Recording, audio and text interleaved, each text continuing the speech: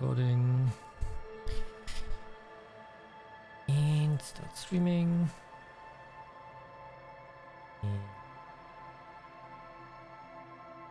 Is good. Alright. Welcome to a new stream for today. Today we'll be playing some Disco Elysium, a RPG character-driven, player decision-based game I have actually seen nothing about. I've heard very good things about it, but I've never seen any gameplay or stuff like that. And after we're done with that, I think I'll also be playing some Omega Strikers later. But for now, let's get into Disco Elysium. We are starting off by making a archetype. Empire, hand-eye coordination. I think I want to create my own. I think that's more fun most of the time. And since I like talking with people, I think I'll go with a build that I'll try to make as closely to reality as possible, with no agility, no physique, but a lot of maybe like this. Like this? Yeah, let's go like this. Signature skills. Oh god, that's a lot. Wild, raw, intellectual power to use the world. Call upon your knowledge, produce fascinating trivia. Enjoy rigorous intellectual discourse. Drama.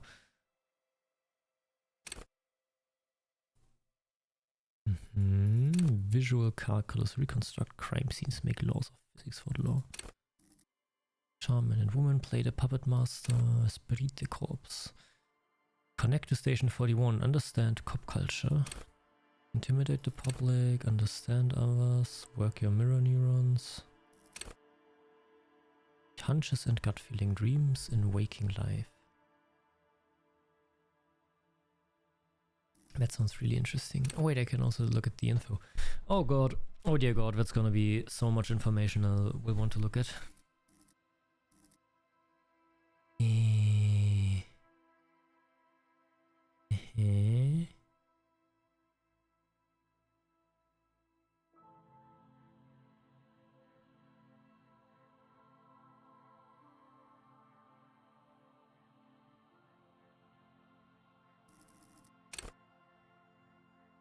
People think they want what you want, you've already won. The skill enables you to implant ideas into the minds of others. You can make the citizens like you more. You can make gangsters turn on each other too. Many crime rings have been broken by just a little doubt after all. At high level, suggestion makes you affable to everyone and more resistant to their charms in turn. But all of its smoothing and oozing charm will make you slimy, and you'll know it, even if no one else does. Oh, okay. Empathy.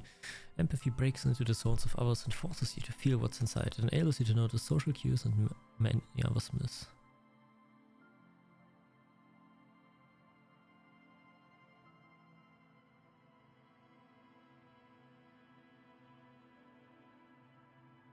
Okay.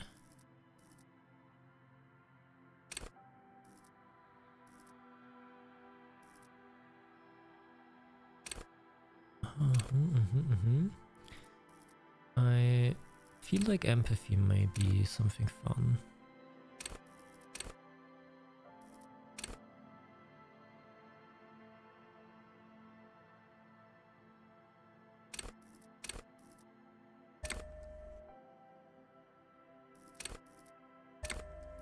Okay, I can only choose one. Ah, now I understand. I already have level 5. And I can increase the maximum I can learn even more by picking a signature skill from it. I see. In that case, I think I'll go with empathy here.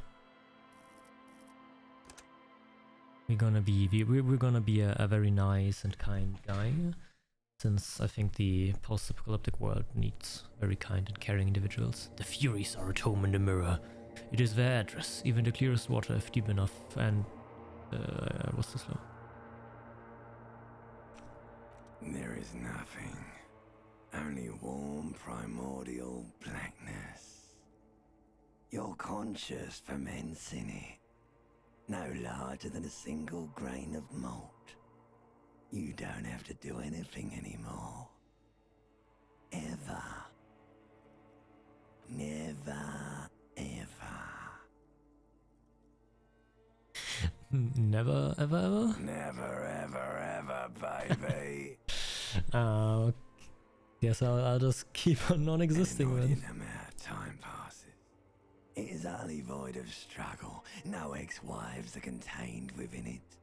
I think there are more struggles than just ex-wives.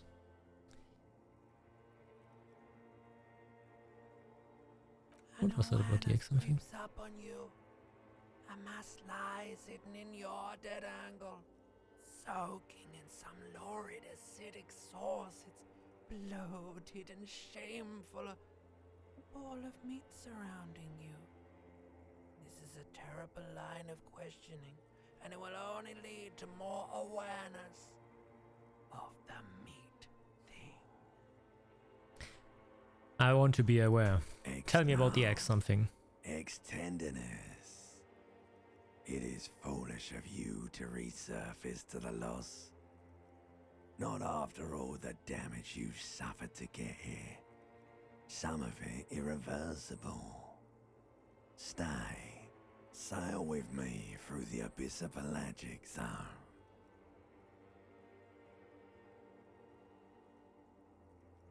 No, I want to get off now. I like pain and burning light and wanting things from people who don't want to give them to me. Really? I do. Let me I off. wouldn't like it if I told you what was back there. Why'd you think you had to bludgeon yourself into oblivion? Or did you not sense yourself marinating? Poured so much on yourself, got a bit carried away, did we, Chef? Fear and apprehension. You should ask what's out there first. Inland Empire. Easy 8 versus your total 11. Oh, okay.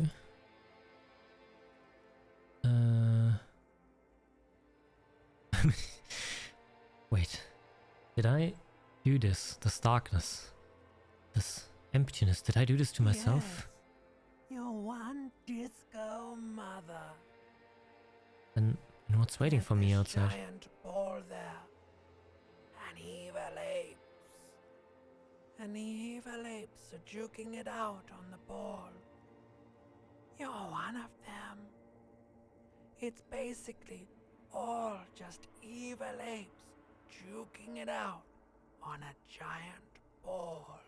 How big is this ball? You can't even make out it's a ball when you're joking it out. It's that large.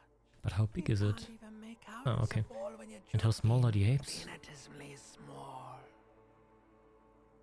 And what's all of this duking it out? Vying for resources. It's just a stupid expression you picked up somewhere. The part of the presentation you want to take home with you is this. You have to beat the other evil apes in the face, or you lose. But if we're all evil, aren't we all on the same side? Isn't it kind of sad to be beating each other up? Yes, it is. And you drowned in that sadness a long time ago. What do you mean, drowned? You lost. The sound outside, you recognize it. It's a Caprice Canadian motor carriage. Open your eyes.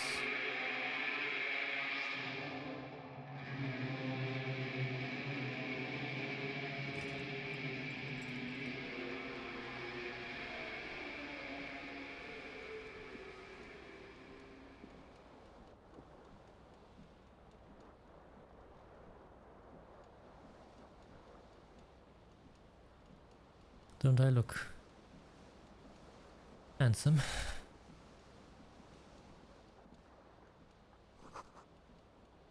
Commodore Red. I think I'm beginning to understand. Put out the tape while the song was playing. Rolling empty. This fan has two chain pull switches. One ends in a tiny fan, the other in a light bulb. A truly horrific necktie has somehow attached itself to one of the blades. Or has it been consigned there as punishment? You feel as though this creature is your friend and wants to reattach itself to your neck so that you may continue your adventures together in this strange world. Severe fair. Let's just pull on the The fan. blades come squeaking to a halt. It should be easier to reach the tie now. A terrible mistake. Turn the lights off immediately. You can practically feel the photons burning a hole in your brain. Yeah, it seems like I have an incredible hangover, so probably best to not pull the light on. You swoop up and catch the tie. Let's Snap. go. It's released from the blade. Warning, warning, the necktie is no longer contained. What you have in your hand is a fantastically colourful tie with 4 or 5 different patterns. If it's your friend, why was it up there? Who ties their friend to a ceiling fan? Maybe this thing is dangerous. I see. I'm completely, I'm completely schizophrenic. Ominous, foreboding feeling fills you as you look at the. I see. I also got pants. These I can just take. And the jacket. And I already equipped a tie. And it gives me +1 inland ampere. Ah, I see. Oh, that's cool that all of these, every piece of... No.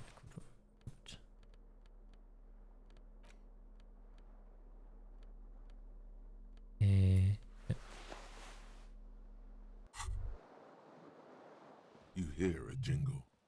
Keys are clinking in the pocket of your flare-cut pants. Well, let's fish them out, huh? Whirling in rags on the aluminium key keyring. There is a single key on the ring. But maybe I should try and get myself cleaned up. Okay, the bathtub is just filled with alcohol. Perfect. I've got a shirt here, however. It gives me 1 conceptualization. A mirror hangs above a bent and broken sink. In a fierce discharge of masculine energy, someone has ripped half the faucet off. Masculine energy. Sprays from the base and steam covers the mirror. Suddenly, you realize you have no memory of the face that awaits you there, underneath the soft vapor. Nothing. Really, all recollection of the person you are, the people in your life, and even the world you're in has drowned in a sea of blood alcohol. This was no mere night of drinking. It was a deluge of world-ending proportions. Damn, my life must have been really shit. As you slowly reach your hand towards the surface. Abort. You clearly have not thought this through. You won't like what you see there, and you will never unbecome it.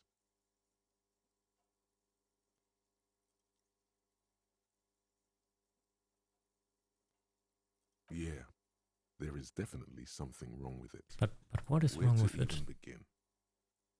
There is the bloatedness, then the swollenness. It's like there's an upholstery of alcohol underneath your skin. Damn. Okay, I'm sorry. you Let's are. touch the nose. Your nose feels like a small balloon in the middle of your face. It hurts when you honk it. It doesn't appear to be a particularly tiny nose either. Not with all the drinks it's absorbed for you. Let's test the It's tongue. not. It's swollen and It's swollen. snail-like, wriggling between your fingers. Ah, come on. If I want to understand other people, I need to understand and know myself. Let's swipe the mirror. Ah, come on. That's a cutie. You have no idea who this thing is, do you? It's the face of a late-stage alcoholic. Too late. You clearly have rigor mortis on your face. Or wait, is that an expression? Are you trying to make an expression with that face? Why? It's just there. Please stop. It's horrible. You're scaring yourself. I'm just smiling. You can't, can you? It's like it's not even voluntary anymore.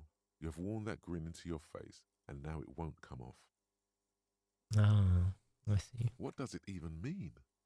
What is the emotion you're trying to convey?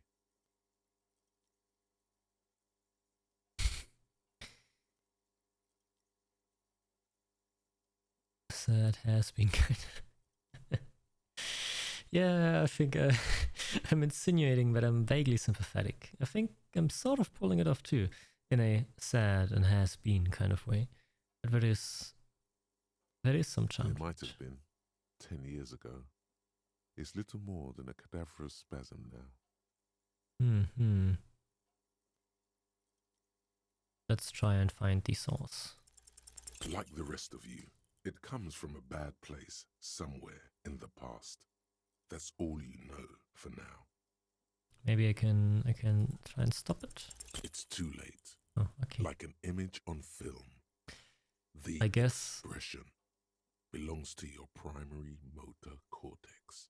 It would take a minor neurological miracle for you to cease producing it. I guess I'll keep this expression then.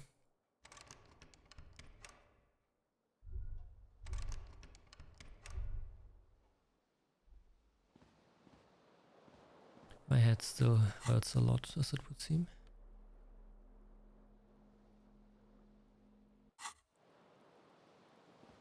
Ah, there's some broken glass. That's not so good. The window stands broken in its frame. Cold wind blows in. Let's assess the damage. The shards face outward. Whatever broke this window came from the inside. So I broke it myself. A fine web of scarring covers the back of your right hand, but none of it is recent. More likely a projectile than a held object. There are no fragments on the floor from pulling a tool back in after impact. Let's assess the size of the impact. Too large for a bullet, yet too small for a piece of furniture. You're looking for something like the green shoe that's on the hat rack in the corner, which, coincidentally, is missing its friend. Ah, I'm got a bit of a detective game going on, eh? Congratulations. You smashed the window with your own shoe. Now you only have one. If you're lucky, you can still find the other on the balcony outside.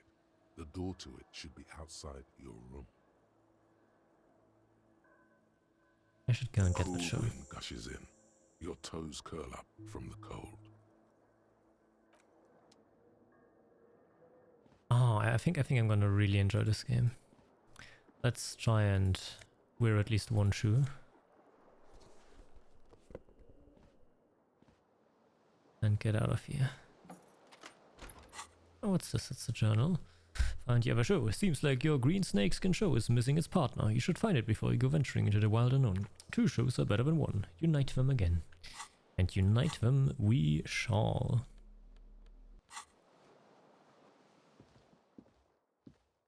Hey. Who the hell do I get? There's something on the table. What is it? Money. I mean, no one else wants to take it.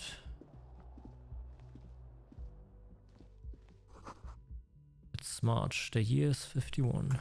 1951 or 2051? Hello? The young woman raises a cigarette to her lips.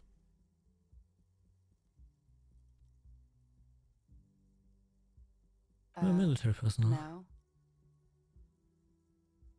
Please There's tell me who I am, only one then. Solution to this. You're a businessman. Am I? The young woman shakes her head. No, I'm not. Chief Technical Officer, then. No. You're a police officer. Ah, that's why I've got the detective senses. But are you so sure I really don't feel like a policeman? Feeding us a set of very well-rehearsed lies all this time. How long is all this time? On official police business. no less. Damn. You know what Couldn't this business say. is? In truth, so far, mostly drinking. Uh. Right, why would it me be an Don't be officer so of the harsh law? on yourself. They let almost anyone be a police officer. A glib remark. Don't let it stand. Assert yourself.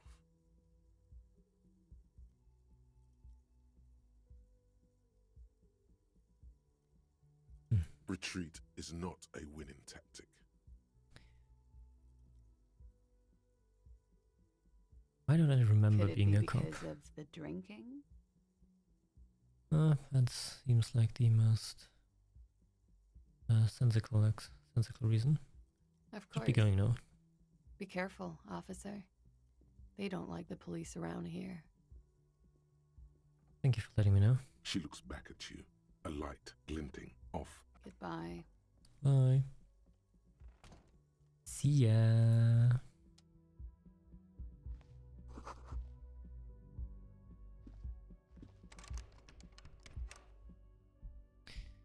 Okay, I want to go find my shoe.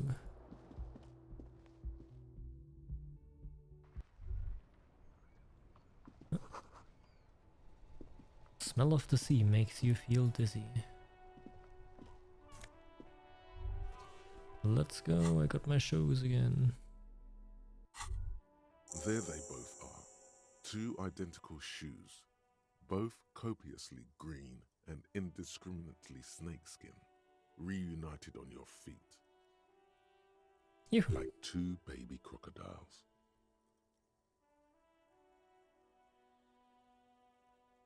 They don't It's really don't pretty look like cop clear shoes. A normal cop is not what you are. Yeah, I guess a normal cop shouldn't be a strong alcoholic. Good. How do they fit? They're balanced, comfy.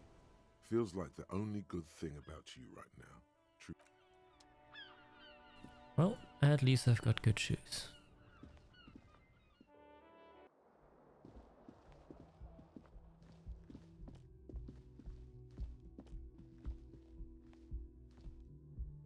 The door is closed.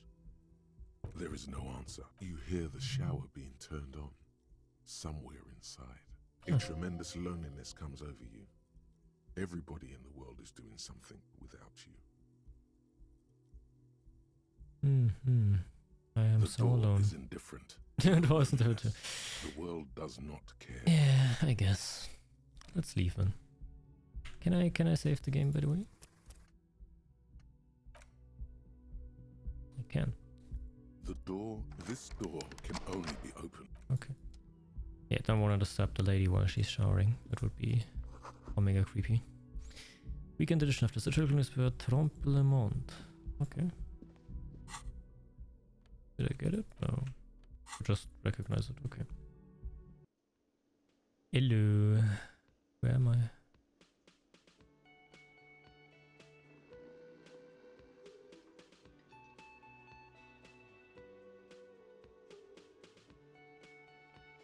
There I am.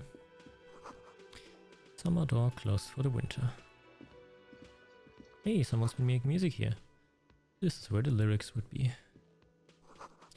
Big old karaoke mic, just waiting for someone to sing to it. Music is seasoned You with should static. totally sing karaoke here. The first chance you get. Your emotions need to be expressed. People need to know your vast, oceanic soul. My soul is immense, my soul is modest, it's normal sized, my soul is puny. My soul's cubic content is obscured by the hangover. I think I have a modest soul. It's measured through a PA system by other people. What should I sing You have then? not yet stumbled on the right lamentation, but it's out there. It'll come to you. You will wreak havoc with it. Don't worry. No. Don't sing the happy song. It's stupid. Sing the sad song. It's profound. I love You have the to find fact something that I'm tragic to sing having so first, much though. dialogue just with myself.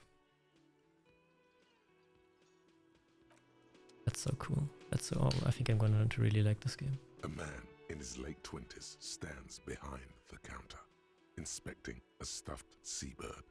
As you approach, he gives you a sideways glance, That was disdain in his eyes.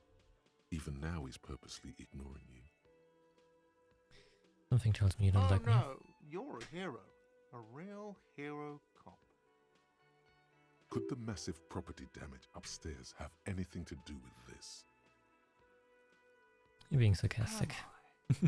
Or did you ride in, take the body down, solve the murder, and not trash my hostel room?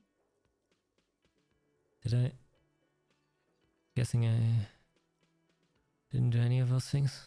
You're right, you didn't. And I'm it's only sorry. taken you 3 days not to. Can you tell me what No, I've been I doing? haven't seen you around. I'm not always here. A competent work of taxidermy. The white and brown seabird lies among piles of coasters and drying mugs. One of its wings broken. The man is trying to mend it. Maybe if I could Looks help like him. the bird was ripped off the shield that was used to mount it, most likely on a wall. This is the great skua. The seabird is the symbol for the discovery of the Insulindian Isola, the part of the world you are in right now. Something about it makes you feel bitter. What happened to the Look, bird? Your buddy is over there. Why don't you go and talk to him, okay? What do you mean, my He buddy? pretends not to hear you, concentrating on the bird in a competent. Looks like this is the great something about. Can it I makes help feel you with bitter. it, maybe? Look, your buddy is... Why don't you go and talk to him, okay? He pretends not. Looks like this is the great something about it. Look, your... Why don't Okay, you he go either and absolutely talk doesn't. to him? He pretends Doesn't not want to. hear you. Okay, I'm sorry. I won't bother you anymore.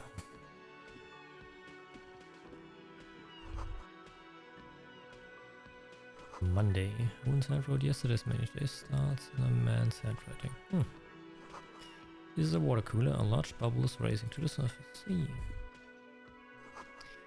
The soft purr of an electronic juicer comes from the kitchen. Someone is working.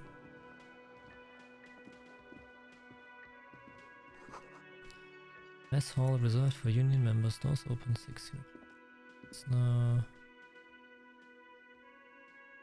Wait, does time pass? It's now 8:37. Let's keep a lookout for that. Hello. Hello, sweetie. Oh.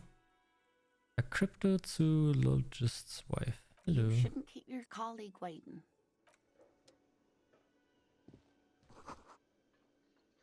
Yeah, probably I shouldn't. A Yeah. bespectacled man in an orange bomber jacket is tapping his foot on the floor. Looks like he's waiting for someone. As you approach, he narrows his eyes and extends his hand in greeting. If an assault were launched on this building right now, if the windows came crashing down and the whole world descended upon you, this man would hurl himself in death's way to save you. You are sure of this, but why? He is your half-brother. Ah, my half-brother. So I'm half Asian? Check. Hello. I'm Kim Kitsuragi, Lieutenant, Precinct 57. You must be from the 41st. You realize he's waiting for your name. This is your chance to come up with a really good name for yourself. Get creative. Conceptualize. Alright, let's try it. Concentration Hey. makes you squint your eyes. Your name should be deep gold and orange, like a forest fire looming on the horizon, but mixed with the stench of liquor rising from your breath. You're 2 steps closer to it, but there are still many to go. It is not yet time. Okay then. It looks like we had a little scheduling error on Sunday. Saturday too, actually. Have you had time to talk to the manager here? What he means is, he has been trying to meet up with you for 2 days, but you have been otherwise occupied.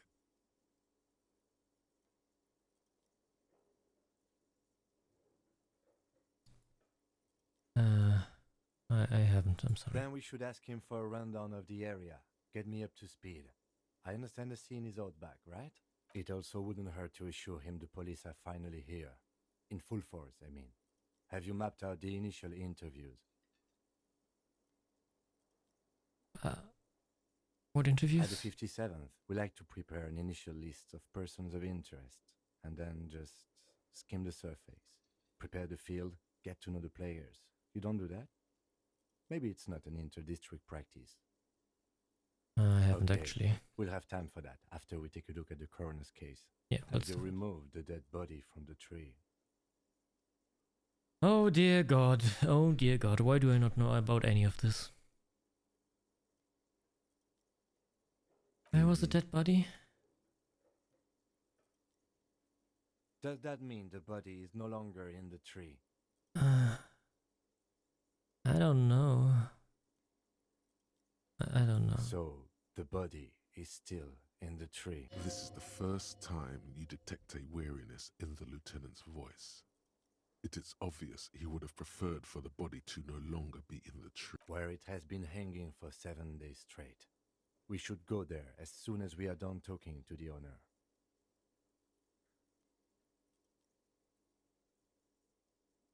Yeah. Yeah, let's get going. To you, officer.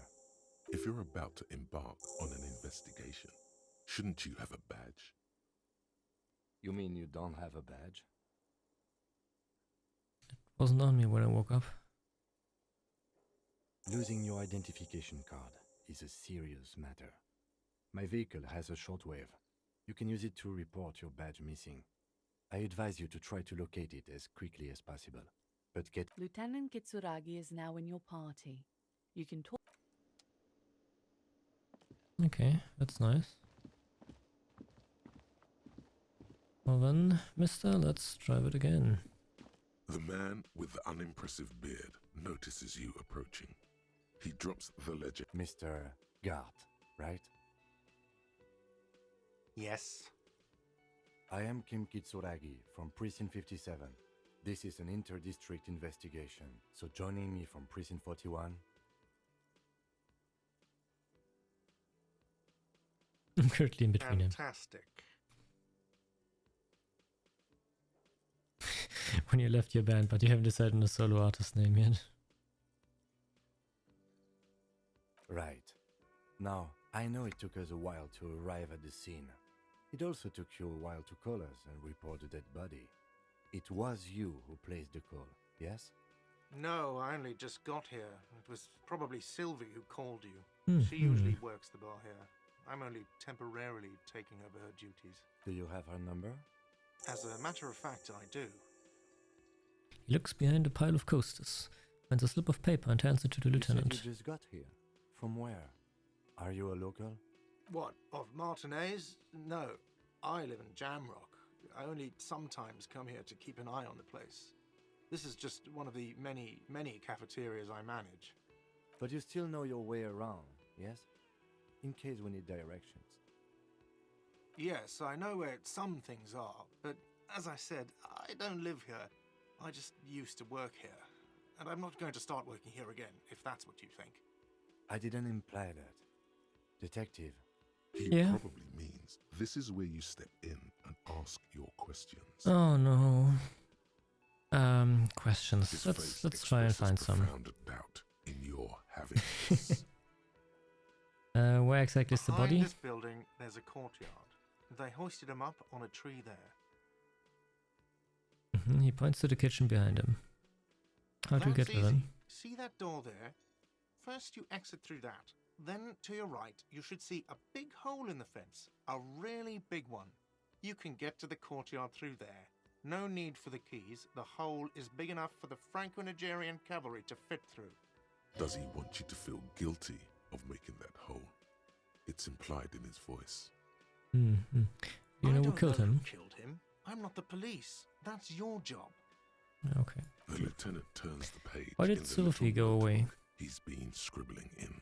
Where did Sylvie She go away? went away because none of your business. Have they not been telling you you're a cop?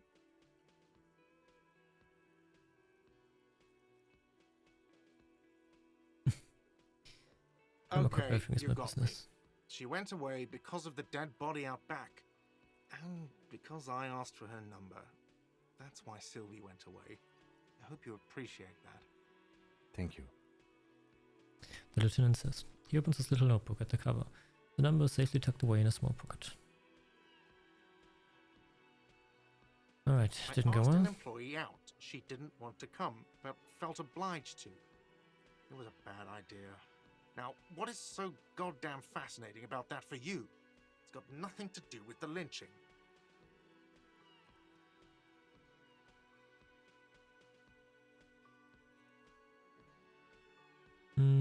I guess I just like to be Good thorough. for you. Was there something else? I'd like to get back to what I was doing. Are you the bartender? No, I'm not the bartender. He's very animated all of a sudden. This is clearly a touchy subject for him. Could you explain the difference to I me? have 3 cafeterias I manage. 3. Get over it. Okay, thank you. Let's That's go. all then.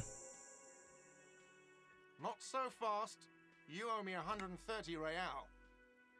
No one is saying the multi-pattern necktie you found tied to the ceiling fan can talk. No one. It must be merely imagination. But Let's bail! Time to push the eject button! Sounds like a responsibility! You don't like those! no, don't listen to him. It's madness. Just talk. What's real? Oh, excuse me. You owe me 130 real. Real. He pronounced the R with a mock aristocratic The accent. IIR, or Inter-Isolary Real, is the global reserve currency. Whatever part of the world you're in right now, it's safe to assume he means you owe him some money. I see. Wow, you're a genius. Yes, that's right. Money. You owe this establishment 130 real. He points to the red ledge on Who the does counter. that clown think he is? Arrest him! What exactly is money? What do I owe this place for? Let's see. 3 nights at a tariff of 20 real comes to 60 real. Then there's the window you annihilated. The hole in the window was the first thing I saw when I came to work. So don't try to tell me you didn't. That will be 40 real in damages. Okay. Another thing you've annihilated is half the bar. You've run a tab of 30 real. Actually more, but we'll round it down to 30 for your hard work maintaining the stability and order of Revachol. That's 60 plus 40 plus 30 equals 130 real. And yes, real is still money. But what exactly is money? What are you, a philosopher? You know, since I woke up, I have trouble remembering even the most basic concepts of reality. Money is what grown-up people use to pay for things.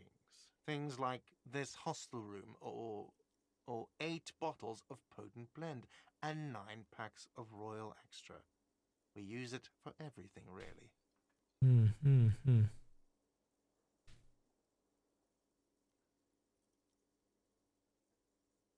Where do I get it Are from? you serious? From your work? I don't know. You can take bribes, I guess. I'm sorry. I don't think cops can take bribes. Some do take recompense, but only to survive. Yeah, but why exactly do I need it? Survival to pay me. Unless you want to become a hobo. Do you want to become a hobo? Okay, what the hell is a There's hobo, nowhere else Brian? to You gotta stay be. in You Mark gotta. Place, and it's a cold spring outside. Money doesn't make you happy, but it lets you be unhappy for a while longer. If you run out of money, you die. It's like that for all of us. Me too. That's why I need you to pay me. I'm not an asshole. I see. Is this Yes, money? it is. Okay, then that's 10 plus 10 plus 20, so I'm down to 40, No, right? you see, that's 40 cents. Cents are a form of currency 100 times smaller than the real. I'm not even going to take this. Come back when you have 130 real. 100 times Yes. smaller. That's It horrible. is. For a moment, his antipathy is overcome by compassion for the sheer smallness of the money. Isn't it evil? The order of magnitude between what is asked of a person and what they have.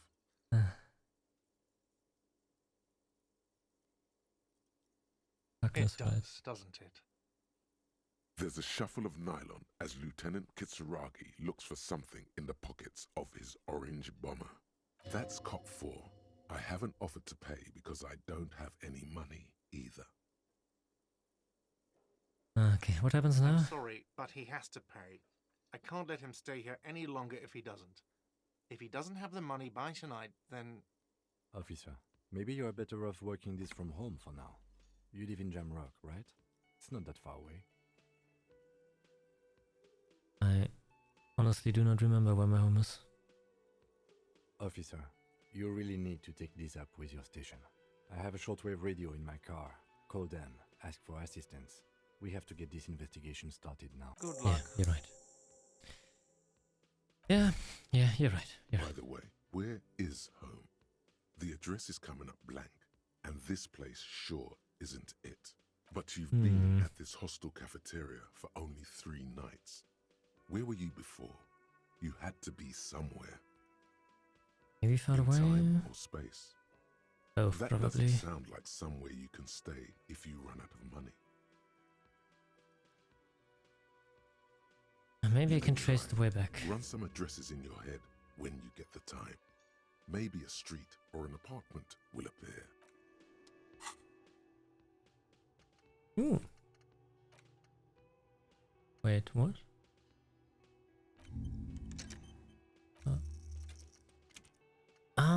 So now I can...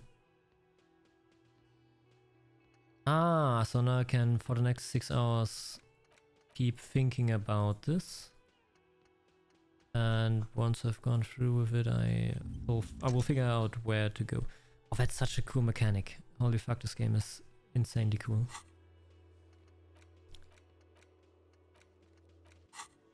Alright, let's go get the body.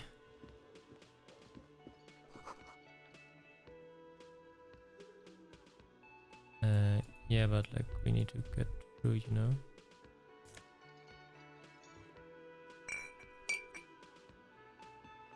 Yes? Could you tell me a bit about the What do you want case? to know? Just anything. Maybe you can tell me what you do know to help me narrow it down a bit. Do you want me to brief you? Yes. 3 days ago, the RCM Emergencies Desk received a report about a security guard who was found hanged in Martinez. An anonymous caller said there was a dead body behind the Whirling in Rags hostel cafeteria. The cadaver had been there for 4 days. No one had come to investigate. During that time, the victim had been stripped of his belongings. The caller did not identify him, but used the word lynching. There is an ongoing labor dispute between the local dock workers and the logistics company Wild Pines. I was told we should approach the death as part of this dispute.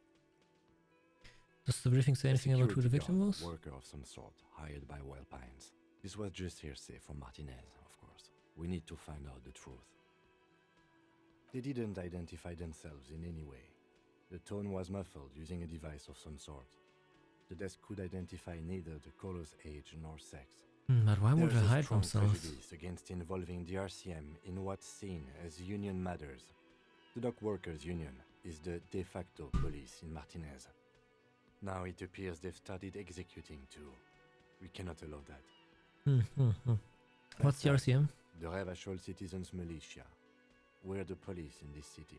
The RCM, or the Revachol Citizen Militia, is the police force you and him are part of. A self-organized peace corps of the occupied city of Revachol. The RCM operates within a legal twilight, yet its authority is rarely questioned. It's super useful to know this. So our job is to find the killer.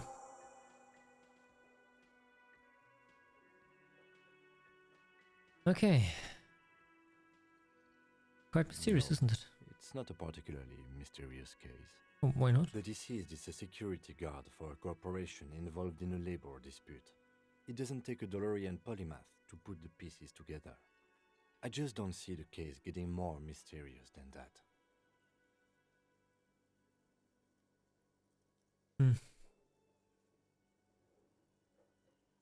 I'm relieved that you agree. He is glad and surprised to see an officer who can appreciate the less than spectacular. Do you know the feeling when you've begun filling in a crossword, but some of your answers don't quite seem to fit? That's the feeling I Mhm. have right now. Yeah, I know Although what it you will mean. turn into quite the puzzle yet, I'm afraid.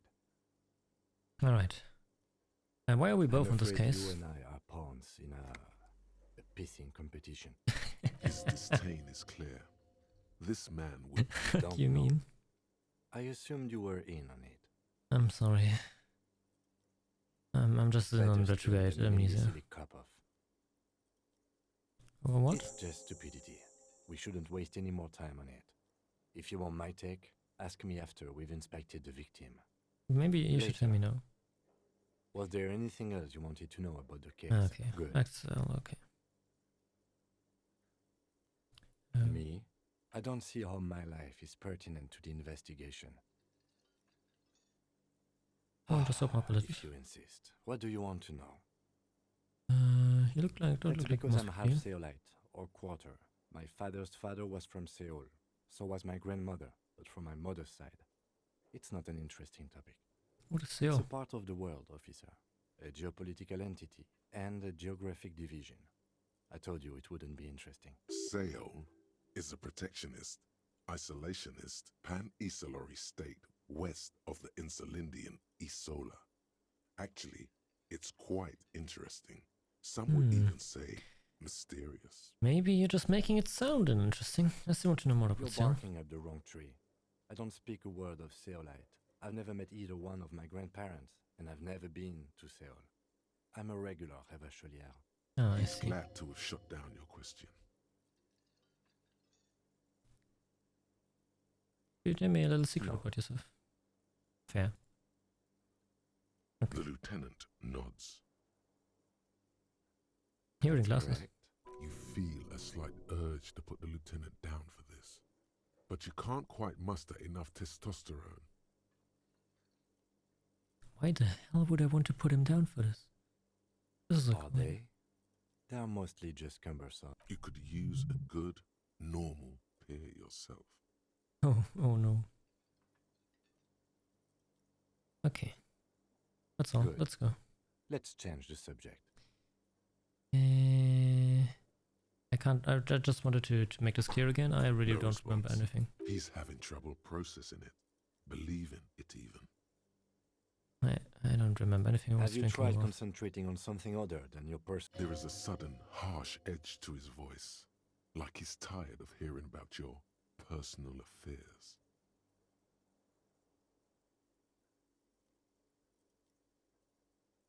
Yeah, I'm afraid this may be a medical situation. Really? You look fine to me. This psychodrama is unbecoming of an officer. You're right. Clearly, he prefers to think you're malingering. He cannot fathom that anyone could drink so much as to retroactively erase their entire life. Then you should consider seeking medical attention. You can use the radio in my kinema to call your station's Lazareth. Was there anything else you wanted? Nope. Let's continue on. How the hell can I like go through it, please? How can I go through? You know, like, will you let me through to the kitchen? Can I help you? I'm going to think it okay. Absolutely. You wait and see, cafeteria man. Absolutely in the question. Your body is ready, sire. Okay, I've seen something here to warning. What About. thing? This is just for the union. Yes, not the whole damn union, thank God. Just the nastiest, and they come here in the evenings. Dumb, unruly types. Think they're big shit. He hates the Union, but grudgingly recognizes its power over him. So he's directing his frustration at you instead. Retaliate. That's We should okay. find out who this Lord faction is, occupying the booth. Loudness means talkative, and we need info. We don't. We have to wait. They'll show up sooner or later. Men get hungry, even striking men. If not, There are these things called days. You sleep between them.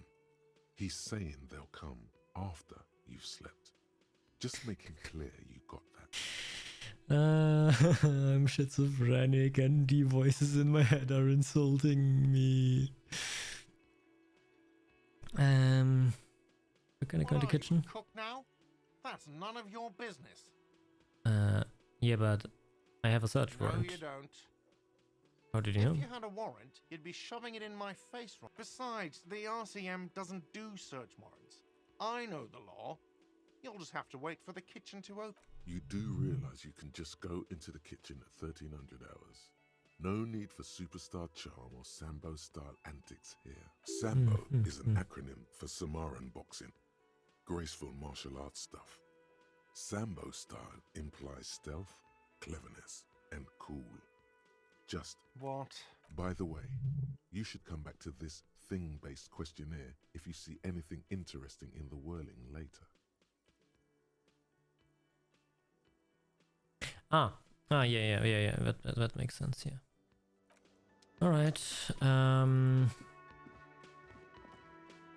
what kind of problematic though if we can't go where we need to go? By the way, who are you? You seem kind. Hello, sweetie. Wait, who's Sweetie? Who's Sweetie? Why, you are, officer. I'm no Sweetie, just look You're at a me. handsome man, officer, with your mustache and your chiseled jaw and that silly dimple on your chin.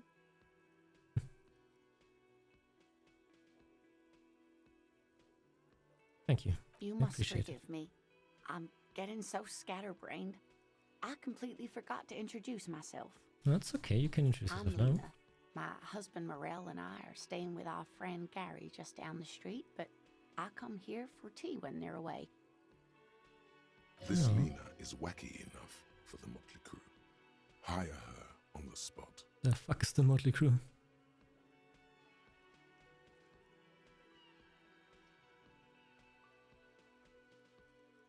I don't know if you've noticed, but I don't know where I am or what I'm doing or Yes, anything. officer. You look rather dazed. Like a stunned fox. But surely things can't... She won't judge you, no matter what you say. I drink so hard I forgot literally Oh, everything. my. You know where we are, right?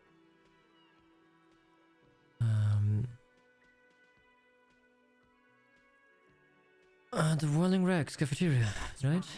And where is the Whirling in Rags cafeteria itself located? I don't know. We're in the city of Revshol, dear. What kind of place is How it? would I even begin to tell you? Revshol is the most beautiful city in the world. We're fortunate to be here, you and I. Really? I haven't seen very many other cities personally, but everyone says so. Revshol is a rare jewel. This city used to rule the world, though it has seen better days. Speaking of history, you know what year it is, yes? The spring of That's 51? right, dear. How splendid. Here, take this pen. Knowledge should always be rewarded. Her Oh. relief is palpable. She was getting pretty worried about you there, but now she relaxes her shoulders. I can tell that this Wow, is that's a lot taxing of for things. you, so I'll just ask one more question. What regime are we living under? What mode of government?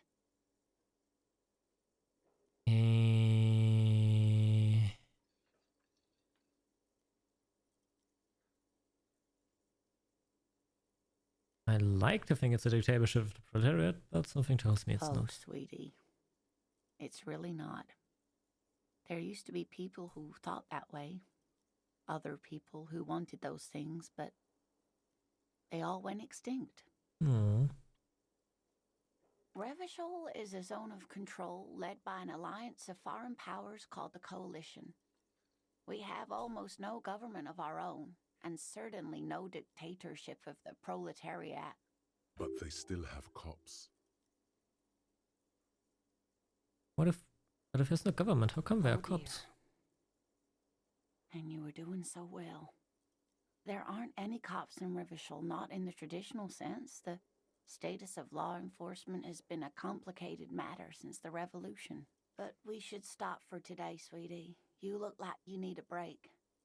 Besides, I'm not the best person to explain the big things to anyone. What did I do? You were doing quite well up until the end there.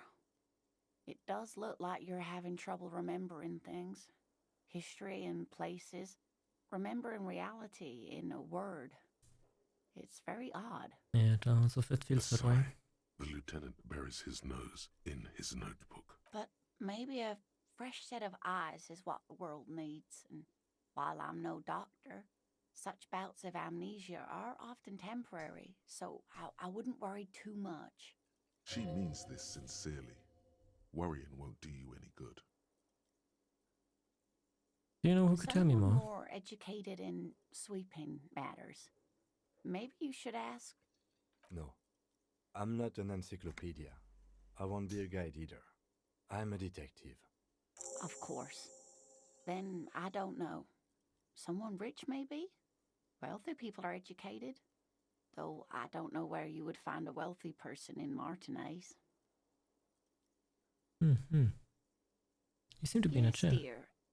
I'm a paraplegic. A paraplegic is someone with limited or no ability to use the lower half of their body. Paraplegia is caused by spinal cord injuries, like falling from a great height. I'm sorry, rude of me to mention the wheelchair. That's quite all right. I'm used to people asking questions. I know. There is no bitterness in her voice. She accepted the curiosity her condition inspires a long time ago. Would you like to roll with Whatever do me? you mean? Would you be my wheelchair partner in fighting crime, riding baguettes of corpses, catching sequence killers? Sequence killers? Oh my. A partner who needs you to help him get a corpse down from a tree. Yeah, but there's also side I can mysteries. assure you with absolute certainty, there are no sequence killings taking place. Okay, okay. Now, gentlemen, no need to squabble. I wouldn't be of much use to you anyway, sweetie. Thank you, but No, you bet your head is completely fine. Martinez isn't the most wheelchair-accessible place, you see. I'd slow you down, perhaps another time. I see. Gotta get going now. Of Thank you so course, much. dear. Good luck with your case.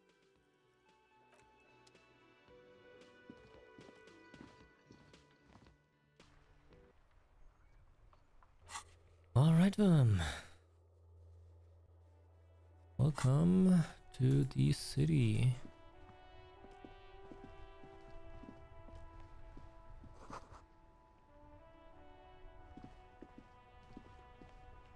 Hello. The RCM in Martinez.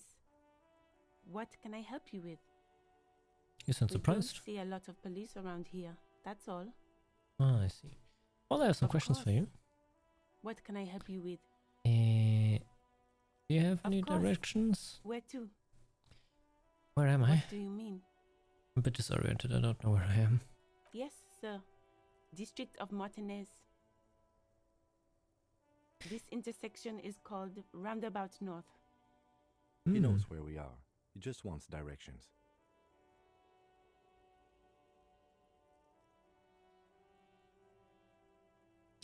And what is happening north? There's the pier, the Cape Side apartment buildings, some more tenements. Not a lot, really. And the The east? harbor gates. Some kind of commotion, I think. I don't follow the local politics. A fleet store, too. No. Some shops and a bridge. The canal bridge leads to the coast, but it's broken, I think. Some kind of accident, probably. What is on the other side of the Just canal? coast. There's a little fishing village there, and a fish market. But that got closed down ages ago. What's in the It's west? just water. No, actually, I think they call it the Martinez Inlet.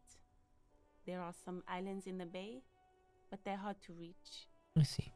Thank you. No That's all for now. Of course. Yeah. You get the feeling that you need them. You have a dead body to deal with after all. Oh. Can I borrow your gloves? Sure. Keep them. I have another pair. Huh? Why is she so kind?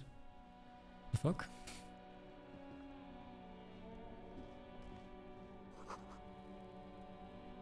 The street names.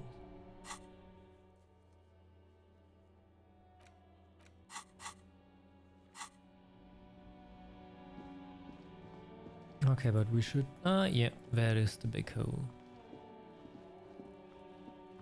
That I seem to have... Yo, kiddo, you should not be playing here when we're at dead body.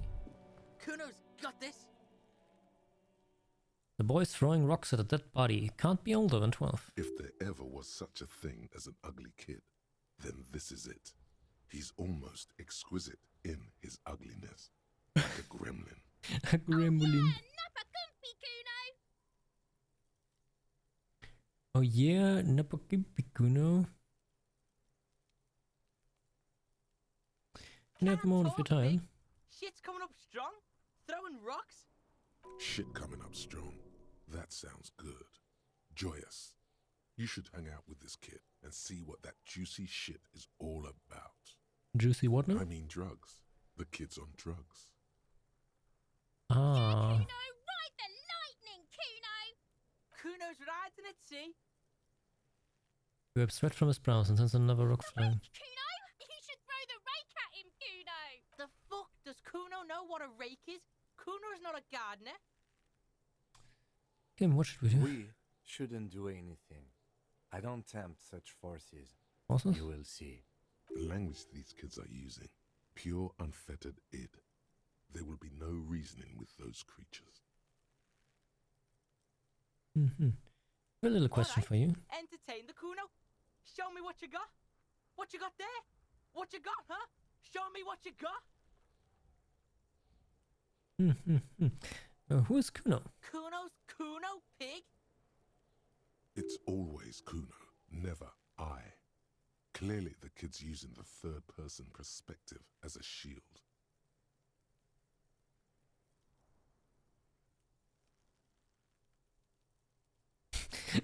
Why do I have a feeling that he'll just not understand what I'm Kuno saying? doesn't do that smart shit. Don't throw that book shit at Kuno. Kuno knows you're lying, trying to get Kuno hooked on the book. The boy knows he has an addictive personality. Admirable insight for his age. Watch out, Kuno! He's trying to fiddle you! He's gonna put his hands on you! The thing behind the fence starts squealing, shrill and violent like a fire alarm. Pig's got Kuno! Help! Rape! Help! He's got the Kuno, help! I'm not doing anything, though. Everybody, please! He's digging his dick out! Escalate, Kuno! His dick is out! You're afraid! Pigs in here, Kuno! Somebody, please! How did we get here? How did this happen? This makes no sense. There may still be a way out. Just appeal to his reason.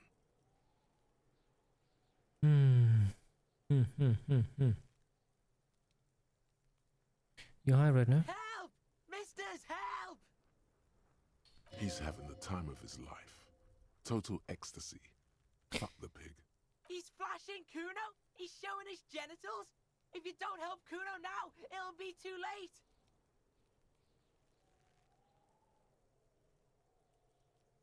Yeah, maybe it's best to just let it go. Look. For emphasis, a ghost is saying this. A shit-eating psychopathic ghost with an ace up his sleeve. I know you wanted to hit me. You got that I'm gonna fuck that Kuno up look that Kuno's dad gets. The murder look. The rage look. Relax. He can't read your mind. He doesn't know you were thinking that.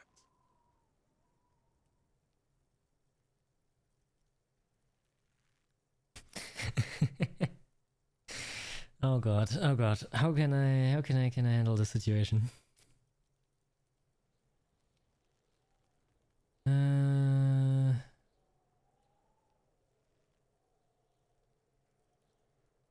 I didn't act on it. It's I just know what you fantasy. thought. I'm gonna fuck that Kuno up. I'm gonna shut that shit down. You're nothing. You're a joke to Kuno. Kuno laughs at you. King Kuno! The whole charade was about establishing dominance over you. You backing up means he's succeeded. Kuno turned you into his prison, bitch! You're gonna be in this shit with Kuno! No, you're not. We can just leave. Bitch, you're gonna be in this shit with Kuno forever! A peepo is a type of hat, by the way. Ah. Nice people. Don't talk to me about my fucking peeper! You don't know where I come from! You just Kuno's bottom bitch!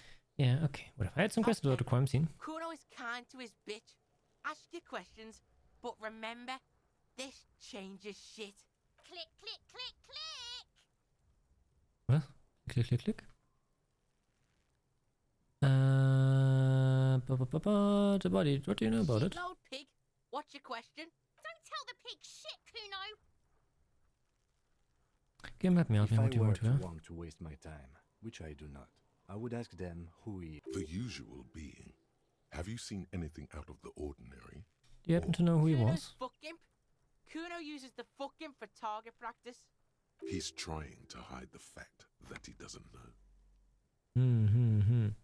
So you don't know Kuno anything. knows all kinds of shit. Kuno's not a snitch, that's all. Trying to make the Kuno sing into the popo phone. You know what got up Probably there? climbed. Kuno was busy down the road when that shit went down. So I didn't see it You ain't happening. Kuno wasn't even in Martinez. Kuno wasn't in Revachol. Kuno wasn't regional. Oh, where did he go then? No, some fucking Mesco or I don't know, some other place. Night City. Kuno was in fucking Night City. There is no Night City anywhere. That sounds like the name of a city in some pulp science fiction novel. That's Why you gotta be riding Kuno's ass? You haven't been where Kuno's been. You wanna know where Kuno was? You wanna know what Kuno's been fucking up to? Don't tell him that, Kuno! It's not fucking lame. Kuno's building Kuno's City. Night City. Rage City. The City of Rage. That's it. And it's not lame. Lame! That's the name of Kuno's City, bitch. Get the fuck off Kuno's back. This shit ain't about that. It's impossible to deduce what it is about, at least for the moment. If it's important, it'll come up later. Did you see anyone suspicious Just a around? couple of pigs sniffing around in the dirt. That seems pretty fucking suspicious to... Yeah, you tell the faggoty, Kuno! Looks like you're a faggoty now, whatever that means. The suspicious question doesn't really work in antagonistic situations. You're testing Kuno's... Get lost, Because I've been playing this That's yet? it. This is where Kuno plays with his little wooden choo-choo. What do you want with it? Yeah, whatever. Kuno doesn't give a shit. Let's try and figure out what's going on with him. He's on your crime scene, bossing you around. And he's been here for some time too. This is where he hangs out. You have to get more out of him. He could be useful.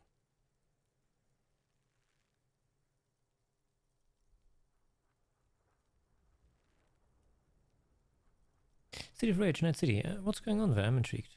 No!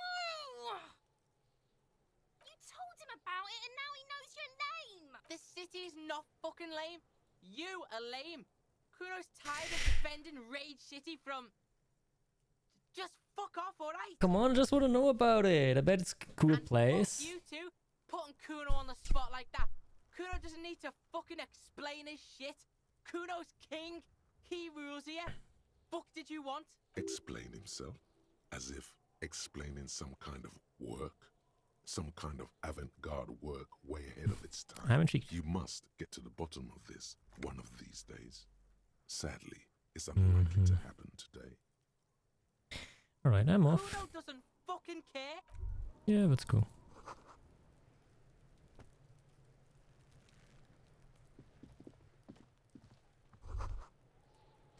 Letter R wears a crown on the ribbon below, a light above descending. Die Municipality of Revachol.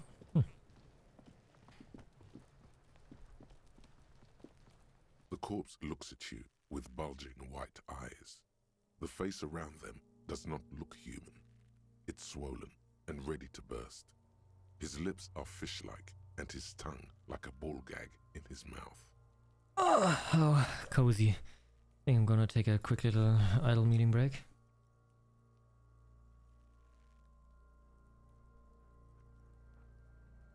Back.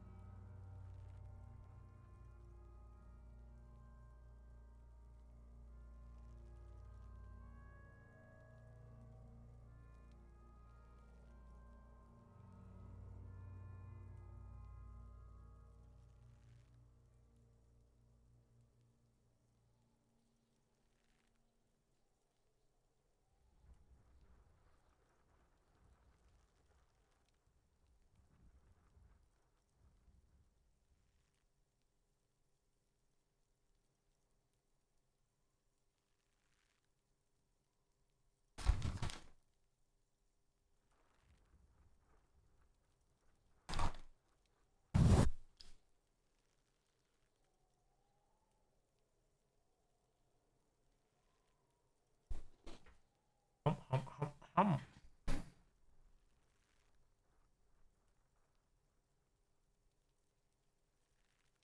seem to be holding your breath. A cargo belt twists his neck at an unnatural angle. The body below appears stiff. It's letting out an ungodly rot. The smell seeps in, even through your clenched nostrils.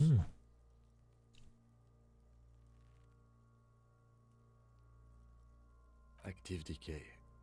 It's okay to throw up, officer. No one is judging. No one's judging. To blow! Cop's gonna blow, Kuno!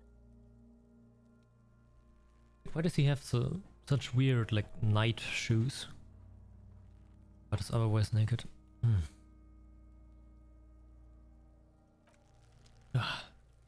There he still is, looking right through you.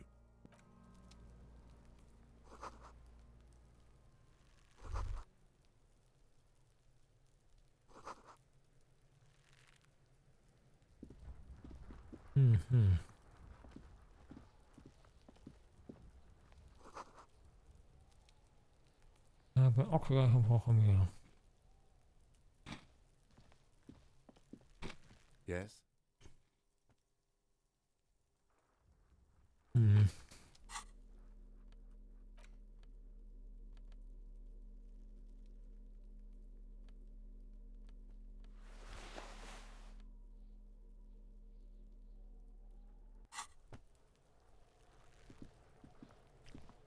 There he still is, looking right.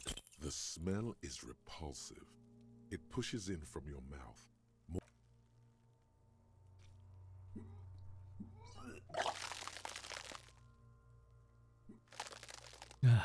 Let it out. Let it out. You feel a great force ringing from your stomach. Your body curls and pushes it out, burst by burst, until a pool of vomit lies under your feet, and your throat stings from the stomach acid. I'm sorry. It's okay. Happens to everyone. Keep it. Thank you. The hangover is clearly making this worse for you. You could use some ammonia to clear your head. You think that would help? If you can handle the headache. Some officers use it to deal with cadaverine odor. I can't handle the Not you? I see. Yeah, I mean, you will get from? There's Frit nearby, east of the hostel. They usually have a small apothecary. If they don't... There's a greenhouse here, and a gardener with a wheelbarrow on the corner of the whirling in rags. If she works here, she might have something for the smell. Pretty clever. Acquiring ammonia will provide a modifier to the white check. Modifiers make checks easier and allow you to retry them. Ah, I see. Alright. Let's try them. Time to turn back. What's this? Road gain, Glen, 8B. Hey, yo. You were already so kind. I can't believe it's snowing again. It felt like springtime just a few days ago. But partnership may have some money. I'm Could done have with some. it. Go easy on that stuff. It gave me a terrible headache. Thank you so much. Why is she so kind to us?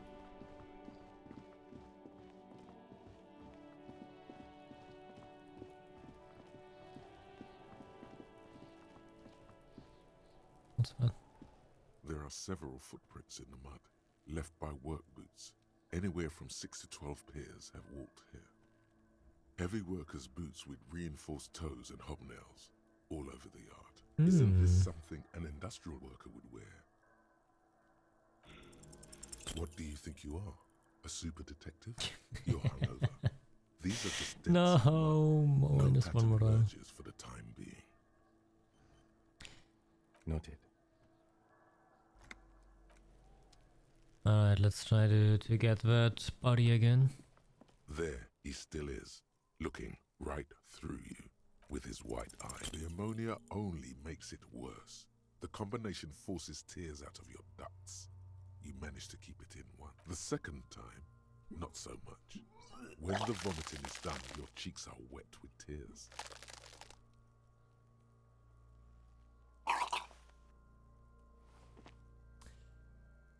Up. Are you okay, officer? The weight is reassuring, like a krenel on solid fortification. Pat, pat, pat. You're facing tough odds here.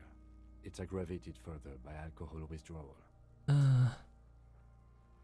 Oh, for fuck's sake. Why can't I keep it in there if I've been back up my whole life? Captains puke their guts out. It never gets easier. You never get used to the smell. Every Monday is cadaver day. Throw up, investigate. Throw up, initial autopsy. Throw up, bag it. Then drive to the station. Maybe throw up on the way there if you didn't bag the thing tight enough. You seem to be fine. I think I've lost my sense of smell. A white lie.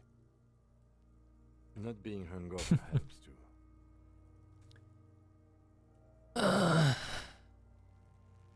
Can you do it without me? I can't keep it down. This is a two-man assignment because it needs 2 officers to complete. I need your help. You need to get your shit together. Yeah, you're right. You should go talk to the locals.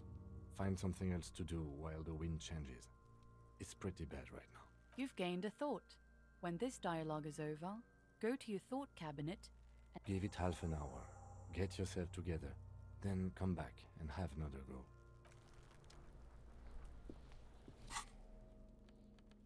Maybe that is the best way to do it.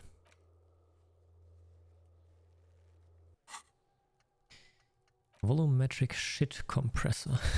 What?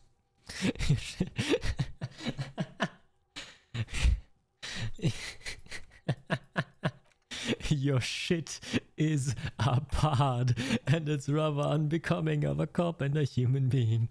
It's supposed to be about the opposite of it, together, compressed in a small area. To achieve a solid level of shit compression, squeeze your butt cheeks together for 30 minutes. Do something similar with the 2 hemispheres of your brain. Talk to people. Maybe that will help.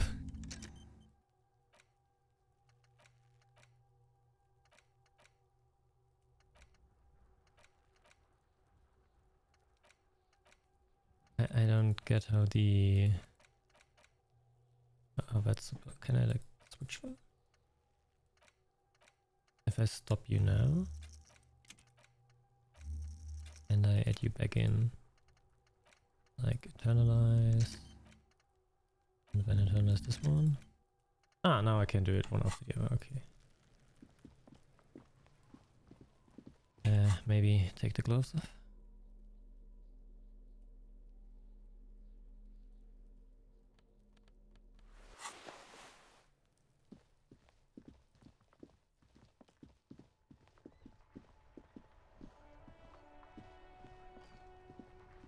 Hello again, officer. Excuse me? She's uncomfortable. Maybe you should drop this line of questioning. Oh, She man. shifts in her seat awkwardly.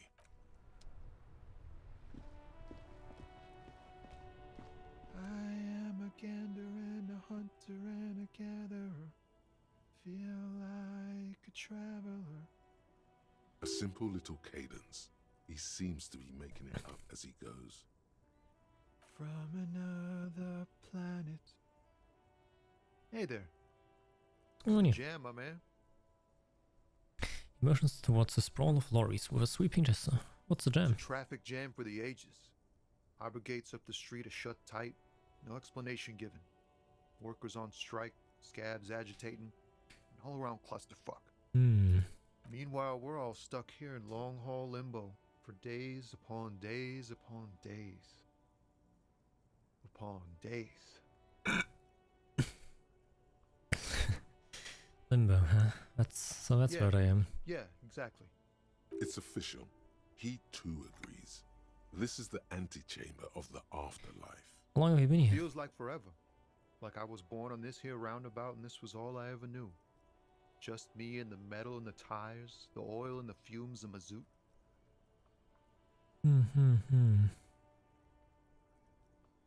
Yeah, imagine. It's been a whole week already. Behind the laugh, however, a touch of sorrow.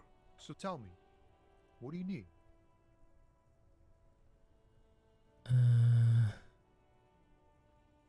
You happen to know anything about the dead man, the one hanging behind the hostel there? He ain't one of us drivers. I know that.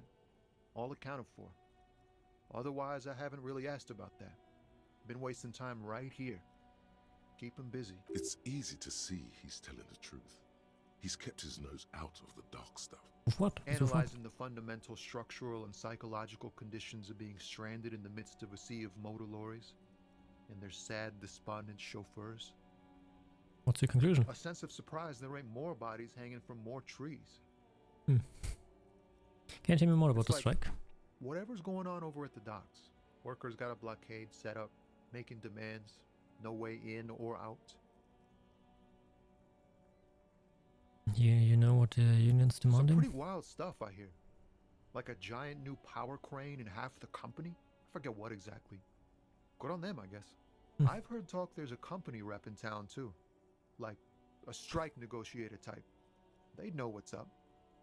Precise. Ah, yes, from the Wild Pines. We'll meet her soon enough, I'm sure.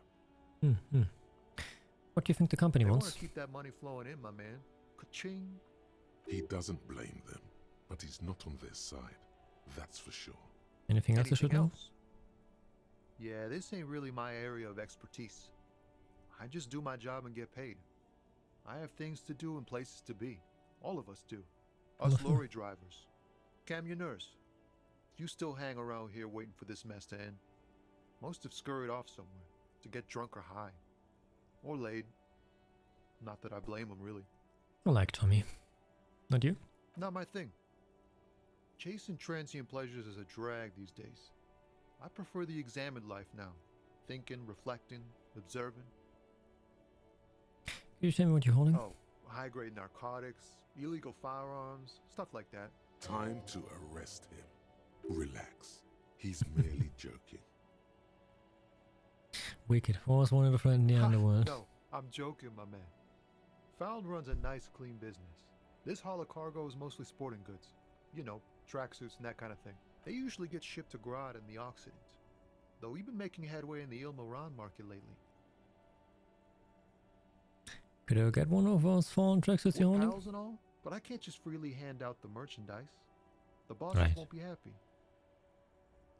The man taps his fingers rhythmically against his arm. I'm good for now. Good talk. Don't be Thank a you. stranger.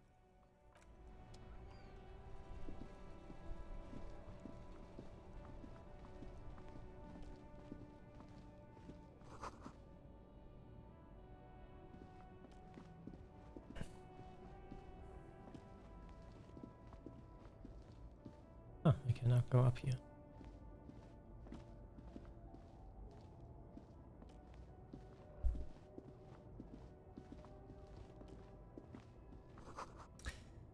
A bold slogan, Humanux covers the truck. Ah man, this world is interesting. An old monument stands in the middle of the traffic island, pointing toward the sea. It looks as if it's been reassembled piece by piece, secured and mounted in the air with the aid of numerous ropes and rods. A silver plaque on the statue's pedestal reads, "I am Philip III, the Squanderer, the greatest of the Philippian kings of Revachol, son of Philip II, the opulent, father of Philip IV, the insane." Not a good track record of mental health in that family. What did this king do? Even by the standards of the Philippian kings, old sumptuous Philip was known for his profligacy. Well, he blew through the whole national treasury, starting the decline of one of the penultimate century's greatest superpowers, the suzerain of Revachol. His own maladministration foreshadowed the fall of the monarchy. During the anti-centennial revolution, an end to his family line and the monarchy on the Insulindian Isola. Stories have it that he had his bedroom converted into a treasure chamber, where he stored unfathomable wealth. Krugerrands, bars of gold, ornate weaponry, armor, and various chalices. He called it the Sol Aurum. It was obscene. There were whispers he slept on a huge pile of gold-dipped feathers, like some obese dragon, instead of a bed, like a normal person. Most normal aristocrat. The man certainly knew how to live. Would like to sleep on gold. Also, the king is the king. He can do anything. Wait, really has no way. That's true. A deplorable farce. No wonder everything went to shit. You haven't even heard about his fabled cocaine addiction. The what now? You see, old Philippe wasn't just good at squandering the national treasury on gold and ceremonial weaponry. He was also a prodigious snorter of nose candy. A prodigious snorter of nose candy. He was addicted, bloated druggie.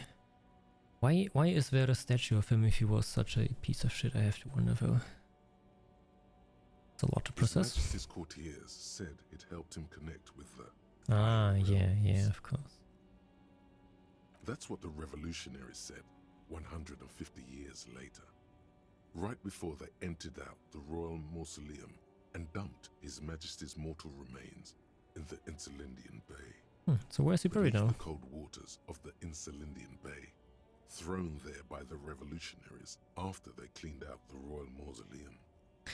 But why the hell would you still be building a statue of such a piece of shit? The original was blown apart by communards, then further damaged during the landing of the coalition's airships during the turn of the century revolution, when Martinez was leveled. Most historians think the coalition's hasty landing may have ultimately saved the statue. If the communards had more time, they would have reduced it up to even finer pieces. Some years ago, a group of liberal, artistically inclined individuals, designers mostly, thought it would be ironic to restore the statue of the most wasteful ruler of Revachol in the poorest part of the city. The statue is supposed to capture the moment it was blown apart, like an instant frozen in time, a rare butterfly trapped in amber, floating on a sea of shit. Brilliant. People in Martinez tend to disagree, as do many prominent art critics and thought leaders with more nuanced social awareness than the young ironists. Philip III, the squanderer, however, with his bronze face up in the air, doesn't seem concerned about what the hoi polloi think of him in death. Not that he ever did in life either. Man, I'm going around the city right now trying to calm down and get my shit back together. The only thing I'm finding is depressed people stuck in traffic for 100 years and stories of old monarchs that snorted cocaine like it was snow. A small, wrinkled woman does not greet you. She nods along to something on her radio. A photograph is clutched in her hands, and there is a warm smile on her face. The photo, an ambrotype from the turn of the century, as golden as her smile. It's the warmth of a winter night's fire. Maybe she could give you comfort and shelter, some cigarettes and food money. Maybe she's your... Grandma? Nothing. Her smile just keeps widening. Her hair is grey like lead. Excuse me, ma'am, are you there? Wherever this woman is, your words fail to reach her. Yeah, but let's not bother her.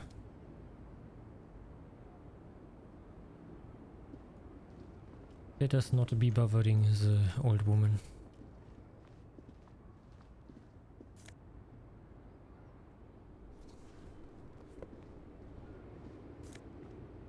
Oh. I can just steal some money, that's nice.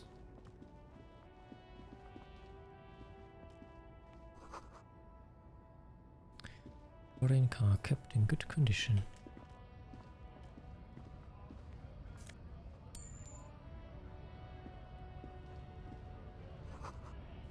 The lorries probably stored fuel here. Now there's the booth.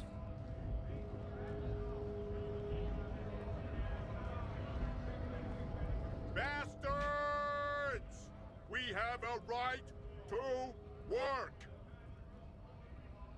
man yells towards the harbor gates. His voice is the loudest of the lot, and oddly screechy for a man his size. What's going on here? And stay frosty, everyone. Cops are here. The broad-shouldered alpha male turns to you. He's a full head taller than everybody else You here. here to fuck with us? Beat the honest worker down. Why the hell should I? We're here to fight for a cause.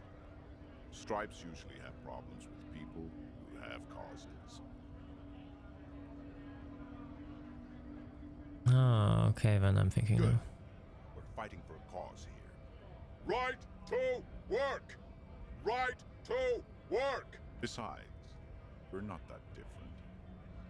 It helps if people see us talking, cops and strikebreakers together. Shows authorities are on our side. Builds confidence. What kind of cause are we talking about? Rights of people. Rights of workers. To have gainful employment. To make a salary. And feed their families. His manner of speaking is wooden, the tone of voice bland and uninspired, almost as if compiling replies from a set of learned phrases. I don't think I've chosen any side yet. Don't let the fat bastards tread on you. Cops tend to side with the higher-ups, but you're essentially still workers. I don't trust cops, but I can see you understand the right to work! Right to work! I still have some Maybe you questions should regardless. ask them the questions, like why we're not allowed to make a living here. Shame on you! We have families to feed, you piece of shit. So do we, Scott. The loitering man hollers in return. Who are all these strikebreakers? Honest men and women with rights to work, to be useful, not toys for corporate interests. We came here to help the harbor run smoothly in time of crisis. If union fucks don't want work, they ought to let in those who do want work. I have a question. Why do all these men follow your leadership? You think they follow because I'm big and loud? No. They follow the rules of the market, the rules of the economy, because they were given a job to do! We were promised work. We'd be in there, working, if the bastards hadn't shut the gates. And you're unable to breach the Main gate's entrance? locked.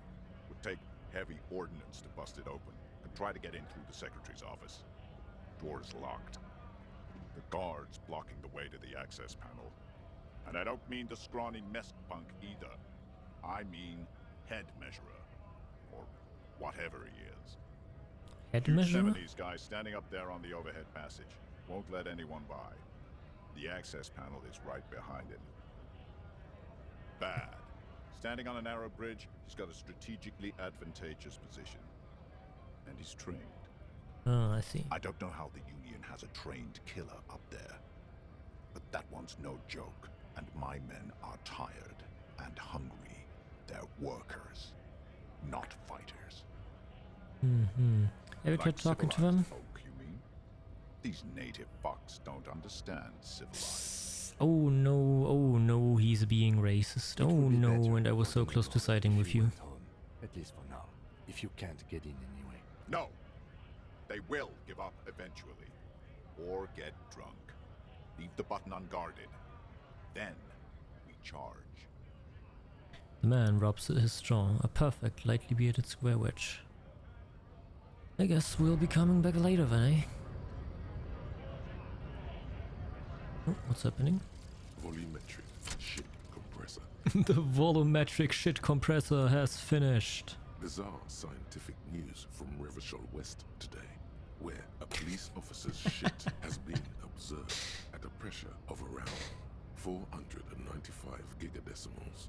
These metallic hydrogen levels of shit togetherness were thought to exist only at the center of collapsing stars, not law officials. It remains to be seen how long the shit singularity lasts. All endurance, white checks unlocked, learning cap for endurance. All endurance, white checks unlocked, learning cap for endurance raised to 4, okay. That's great. That is... Okay, so now I'm back to thinking about my lonesome long way home.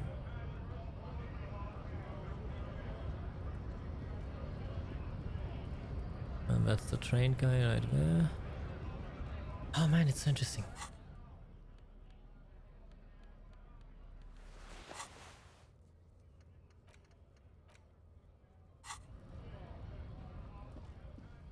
You. Welcome to Rivachol. A racist lorry driver.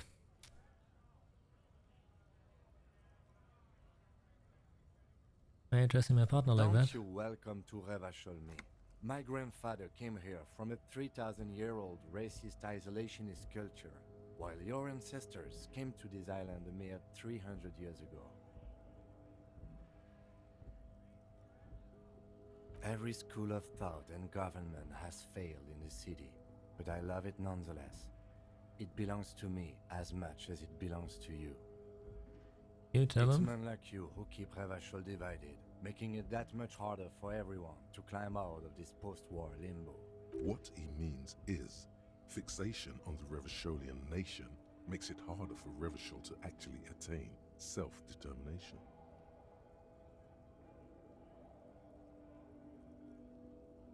Yeah, he's right. You're undermining your best shot at real self-determination. Come on, man. I just said, welcome to Rivachol.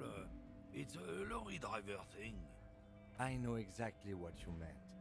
You think my kind doesn't belong here, that I should watch myself and behave. But you see, I'm an officer of the RCM. It's actually my job to make sure you behave. I would advise you to remember that. Silence. The air between them becomes tense. Your partner needs backup. Now's your moment to shine.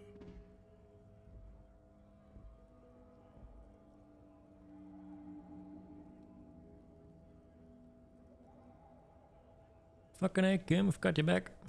You two make a cute couple. You know that? The lieutenant exhales, and you sense slight embarrassment for the outburst. Or is it pride? Impossible to tell. Now that that's settled, we've got a couple of questions for you. Officers. He waits, impassively, cigarette smoldering between his fingers. What are you hauling? Oh, not much anymore. I'm here to pick up some cargo, but the dock workers are on strike, so it's a sit and wait on your ass situation. How long has the strike been going on then? Oh, they've been at it for a while. A month, 2 months maybe. But this here is just the last week or so. You know what kind of cargo you're supposed to pick up? Huh. Apples is exactly the kind of thing you'd say if you had something to hide. Apples. Yeah, apples. I take it you had other questions? Oh, not much anymore. I'm apples. Apples is exactly the kind of thing you'd say. Look, as detective, I come from a long line of lorrymen. We got ancient rights and privileges. Oh, I'm here to pick up a load of fucking apples, man. Just regular, picked apples. Damn, you're not gonna get more out of him on this. He's put up the wall of racism. He's put up the wall of racism. The rights and privileges of lorrymen. Yeah, they're a big deal. My great-grandfather was a carter, had a royal license and everything. We've tried to hold on to our privileges. What's a carter? Someone with a cart. What did you think it was? That's how deep into history our thing reaches, before machines. And that's a privilege? Sure fucking is. We have a guild and everything, huh? Very ancient, very prestigious. Yeah, then it's kind of union, basically. No, it's a guild. Invitation only. Unions work for the rich fucks. They're basically the same. Been trying to fuck us out of our heritage in the name of profit, but you can't replace experience. Trusting street thugs with their goods is going to fuck them right up the ass. Mark my words. Generations of practice ain't no laughing matter. Very, very kind guy.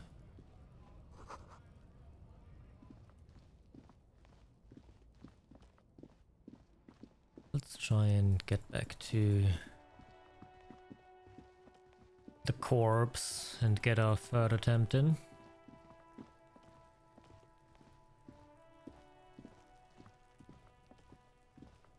There he still is, looking right through you with his white eyes. As you breathe in, the odor comes over you. It's a spell of the mind telling you to run, and your stomach to wring itself empty. With your hands at your sides and your eyes squinting, you stand in it. We always do that. After 7 days, yes. We are deep in decomposition here. The man before you is naked, but for a pair of underpants and enameled boots. His skin is greenish, marbled with decaying veins, and blotched by lividity. A fading web of tattoos covers his chest and shoulders. The cargo belt used to fasten him to the branch above appears industrial in strength. The material appears to be ceramic. Its clean white stands in stark contrast to the decaying flesh above the knee. The man wore thick polymer socks, probably for padding. A fine array of interlocking plates covers them.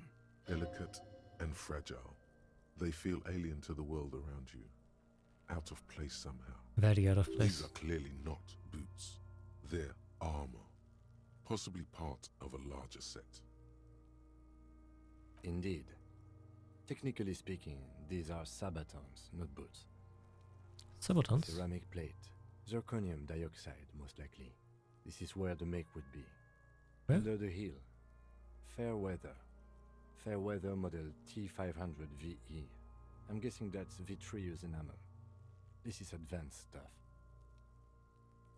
The material really looks out of place here. It's expensive. We've requested similar material for our tactical units for years now. The constabularies deemed it too costly. In that time, we've lost 6 men to semi-automatics. Oh, how expensive are we talking about? About 4 years of wages. For the northwest region of Revachol, an officer's average yearly income is 5,500 real, unadjusted for rank. Not too much, yes. Sounds puny. It's a sorry situation, I agree. What do you think the rest of it is? By piece.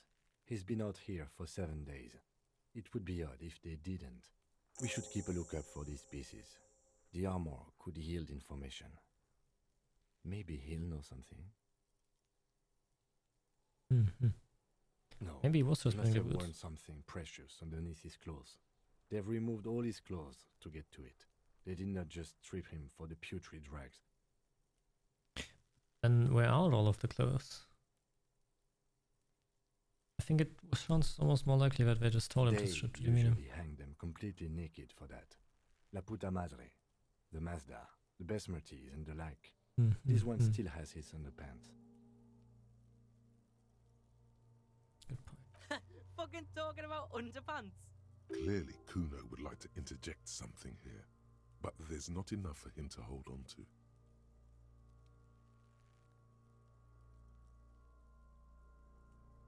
Could just manufacture such expensive hardware.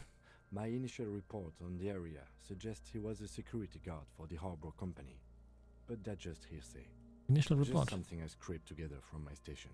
An area report on Martinez. I'm sure you did the same. He's not actually sure of that. He's just being tactful. You look pretty advanced though. This equipment is way beyond what a guard can afford. Let's pull it off. This feels dangerous. Are you sure? Yeah. The stench fills your nostrils. As you push downward, an ominous creaking sound comes from above. Stop! Pig's gonna pull his head off. Brutal! Yeah, let go of the boot maybe. You asshole! Where's he letting go, Kuno? I don't know, baby. I don't know why he's such a... The sensor. Officer, if I may ask, what were you trying to achieve by putting on the deceased foot? A small bell-like sound fills the air. Like It's anything but. This material is a kinetic redistributor. It spreads kinetic energy horizontally, from plate to plate, dissipating it entirely. See? faint, organic lines cover the plates where they separate into smaller ones. These plates then divide into smaller plates until there are hundreds of them altogether, like whirls of floorboards. The design looks organic, influenced by highly resistant wood materials, like lignum vitae and ebony, perhaps. What does this remind me of? Trees were made of porcelain. This is what their cross-sections would look like. Ah. The smooth, glossy surface fractures into ever more intricate interconnections, peaking on the right sabaton, where you notice the whirls are in the shape of a letter and number combination: E50, 100, 1000. There's a serial number on the right sabaton. Can you read it to me? E5, E50, 100, We 1000. have a make and a number. That's something. We can use the radio in my kinema when we're done. Either station can chase it for us. The cadaver slowly twists on the cargo belt, his torso covered in tattoos and extremities. The hangman's knot is pulled tight by the weight of the corpse below. Yellow, hard-edged polyester cuts into his neck. Above, a sliding buckle ties the belt to the branch. This is a steel-reinforced cargo lashing belt, big brother of the regular cargo belt. It's used for tying cargo under 6-rotor airships. Airlifting. I thought it was used on lorries for strapping cargo to them. Apparently this is the reinforced kind, for air transport. My brain tells me so. The local harbor uses 6 rotors to shuffle containers around. I get I'll be sense they back in use 10 whatever seconds. You're was just on hand, gonna grab a glass of paying much water. attention to not incriminating themselves.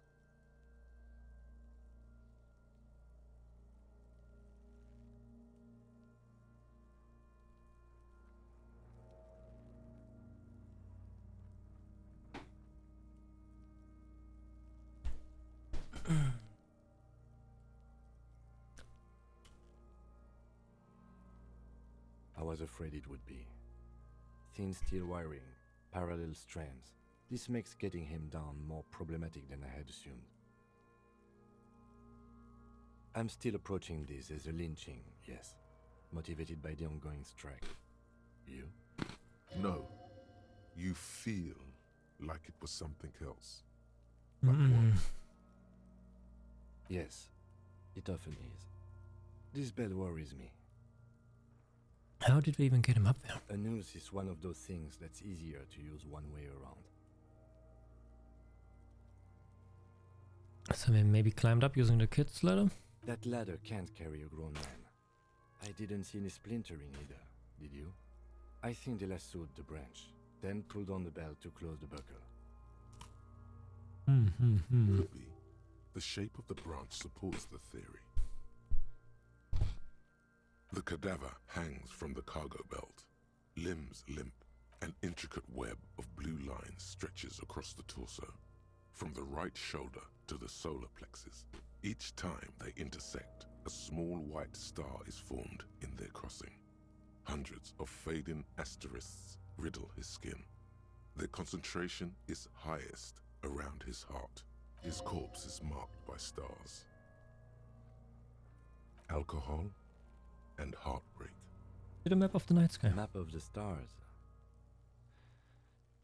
I do see some similarity to astronomical charts. Great Century Messinian, maybe. But this seems more particular. Customized somehow. As if someone left out most of the night sky, filtering it through personal choice. The principle of this filter remains unknown to you. The thought dissipates, and you feel as though you were only half right.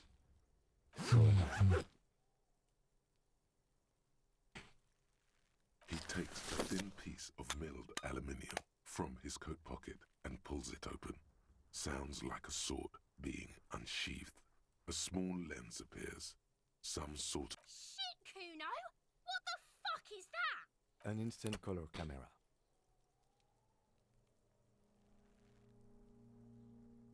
This is the first time he openly acknowledges the kid's existence. I have only 2 ampoules, so nobody move. I don't want to waste one. A sound, a shrill flash, followed by the breaking of a small ampoule of glass. You see streams of color pour onto the thick, glossy piece of paper, rolling out. In case we need it. The lieutenant says and shakes the paper, letting it dry in the cold wind on it.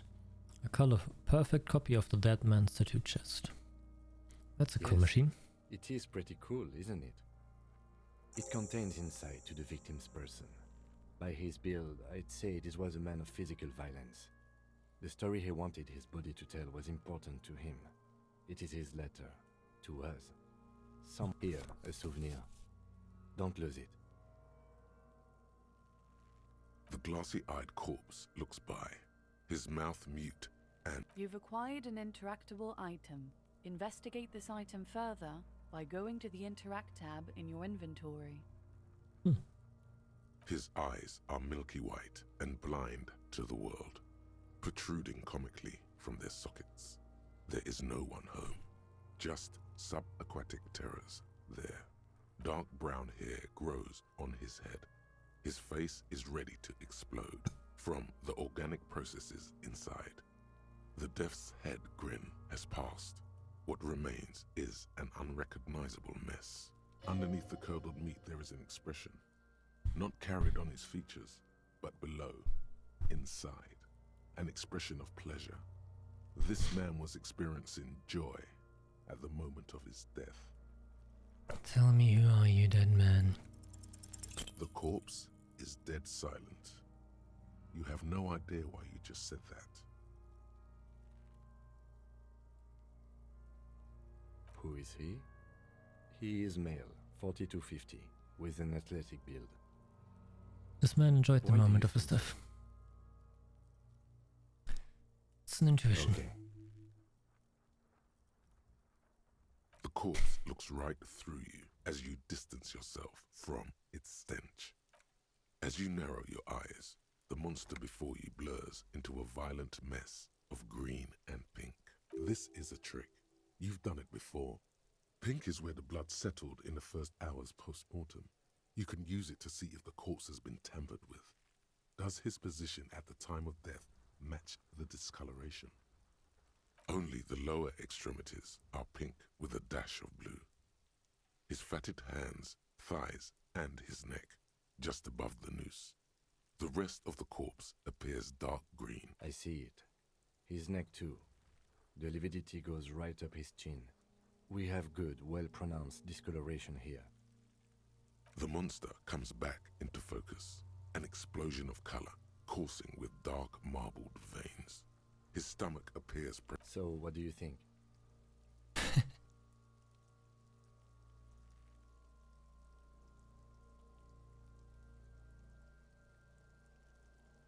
Something's coming out of him. A pool of blood and feces has eaten into the frozen mud below the man's feet. Purge liquid is dripping into it, drop by drop. The victim appears to have contained no more than half a kilogram of digestion at the time of death. The fuck he's saying? Talking about shit.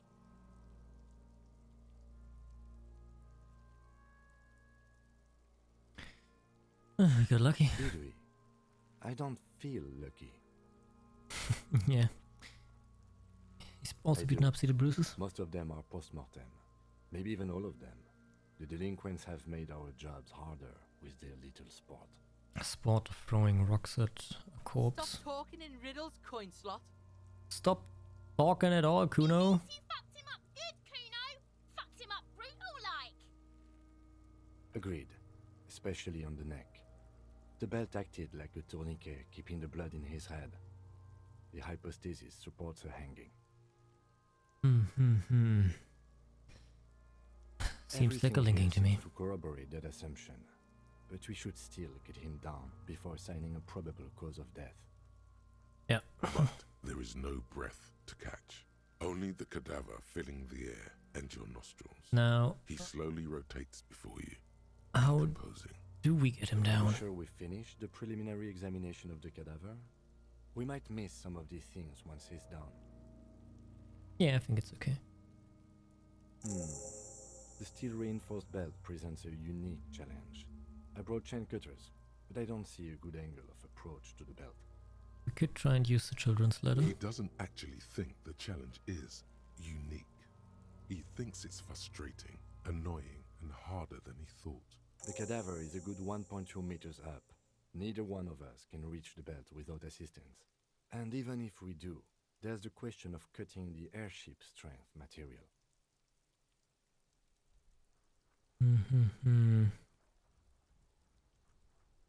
We could saw the Climb branch. there and saw the branch? There has to be a less risky way, with less falling down of trees. With less falling down of trees. Ask for I from was the really harbor? hoping we wouldn't. The Union appeared to be suspect in this case. It seems like a dangerous route to go down. But what other options? The corpse twists on the belt, like chicken on a skewer. Maybe we could shoot him down? Bang bang time, pig! Shoot his head off! How? Where the buckle ties the rope to the branch. That's a good spot to aim.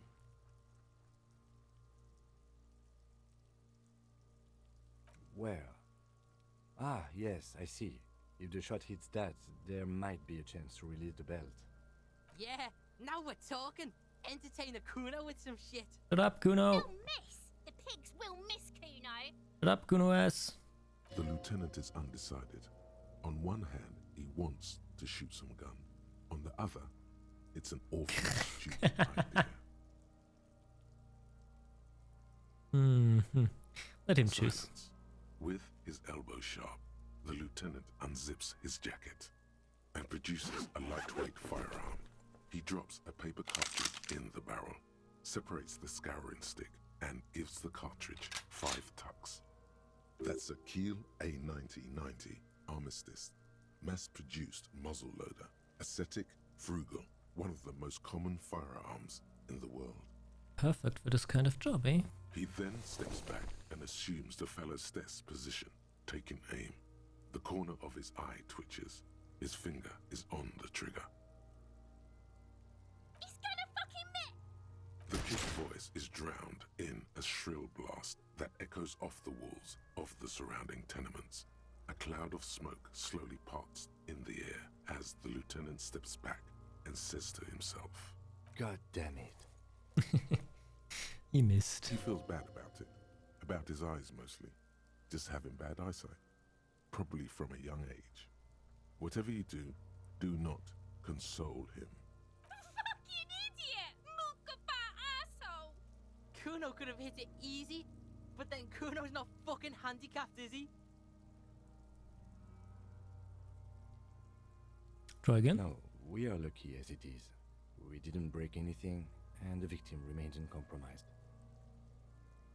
Any more mistakes could put us in an unfortunate position with the locals. We have eyes on us. I didn't do us any favors with that. What? I have to say, it's beginning to look unlikely we can get him down without assistance. We are not getting him down already. Not getting him down is a task that's already accomplished. Sadly, it's not our job to keep him up there, but to get him down. I don't really want to pull his head How off, do though. you plan to get him down then? With social sensibility? Are you going to educate him down? I feel like if I pulled on his shoes, I could probably decapitate him and get the body down. But that doesn't seem like the smartest idea.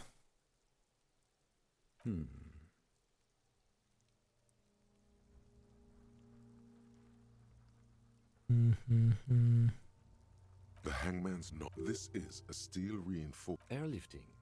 I thought it was used on lorries. The local harbor uses 6 rotors to shuffle. The cadaver hangs from the cargo belt. Yes, we do.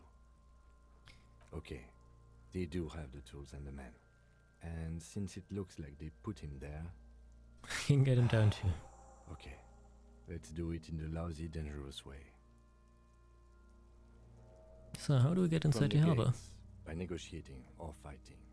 I'm unenthusiastic about fighting. Or we can try to find some secret third path. It's unlikely though. To the gates. Let's negotiate. To the gates! Why is this one blinking up? Because... I can level something up.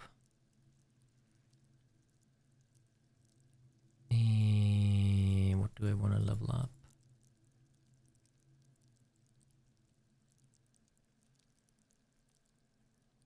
I feel like composure is something that I might be needing.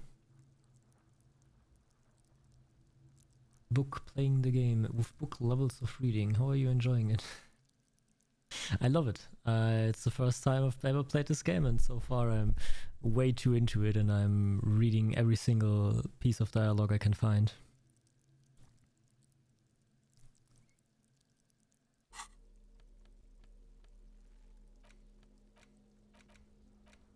An intricate web of blue lines stretches across the torso of the hanged man, from the right shoulder to the solar plexus. Each time the lines intersect, a small Yeah, white we've star, already heard that it one. still kind of looks like a map of the stars in the night sky. But something's not right. Who are you? Go on, okay. For you to discover. You've got someone close to the victim might know. Someone who knows about history could tell you. Okay, but we neither know someone that knows about history, nor do we know someone that's close to the victim. So it's basically nothing. What's this? Ah, loot. Yoo-hoo.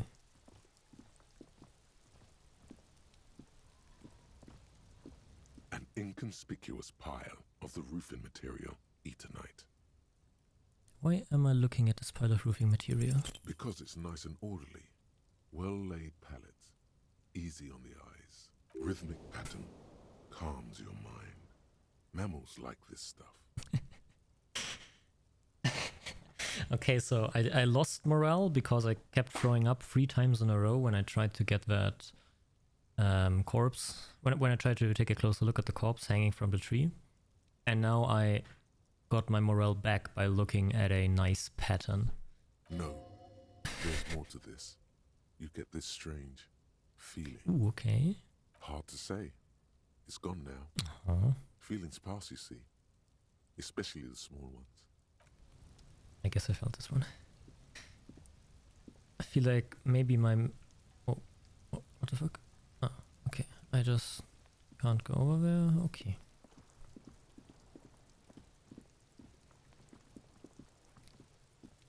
This trash container is locked. The sliding lid has a padlock that says, whirling in rags. There's something in there, not necessarily connected to the case, but still. Why am I looking at you, dear trash container? You're just a trash body's container. Downwind from here. Maybe you prefer the smell of garbage to the smell of death. Trash, food waste from the cafeteria. They lock these containers to keep the derelicts from flocking in. Could be evidence too. I feel like there is something What in do there. you mean, feel? you just got, like, bro, you just gotta trust me. Source, bro, trust me, please. Maybe someone threw something in there. How do we get the lock We could open? try using a pry bar. There's one in my motor carriage, Or? Or we could ask for a key from the manager of the Whirling in Rags. He probably has one. He might also have information. This is better than the pry bar I'd... Yeah, true. Now that we found out so much, we might talk to him. Yippity.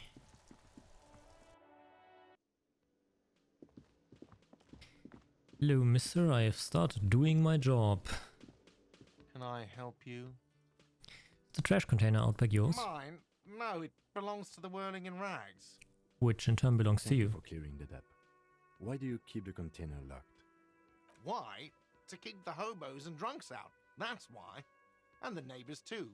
They put their trash there and they don't pay for the garbage company. I thought Yeah? as much.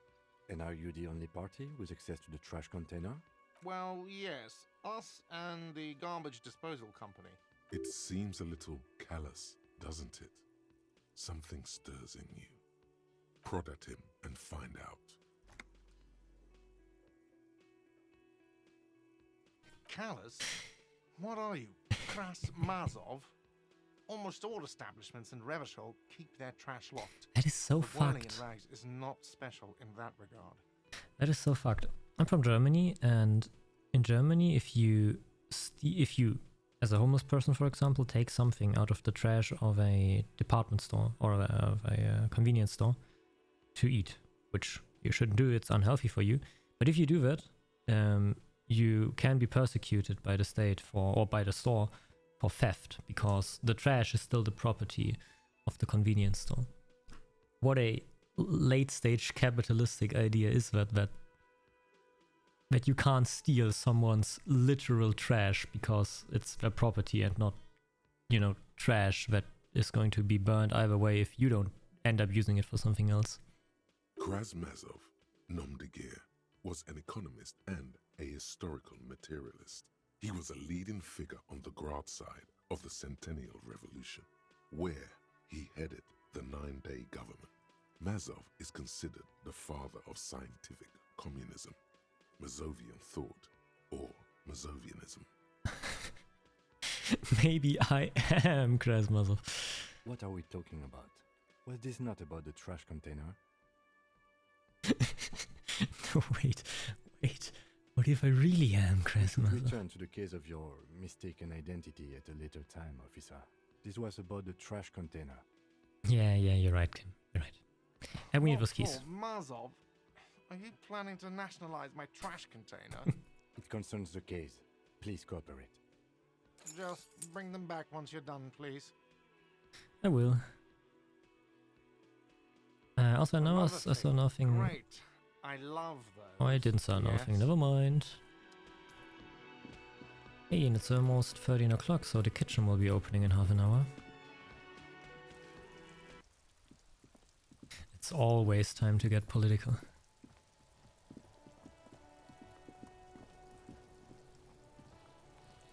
Open sesame. With a well-oiled crack, the lock pops open. It should now be possible to simply raise the lid. Don't. Maybe you shouldn't. But Inland Empire, you just told me to do. There is, but you won't like it. Sweat forms. Nah, I'm committing. What is in there? Rises to greet you. You see soggy cartons, dirty rags, and organic waste. We're just in time. This hasn't been emptied for over a week. Let's look under the boxes. You see milk, an egg rest with one broken egg in it, some pasta wrapper. Picking up the soggy packages somehow feels familiar. A box falls into pieces in your hands. Batiste Soleil cereal. There are plastic pasta packages below, and turbo noodles. Nothing of note, however. Let's look at the racks. Among the threadbare kitchen towels, something catches your eye. A pair of denim trousers. As the legs of the slime-covered jeans begin to unspool from the garbage, a rank corpse smell fills the air. It's the tree guy's trousers. The victim's clothes? Cadaverine odor is faint. If these belong to the deceased, they were removed when he was still in the early stages of decay. Drop them in here, officer. Guitar marked blue jeans. Pockets empty or emptied. He wore them with a belt, too, a white belt. The loops appear stretched, but the belt is missing. That's it. Do you see anything else in there? I have another bag here.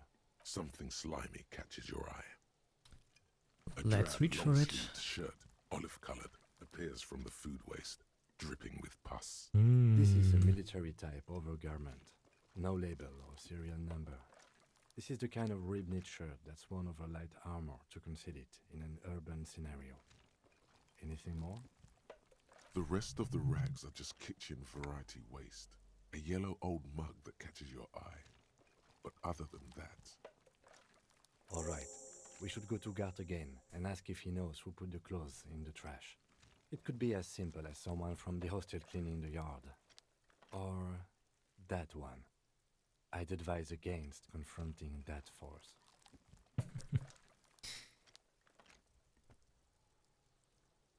Confronting that force. I think someone from the Whirling might have been involved, Not really. maybe.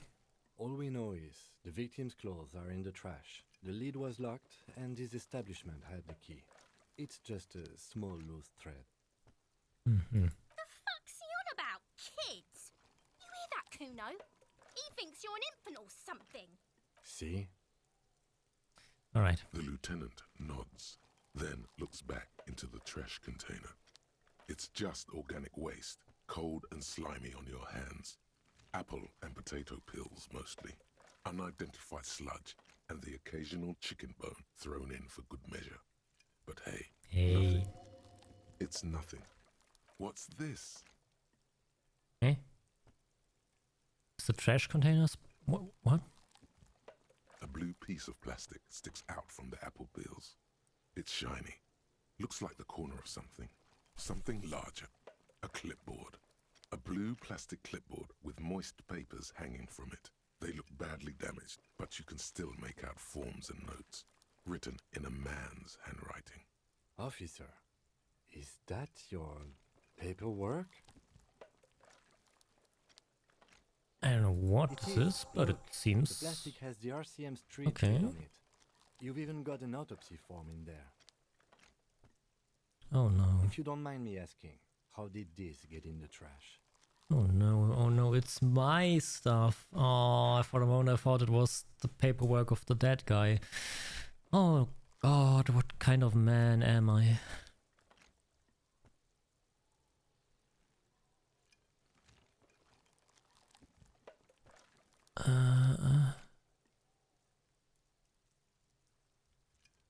Maybe I didn't want to be a cop anymore. His eyes express a rare condolence.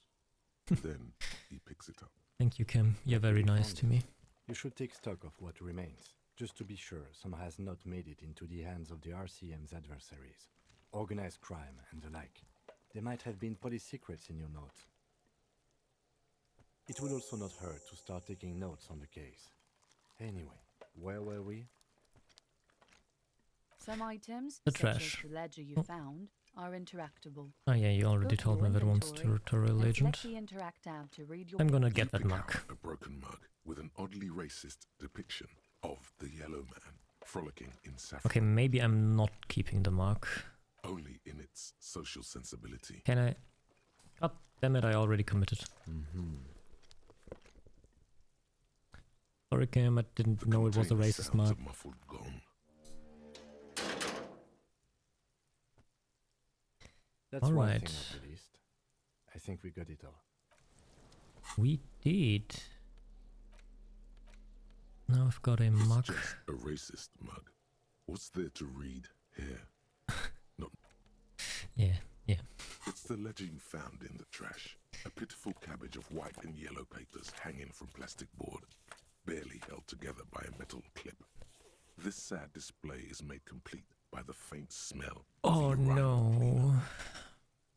Okay, anything else? There's a piece of toilet paper, or is it cleaning tissue? No, it's toilet paper. Desperately sticking to the back of. It's a metaphor for you.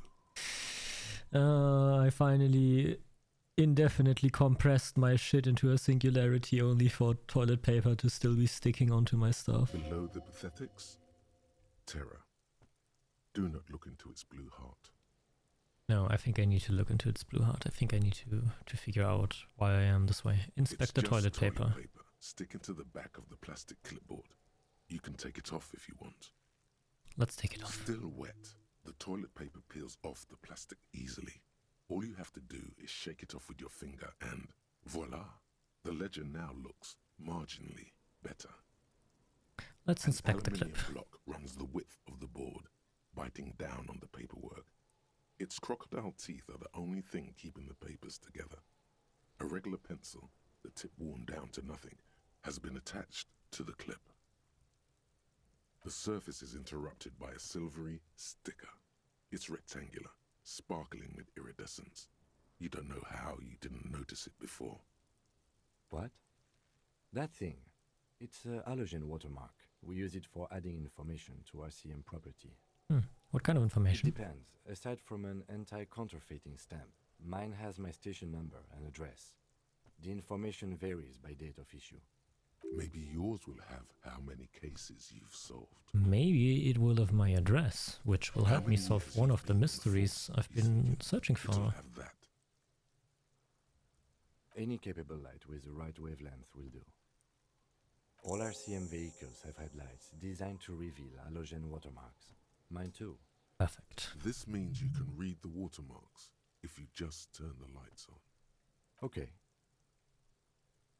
While a bunch of sodden papers sag from they're not exactly white. They're yellowed in patches by sunlight and alcohol and covered in dense blue handwriting.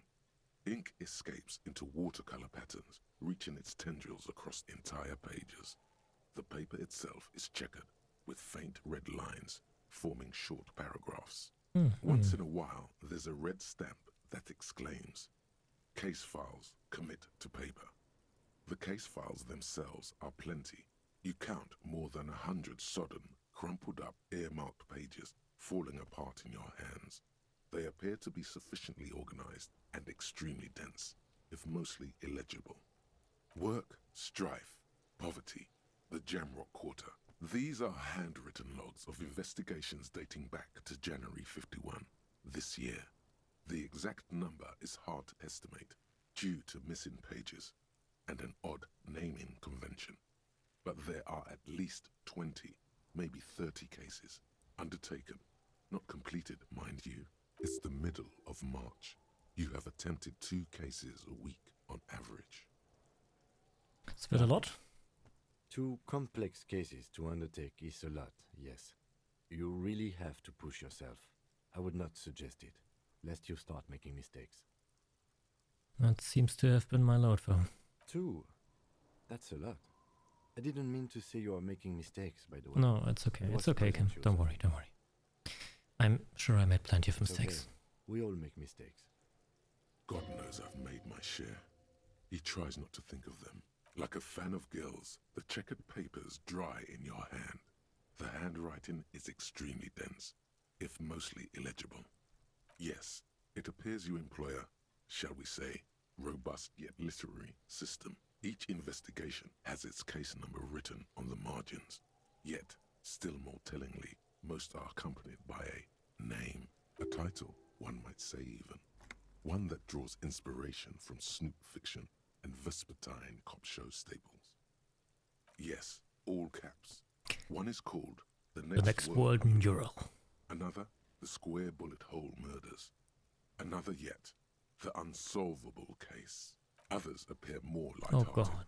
The guys on a couch Oh in an no. unexpected location, and the murder at the Uka Oh parlor. no. Even the rare article-free collapse. I'm an at Target. alcoholic. Murder features prominently throughout. I'm an alcoholic and a chunibyo with fantasies of being some great hard-boiled detective. It's going to take an effort to piece these case files together, but it can be done. Once you're done inspecting them up close. There is, for precisely one more. 15 pages near the end remain untouched by the damage. The checkered grid forms a structure of passages, breaking the case into subtasks to accomplish. Once all the tasks are accomplished, the case is complete. All right, The let's go. tasks you've completed flow out of the kind green ape pen in a brash freehand similar to the rest of the letters. The wording comes easily. It's almost robotically simple, a language developed for mental rigor and simplicity. Inspect the victim's body, get the body down, interview the cafeteria manager. It's not exactly poetry, but poetry would be out of place. A satisfying slash sounds across the paper. You're done, it seems to say. And you, and you. Things to be done and things already done. The composition of reality. This is an extremely useful tool for a detective of the citizens' militia. Now all that remains is to name the case. No, actually. Any ideas?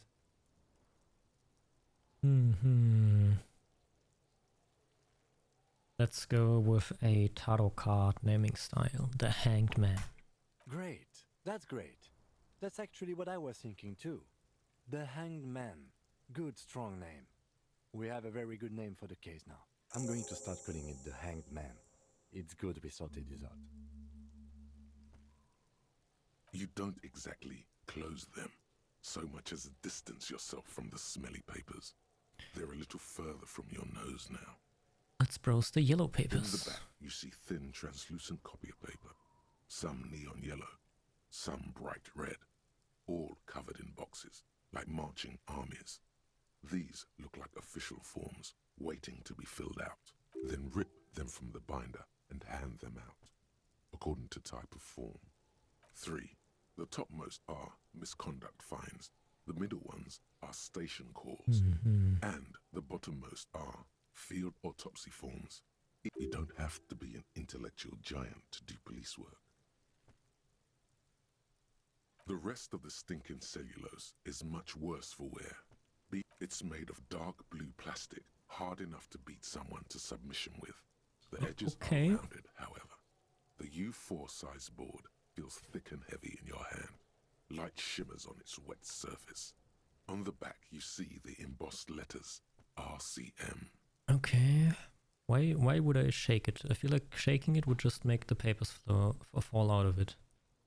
U4 size Maybe pages hang from the clip. let's just screwed smell it. The acidic stench of rotting food is rubbed off on the cellulose. It now forms the base of the experience. This base surrounded by a faint air of spoiled meat. The stuff of Alright, I think I'll come back to this later when we've gone a bit further ahead with the files, with the case right now. And I think I will be taking a quick little toilet break. I'll be back in 1 minute, maybe 1.5 minutes.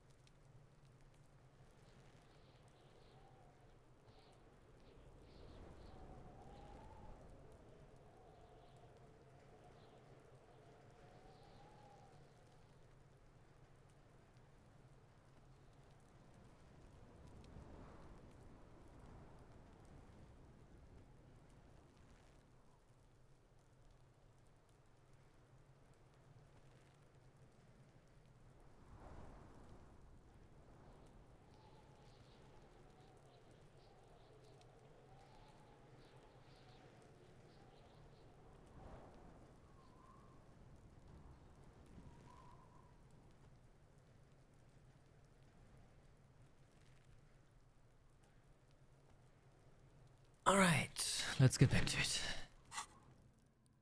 Got another level. What to level? What to level?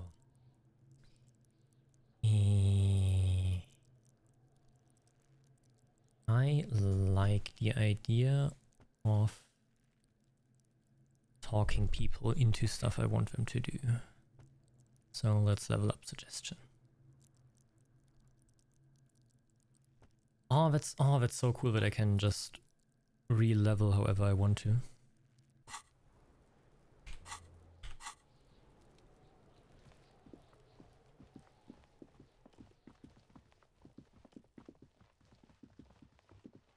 Now, Mr. Bar Owner, mind telling me why the hell you put the suspect's clothes into the trash? Can I help you? Thanks. I hope you found what you were looking for. Yep, we found the victim's How clothes. strange. I certainly didn't put them there.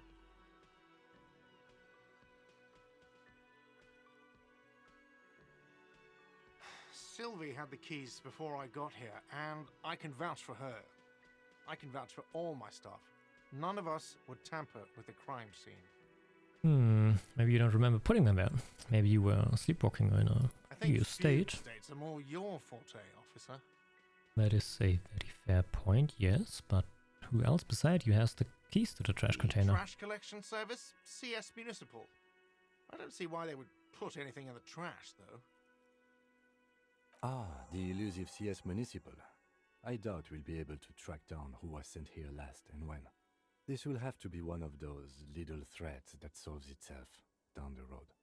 Thank you anyway. Yes? The kitchen is open. Yes?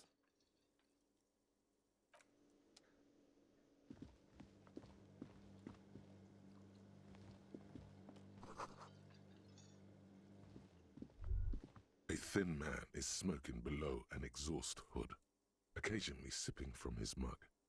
This must be the Whirling's cook. As you step in, he nods toward the table and says something in a completely foreign language.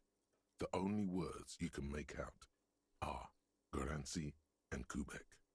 Okay, it's definitely not his name. Whatever you do, please don't call him Garancy Quebec. Please.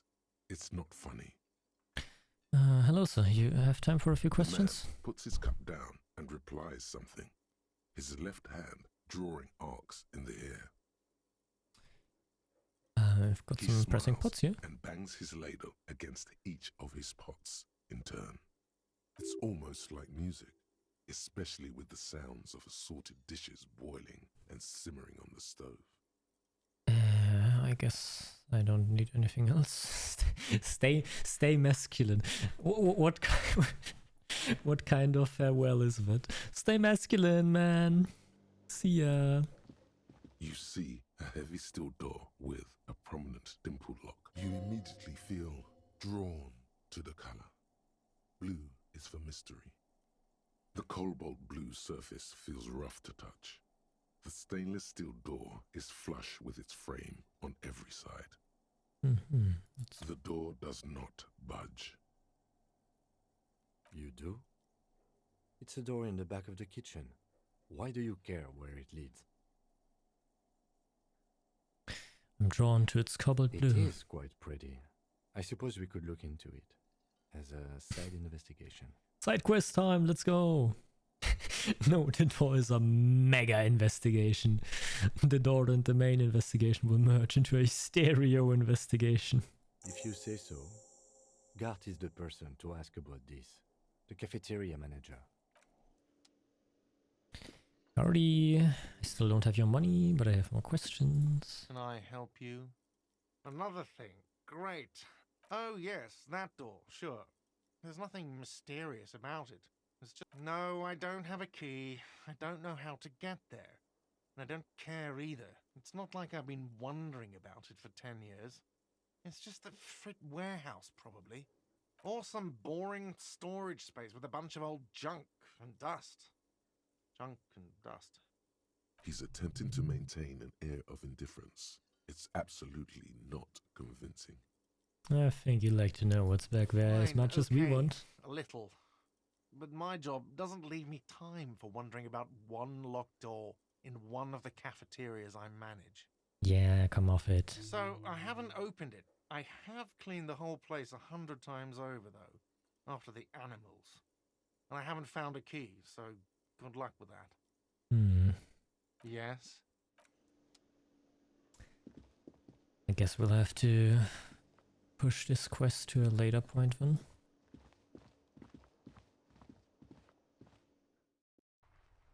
And get to the harbor.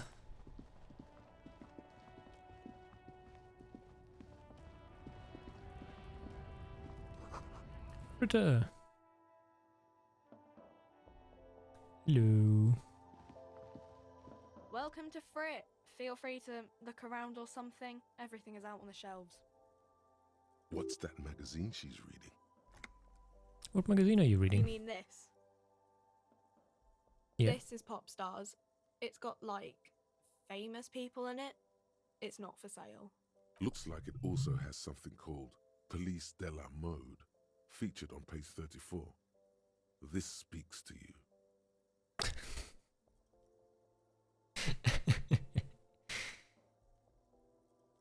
I approve of this very futuristic tap on the two girls kissing. Is two girls kissing really so futuristic? Come on. For roleplay reasons, let's do that. Her raspberry-flavored bubblegum and nods. Her shoulders tense. She shuffles back only slightly. Oh no! Bewilderment and repulsion root her in place. The lieutenant frowns at you before turning to the clerk with an apologetic half smile. Before we go on, what is the splitter? I don't know. Frit? Yeah, but like, what is Frit? A 7 to 11 grocery store. Why is it written with 3 T's? I think they think that the extra T makes it funkier. It doesn't. The story goes that normal Fritta with 2 T's, a men's workwear shop in Vredefort, was already taken. So when Fritta Retail Inc. grew into a multinational corporation, they had to add an extra letter to avoid trademark infringement. Alright, let's proceed. I have some questions for you. Okay. I'm not really supposed to be chatting to anyone, but... Do you happen to have a warehouse in the back of the Whirling in Rags? A warehouse? I don't know. Maybe. I don't really care what Frit does. Well, like, I don't want to impose on you too much, but this is important. She scrunches up her face into an expression of consummate adolescent skepticism. Fine. Frit doesn't have a warehouse. Just a little back room here. Okay? And I can't ask anymore. No, I can't ask anymore. Can you tell me anything about the dead body? I don't really know anything. I mean, I know it's there, but I haven't seen it, so... Not really. No. I didn't know him at all. I don't know, really long. What do you think happened? I don't know. No need to worry. It's just standard procedure for us to ask around. If you hear anything, let us know, okay? Okay. Thank you for your help. Uh-huh. And also, can you tell me anything about this reality we are in? Reality? You mean, what reality? Economic reality, or...? She is like a student unexpectedly called upon by a teacher. Can she answer the classroom question? Yeah, tell me about the economic reality. I don't really know anything. I mean, I'm 15.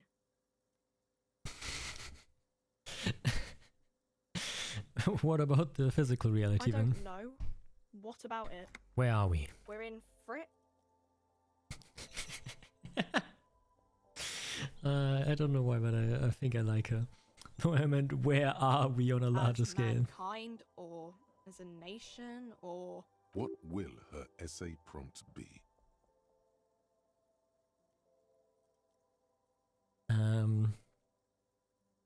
As a mankind. In a good place. I mean, science is doing great, and this radio computer thing seems to be kinda big. I don't know. What time is it? I don't know. Look at the clock. It's right behind you on the wall. The clock shows the time at 10:09. The hands seem to be still. It's apparent the clock doesn't work. What is the revolution? When ordinary people take over the government and demand democracy. What about the one we had here in Rivershore? Yeah, it happened like 50 years ago or so. Sorry, I'm not very good at this. At history, I mean. And then the coalition, what's that? Someone told me there is one. Our government? Oh. Or do you mean something else? Sorry, I really need to finish this Okay, article. I'm sorry for bothering you. I won't bother you with this nonsense anymore. Oh.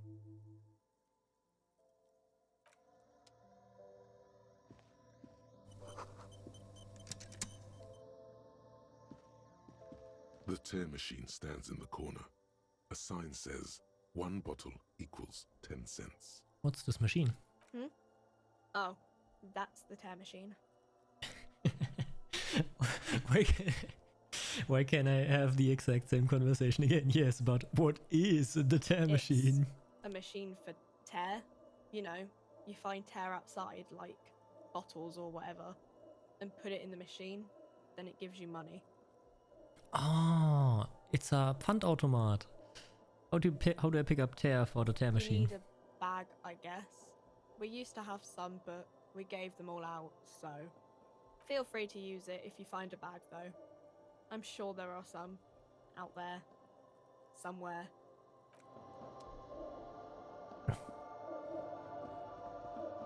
A small cabinet on the wall is filled with various medicine bottles, nasal sprays, and blister packs.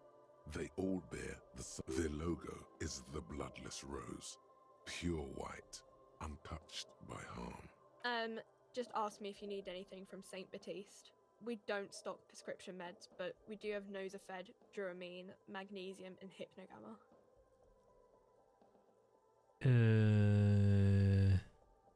Yeah, why not give me a Nosafed and a bottle of magnesium? Okay, here. I hope St. Baptiste makes you feel better or something. Yeah, thanks. I think having a bit of healing equipment might be packaged raincoats fill a low shelf beneath a display of croissants and juice bottles. The raincoats are transparent, except for the big Fritta slogan on the back. What's that? What is what? It's a raincoat. If you want to buy one... Oh, I can't ask what is a raincoat.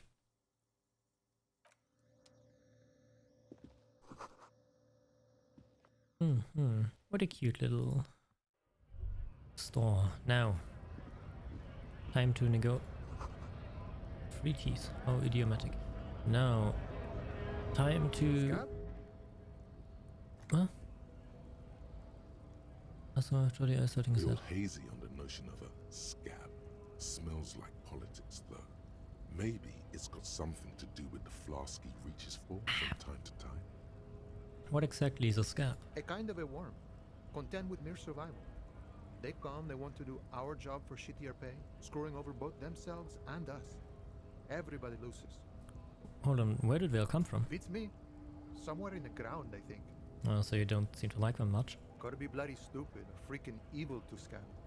Or I guess, scared maybe. But scared of what? Of who? Personally, I'd rather beg than scab. If the gentleman shouting on the street came begging, maybe they'd have gotten something. Have you tried talking to them? We've explained the matters, but they don't listen. This lot would be reasonable and go home if the big guy wasn't riling them up all the time. Big guy. He means the leader of the scabs.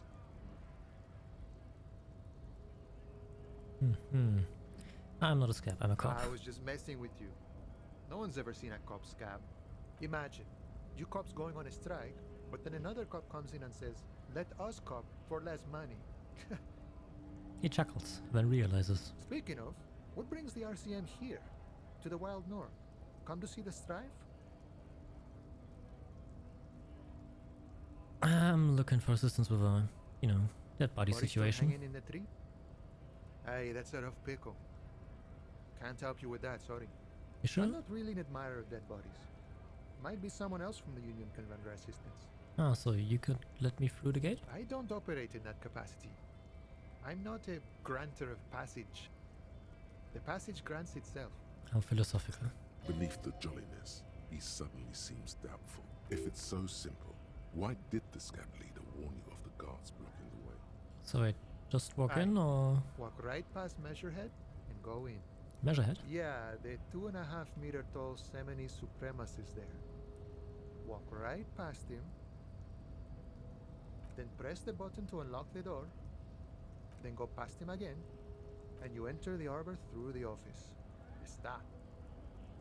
Aha. Gotcha. I think I have some questions for you first before. A jaunty tune. A coastal breeze ruffles his hair. I've come to Martini's investigating a murder. Murder, huh? That sounds like a lot of hard work. You'd never see me investigating a murder.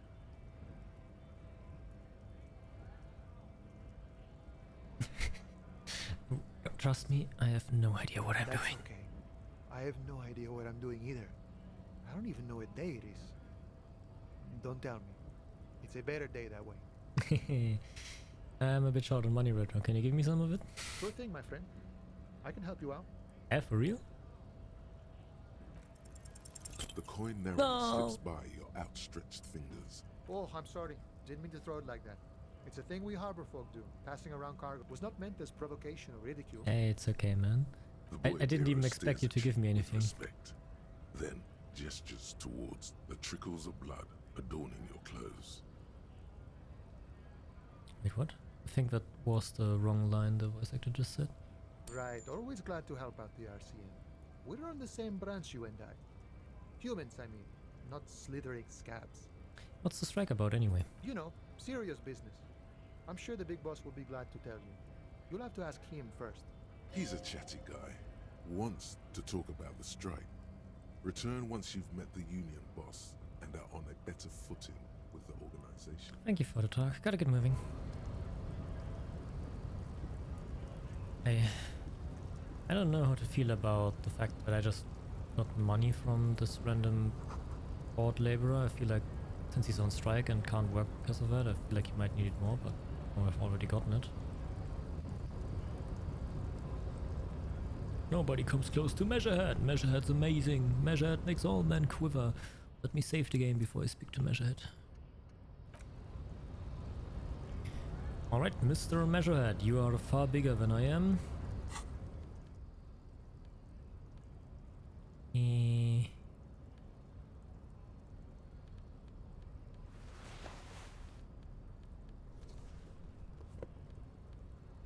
How would you feel about letting me go through and press that button for a moment?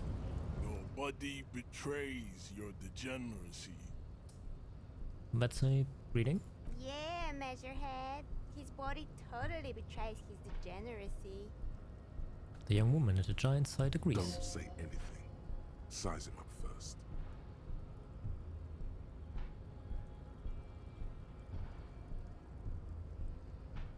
Are you admiring my morphophysiology?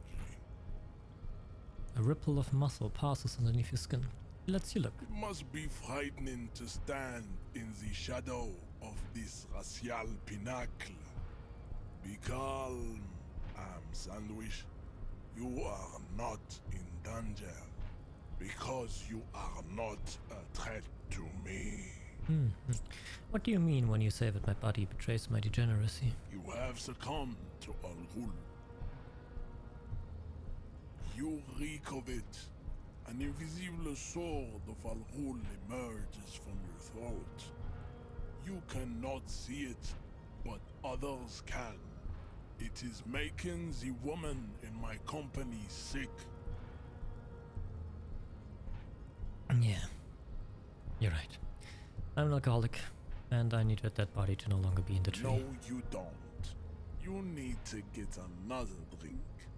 Occidental Haplogroup B4 is done giving orders around here. The influence of the ham sandwich race is waning.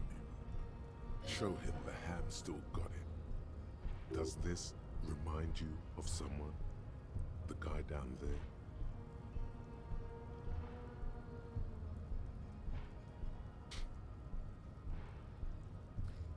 You see that racist over there? The lorry man? You're like him, after pumping some iron. Look at my craniology. I am the pinnacle of my haplogroup. The pink blob is a bad example, even of yours. It saddens me. You were once a noble and powerful race. You gave the world eugenics, electricity, and powerful weapons of war like missiles and aerostatic aircraft. You made great gains in metallurgy, race theory, and statecraft. Why does he list eugenics as the very first thing that our race managed to build? Come on. You dominated lesser cultures, like the deformed Hemians and the inexplicably potato-obsessed Khoikos. But now your ascent to the genetic summit has halted. You are obsessed with sadness and with frivolous pop culture. You will be superseded Isn't that right, babe? It is, baby, yeah. You know it. There is a button right behind him, just out of reach. It must be the one that opens the door to the harbor. This man is not budging. Let's hope his superiors inside are more cooperative.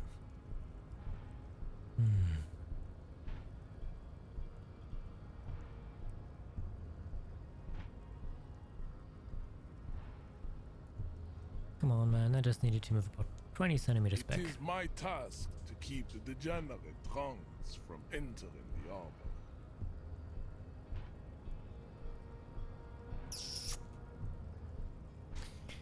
Should I be insulting him and telling him that, or is it an insult? Or maybe he would take me saying that he's the one that committed the murder, or his people are the ones that committed the murder with pride. Since, you know, it would be like a righteous murder that way, which proudly proclaim us for. Ah, let's try it. It was your people who put that body up there. Your people should help me get it down. Enough with this begging. You should leave the stage of history with dignity by inviting the other races to a great world war. Bring your troops to the Simonine Islands and to Boogie Street, and we will pulverize you. When you are gone, we will build a museum for you. The walls will be lined with bottles of Al Ghul, your beloved beverage. Inside, we will store the odes to homosexuality you call art, and your microcephalic skulls. There may be a peaceful solution to this. You could internalize Meshached's race theory. He would take you as one of his own. Would that mean that I would have to become a Simony supremacist myself? No, not as such. What you do with a mastery of advanced race theory is up to you. You could reject the findings, sure, or accept it to become an advanced racist. No, I don't want that. Accept them and become an advanced racist.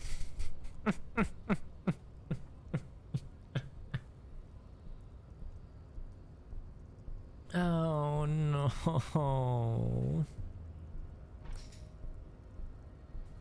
Alright, what do you think about this mug? He does not so much as glance at the object.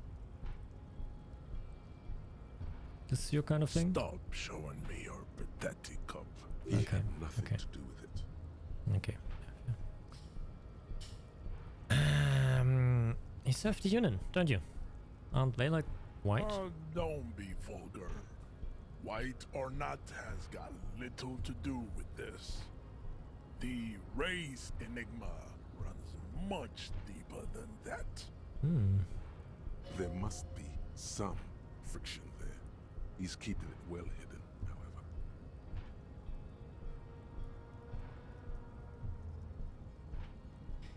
But you still serve him.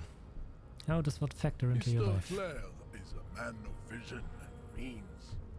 He has the will to confront polycultural capital. Something your race, naivistic communists, never did. Also, to serve is noble. It takes discipline. Your petulant individualism has only contributed to your race failure. It is lax and moronic.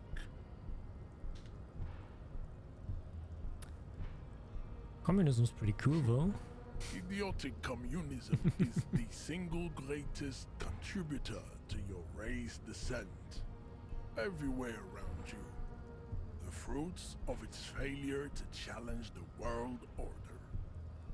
Individualism, rock and roll music, sexually transmitted diseases.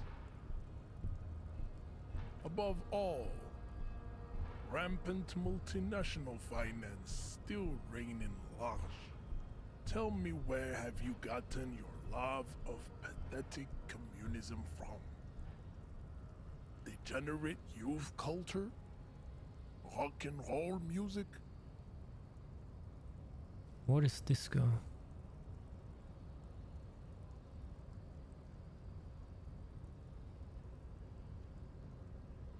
Offshoots of the Seminoles people invented disco while having sex under the influence of cocaine. It is a shame upon my race. But what is done is done. I am not surprised you enjoy it so much. This has happened to many of the side products of the inevitable cultural victory of the Seminoles race.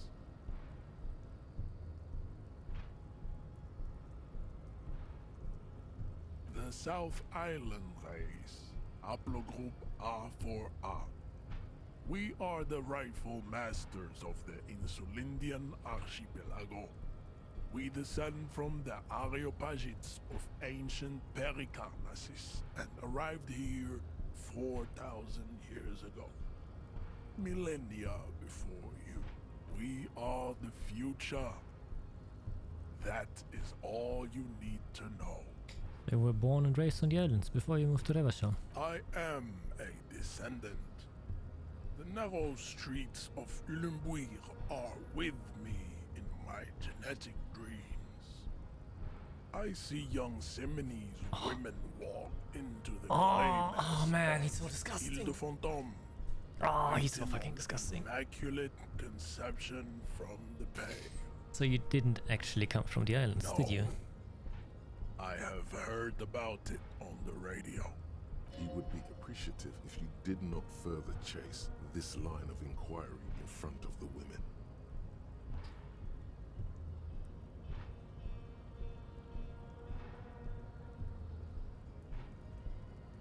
Now the question is, do I want to provocate him? Or do I want to try and get on his good side? Because I don't like him. I think he's a bastard from his ideology and the things he's saying. But if he punches me, I'm probably dead. I'm still hungover. I puked like 3 times in the last 4 hours. So...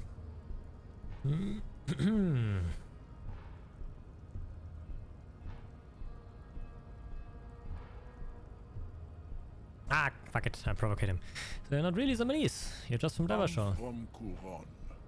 And no, it is not just in Revachol. The city is central to the Seminoles strategy. Spreading through its trade networks, our culture will dominate the world. You have heard enough about our phylogenetic secrets for today. You have extinction to come to terms with. And never getting that dead body down from the tree. Ask what kind of races there are first. Classification is core to this. All right, let's try to go down the race theory idea. Obviously rejecting it in the end, but I think from the skills of my character, maybe the way where I can go furthest. Measured, I'm new to this world. Help me understand its races. I need to know what kind of different races are there. Trust me, this is just for the thing.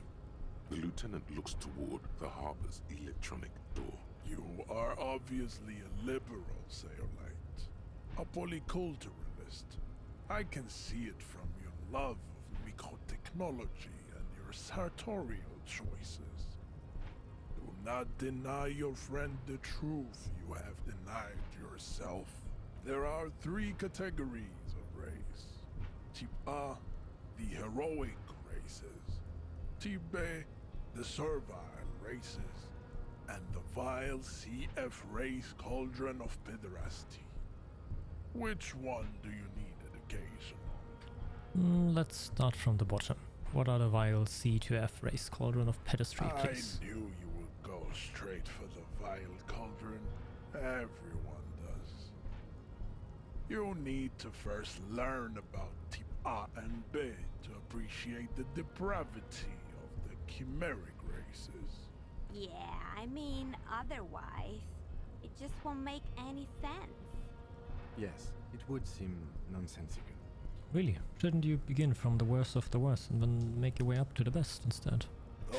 Fine, are tell me the about Tebe. Simonese, the Areopagite, and the Occidentals, excluding the Maun, of course.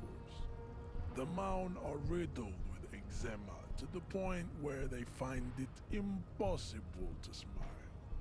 They are all lactose intolerant, a common result of inbreeding. Measurehead is always the funniest trap for people who go high int, high psych. Man, my character is only int and only psych and nothing else.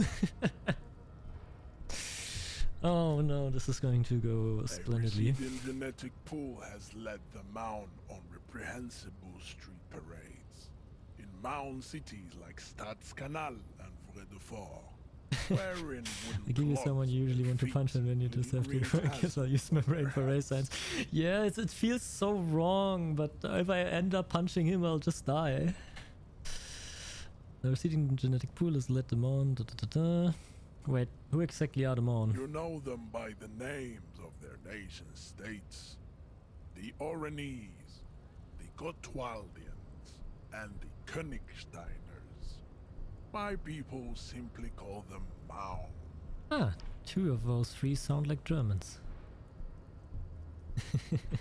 Mahun is a derogative term for first world people of Gotwaldian descent. They do not all have eczema. Also, people of Katla, like the Suru and the Uhu, are much more lactose intolerant. The wooden clocks. In some municipalities of Oranje, people do wear shoes made of wood to street parades. Green, orange, and even yellow tassels have also been No, seen wait. on hats. They literally are Germans and Dutch people. The Maun are proof that you can have too much Occidental racial purity and tassel-centric culture. Inbreeding has led to a lactose-intolerant subrace whom no one can take seriously. Colorful tassels are, let's be honest, not a good sartorial choice for this century. You might want to avoid wooden clogs too. Okay, got it. Who are type A then, in your view? The Vespertines and Messenians of Vesper and Messina, the ancient Meteorans of Meteo by the golden Pisantic Sea, the Suren of Sur-la-Clé, and even the North Königsteiners, all have type A race propensities. The other large Mondial civilization, the Mesk, are too yellow and oleaginous to count as a heroic race. True, they are violent and expansionist, but they have a glandular problem. Overproduction of sebum. Sebum is leaking into their brains, making them listen to El Mariachi music and eat toxic Oh my... meat, Ah! which in turn only produces This man is like every supremacist forged into one 2.5 meters tall piece of shit. as proven by the Maun and the Mesk. Occidental type A is in retrograde. The Simonese and the Areopagite are on the ascent.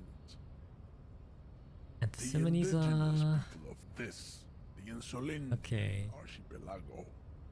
The Simonese inhabit the southern You are Simonese, you are the best. Okay. The The Areopagites. Areopagites are the master race of the Ilmaran deserts. The Simonese are descendants of the Areopagites. We came here during a heroic migration from Ilmaran to Ansuland, thousands of years before the lactose-intolerant Maun-written Occidentals discovered this place. The Areopagites are sleek, Continue receiving long-headed. wisdom. The Simonese are powerful, mesomorphic. The former is an immutable progenitor, unchanged since the Super Isola of Pericarnassus. Ancient brains rest in their slender skulls. He falls silent, contemplating the beauty and the The mystery. latter is perfected and adapting. Together they form the Simeno Areopagite or Simeopagite superace. That is all. There are no more type A races in the world. Nature was not capable of more. Oh no. Oh no, oh no. My camera just died. And fuck, it's out of battery. I will be back in like 10 seconds. Give me one moment.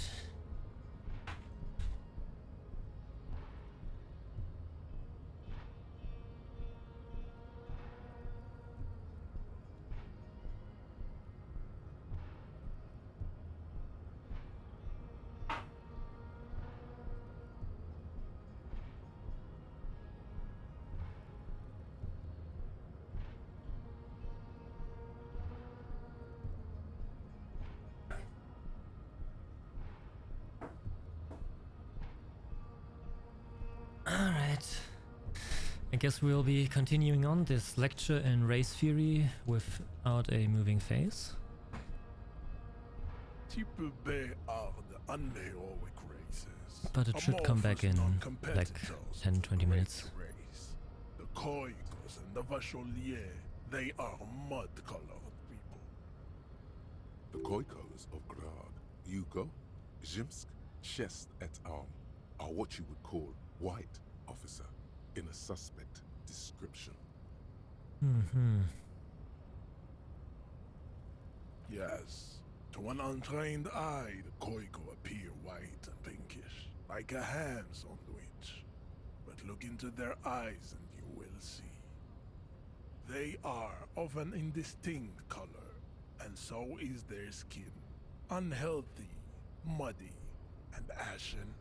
Pinkness is a racial quality that has to be earned through centuries of advanced ballistic warfare and cultural domination that the Grad people have undergone for drinking Al-Rul and smoking the degenerate tobacco herb, and for eating potato. Oh, come. Eating potatoes is bad now. The countless micronationalities of Grad are all inexplicably obsessed with potat. The only thing they like more is divided into microscopic ethnostates, like political amoeba. Wouldn't he be one for ethnostates? Yeah, that's an interesting point. They are microscopic. The seminar okay. It's the classical Nazi take of ethnostates are important, but if my ethnostate is bigger than yours, that means my ethnia is better than yours and I am better than you. Okay. Its leaders will be the genetic epitome of the Simonese and Areopagite stock, elected by nature. And the Vacholiers you mentioned? The Vacholians, halfway between type A and the racial cauldron. Two makes to know right from wrong. You tried your degenerate little revolution, which was the single greatest failure committed by humans in our 82,000-year history on this planet. Is it 82,000 years that we've been recording history? You have very little idea of what is happening, but that seems a little off.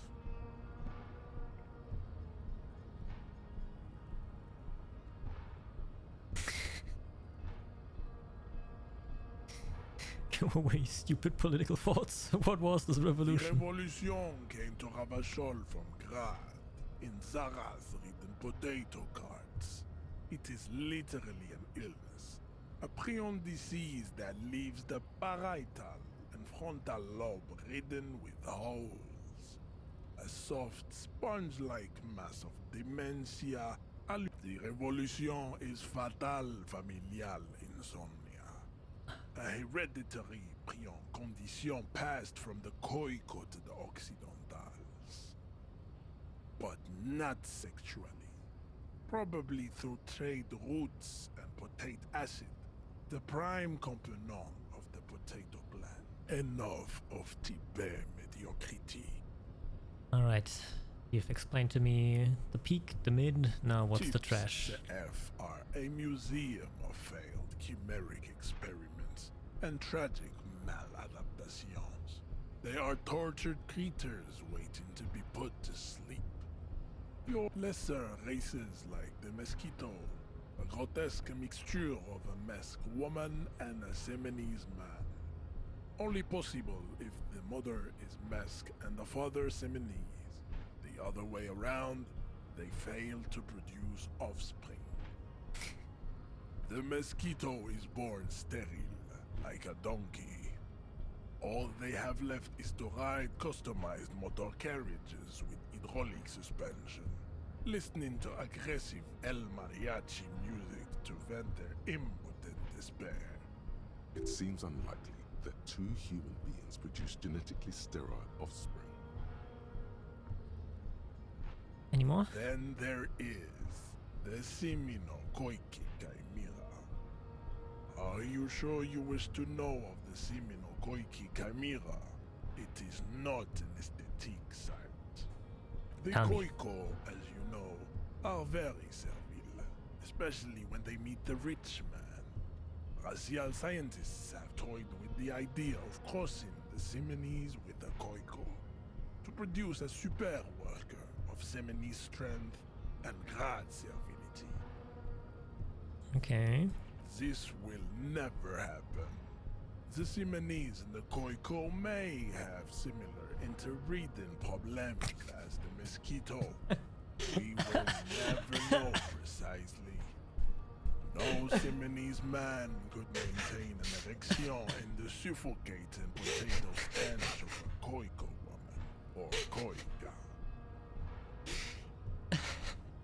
Why does he hate potatoes so much? I don't get There is a strange it. sadness in his tone, a less than heroic melancholy this time. You seem sad about this.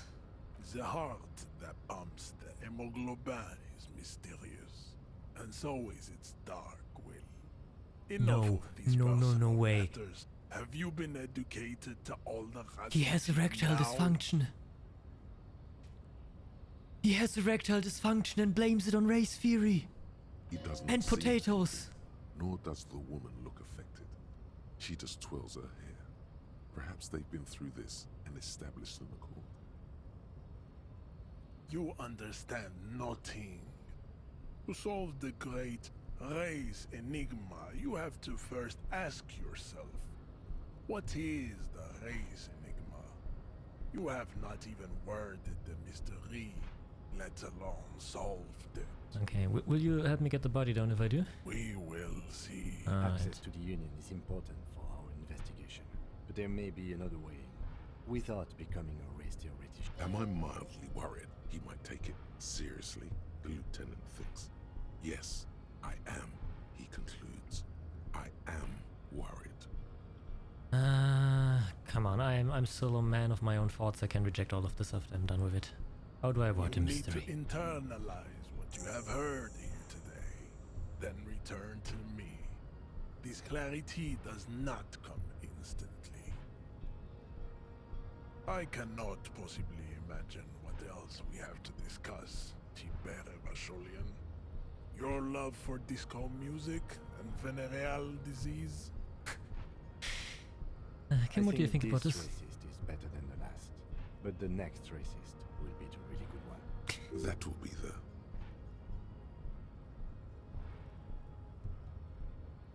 It will be a lucky racist.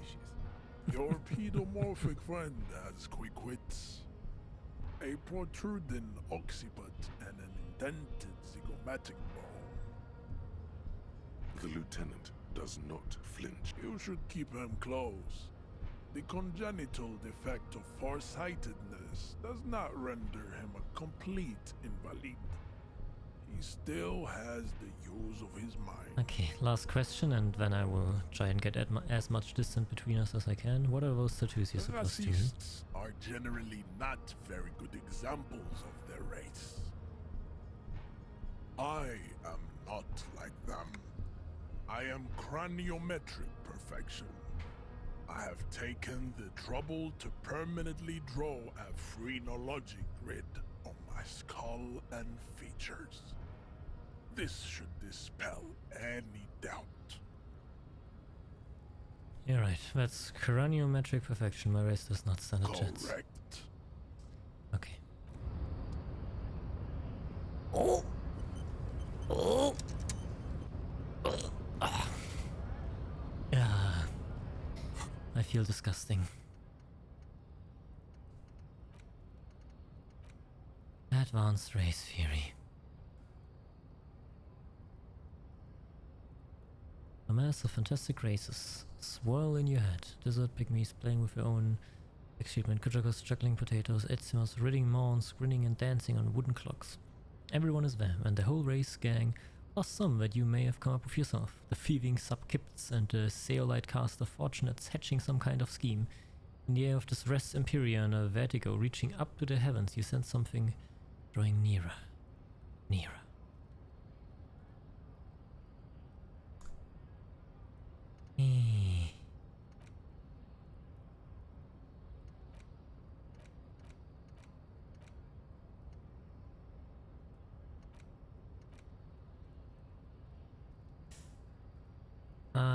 I think I need to go to the toilet on one hand and think a moment about the fact that I'm going to be adapting advanced race theory once I'm back.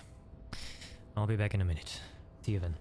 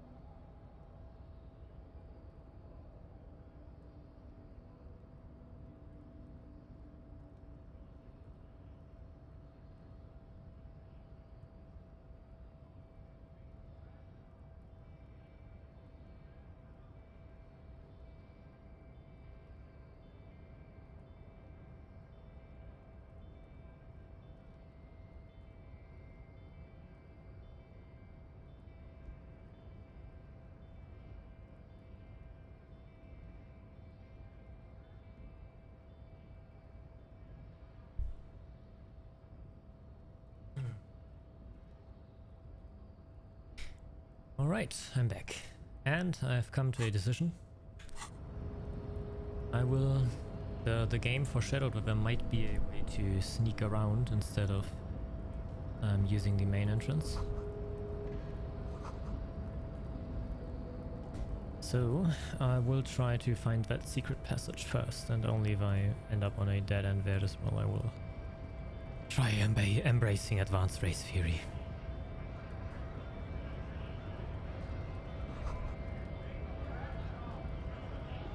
Also, maybe I can...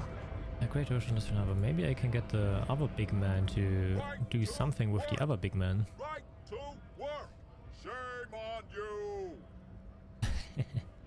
You don't have any tips on how to punch a guy out, do you? Say a really big race theorist guarding a bottom? Not before you get in there and get your ass whooped. Learn by failure, I always say. He might have some advice, but you got to at least try to fight Measurehead first. Return if you fail. Have fun. Union shits are on full strike. Don't think they're going to let you through the gates. I'm trying to meet their fat boss.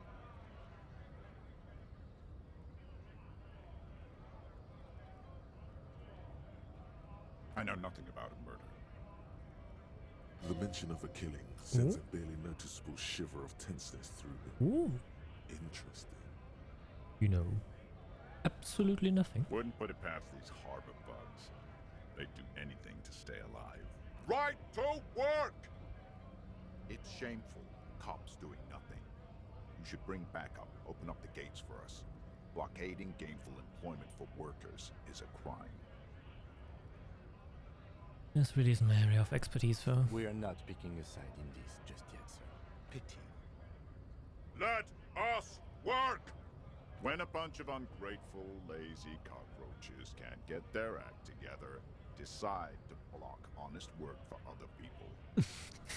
I said the way, are we a Korean race scientist yet? No. I have the... what is it called? Here? I could embrace it, but I've decided that I first want to try and find the secret passageway that was foreshadowed earlier. Because I really don't want to be an advanced racist, to be honest. And then I had the idea maybe I could get the other big man to punch the other big man, but he seems to only want to help me if I try and fail against the other big man first. Beats me. There's something odd in the way he carries himself. His set of clothing looks vaguely mismatched. Red. The different pieces of the attire seem ill-fitting. How do he kill himself? His shirt is far too small and an unpleasantly tight fit, while the overalls, held up by a belt, seem to fit a man with much more corpulence. He ignores your question, choosing instead to turn to the emaciated workers, raising both fists in the air. The clothes are obviously not his. He's a how do you call it? A spec op? He's sent in from the company. Silence is the answer. There's something off here. You've been talking to him for quite a while now. Something is off with this guy. Ask him where he's from. Where are you from, big man? What's it to you? I just thought you looked real familiar for a second, man. No, don't think we've met before. I came to help out the people.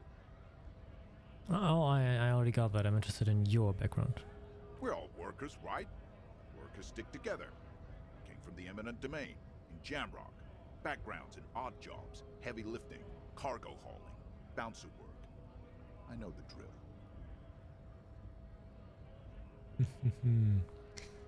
Sweet, I know, boss. Been thrown out from several. Maybe that's why you seem familiar. Worked at Territorial. Ring a bell?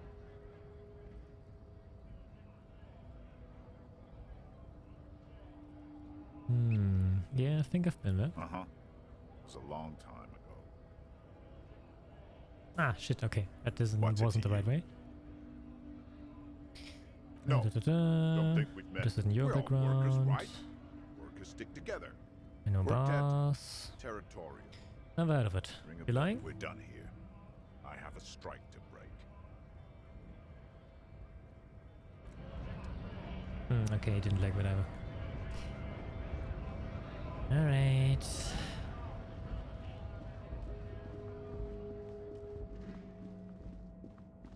I was already here. Let's go exploring in some other directions.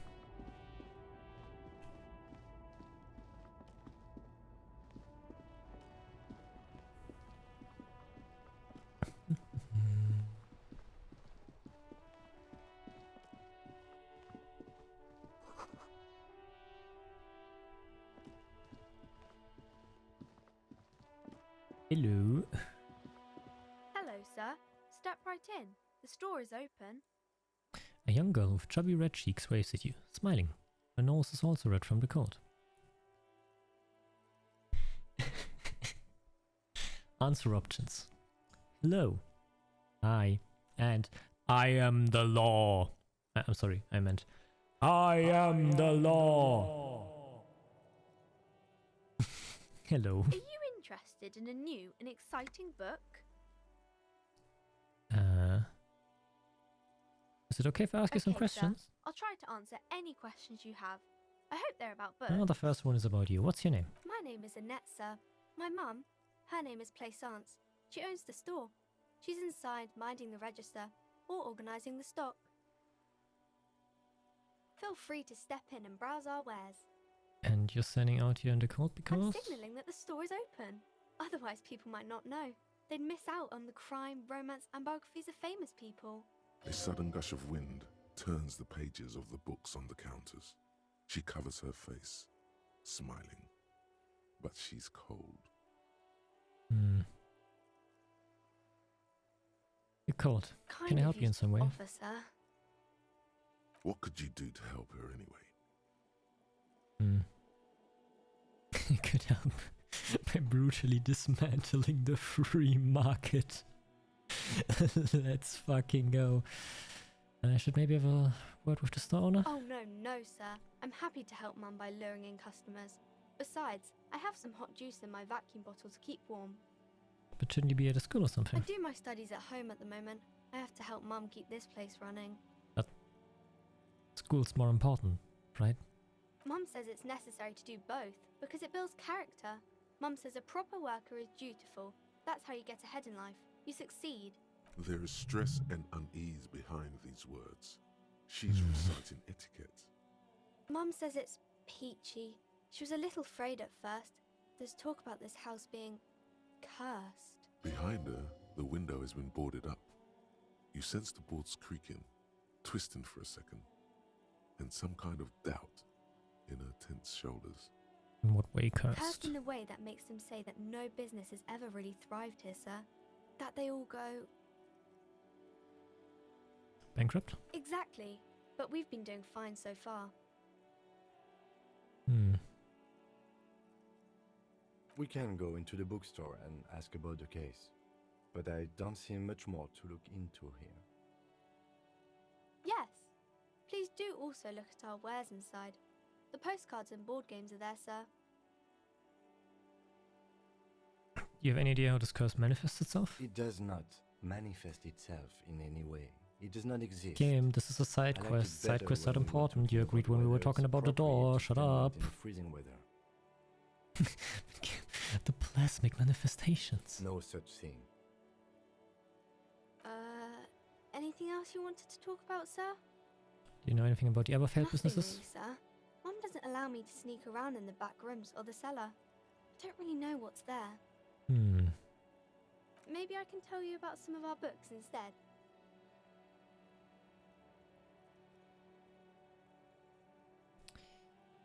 What is romance? It's the type of book where there's a rich lady and she has to choose between the good man and the bad man. Or there could be a story about a poor lady getting a rich man. It's about man and lady business, sir.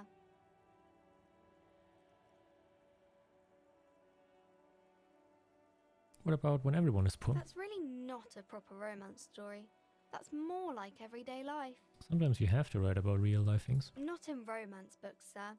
These are about nice and pretty people, and everyone is happy in the end.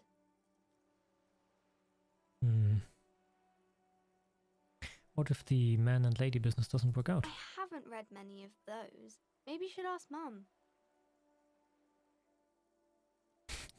Yeah, you think she is one about an excruciatingly painful breakup? I don't think it's a romance story if the main characters break up, though. No, think about one where they plunge into a torrid spiral of pain and recrimination. Only it's really long and drawn out, scarred for life, phantom limb. No, I don't know. Doesn't ring a bell? Okay, I'll ask your mom. Yes, she knows books, definitely. What was that? An idea for an unfinished novel stuck somewhere in your forebrain? You clearly have issues you need to address. Okay. Maybe some about other books? See you around, Annette.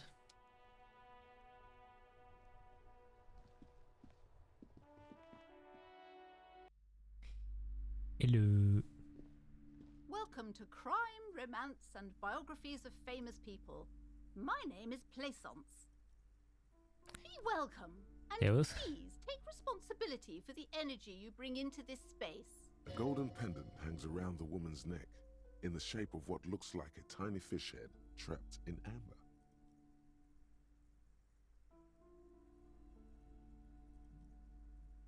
A curious pendant you're wearing. Oh yes, helps to have an anchor in these times.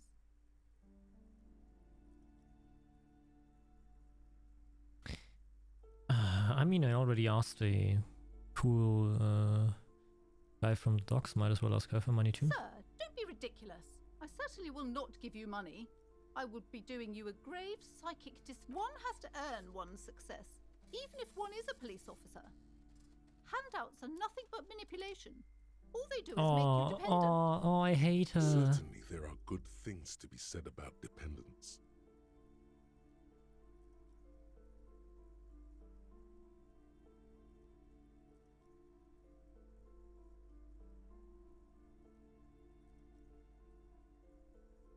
Now, hey there. Sounds like someone isn't taking responsibility for the energy they bring into this space. Fighting enemy. My philosophy is everyone just getting along. Fiona. I am the proudest owner of our little shop of culture.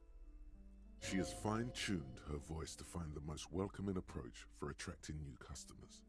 It doesn't work. The girl outside mentioned that this place is cursed. Cursed? Who said that? Annette? Oh shit, I shouldn't have said that. I will have a word with her. This place is not cursed. It has a robustly... What in God's name is she talking about? Doesn't feel like it's thriving. Feels ghostly. Your daughter's the one standing outside the store, right? Annette, yes, my daughter. I hope she wasn't slacking off again with her nose in science fiction. Tell me, was she at her post doing her job like a proper girl? Oh, of course she was. Did you talk to her? Yes, I did. On a scale of 1 to 10, how compelled were you to buy books after talking with her? You really gotta stop evaluating your daughter like that. Her opinion of her daughter depends on how well she lured you into the store. Then, she's certainly very polite. My precious, her dedication brings joy to my heart. If you have children, I hope they turn out as great as my Annette. The way you're handling her strikes me as wrong. Mind your own business, sir. In our society, people don't get to tell each other how to raise their children. It's none of your or anyone's business. Denial is the way she copes with criticism. Okay. The woman before you scans the Then what if I why want to are you buy a talking book? to me? Everything is on the shelves to browse. Don't you feel compelled to buy anything? See those shelves there? Go. Be drawn. She smiles and nods, seemingly. Hey. Psst. Yes, my inner voices, what do you want to tell me? Yes, you. Word on the street is you're ready to start building communism again. Again? Yes, you're ready to start building communism again. You've built it before. They've built it before. Hasn't really worked out yet. But neither has love. Should we just stop building love? Oh, we can't argue with that. What about all that communism you've promised to build? Word on the street is you've woken up from 1,000 years of slumber, promising to erect a version of communism many times greater than any attempted before. Is that true? How come there's word on the Keep street? saying things like, down with the bourgeoisie, eat the rich, sodomize the landowners, impale all people who have more than 25 real in their pocket, literally murder all human beings regardless of their political beliefs. That kind of stuff. I haven't said any of those. Yeah, that sounds like me. Funky style. Very funky. So tell me, do you have any questions before we fire up the big communism builder? Or do we get right down to it? Let's go. Oh, yeah. Get the firing squads and the animal wagons ready. Wait, you didn't say anything about Too firing late squads? to back out now. You can't make an omelette without breaking a few million eggs. Alright. So now I can also study communism next to advanced race theory. Nice. You know what? I think I will internalize so much more than advanced race theory. Okay, time to go snooping into the backside of this bookstore. You see a set of tattered curtains blocking the way to another room. A strange cage-like trinket dangling. Excuse me, officer. The back room is strictly for employees only. Shopkeeper, what's behind the curtains? Why aren't you browsing the books? Don't you feel compelled to look at the books? Oh my god, she's obsessed with her stones. Almost as if she's trying to put a spell. Oddly enough, the more she tries to draw you away from the curtains, the more alluring they become. You see some kind of charm, an irregular polyhedron assembled from bones, sticks, and straw. Inside, a disturbing fish head with empty eye sockets stares at you. This is a traditional Seminese ward, meant to provide protection against ill luck, bad dreams, curses, and other supernaturals. Inhabitants of Ile de Fantôme, the Seminine Isle. Aside from poking at it suspiciously, there is nothing else to do with the fish head charm at this time. The curtains remain shut before you. Just as you're about to pull apart the curtains, the petrified voice of the shop owner cries out once more. Sir, don't touch that. I told you it's off limits for the customers. You are mistreating your child and trying to cast weird spells on me. Fuck you. Psychologically speaking, we're done if you decide to open them. I won't be held responsible for the consequences. She looks away, mumbling. Why is everyone always messing with the curtains? Why can't they just buy books like normal people?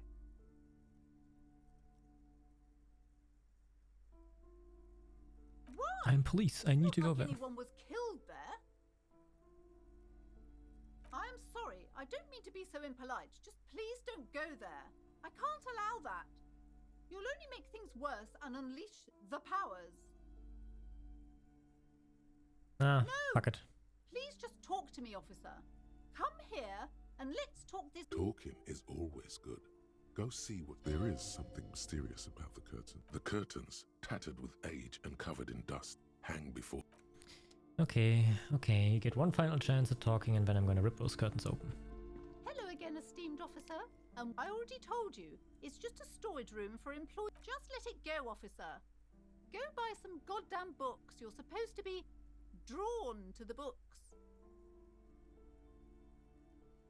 It's just for decoration. Okay, fine. It's because this place is cursed. Just like Annette said, they don't call it the doomed commercial area for nothing. Are you happy now, officer? Happy that you've ruined everything? Take it easy. You've broken her resistance. Pushing her further will gain nothing. Have you sought help from anyone? I've contacted numerous parapsychologists and even a pair of Simonese mediators. The wards help to keep the doom at bay and protect us against the darkness that lies further in the building, even though now I fear it's not enough. Oh, this? No, it's a special Himian amulet, blessed by desert pygmy shamans with a spell of compulsion. It's to compel people to buy books. There are numerous spells cast throughout the store. I had the books anointed with a different inducement spell, for example. It's guaranteed to boost sales 15%. Desert pygmy shamans. That sounds like a rather questionable way to describe a group of people. How does the curse manifest itself? It's so much worse than you could imagine. It's a disease. It's the curse of financial distress, of ruin and bankruptcy. Didn't that curtain just move?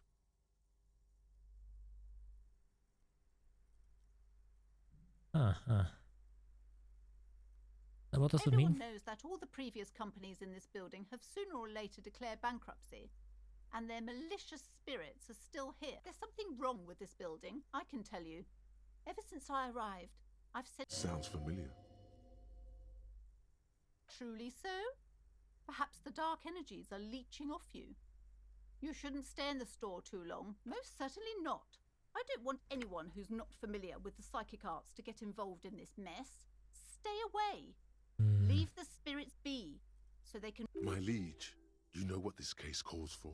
A para-detective.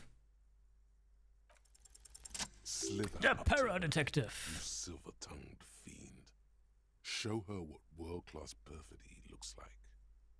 I've handled paranatural situations before. Sure. Don't think I haven't seen charlatans before. I have sensed the psychic emanations from afar, the sleeper beyond Sure, I can consort. trust your claims. Honestly, you look like a bit of a drinker. The lieutenant keeps his usual stony calm.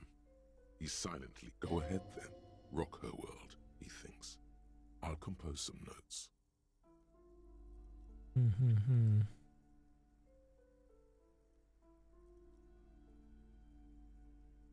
I admit I've had my fair share of drinks, but only because the spectral realm is parapsychologically taxing.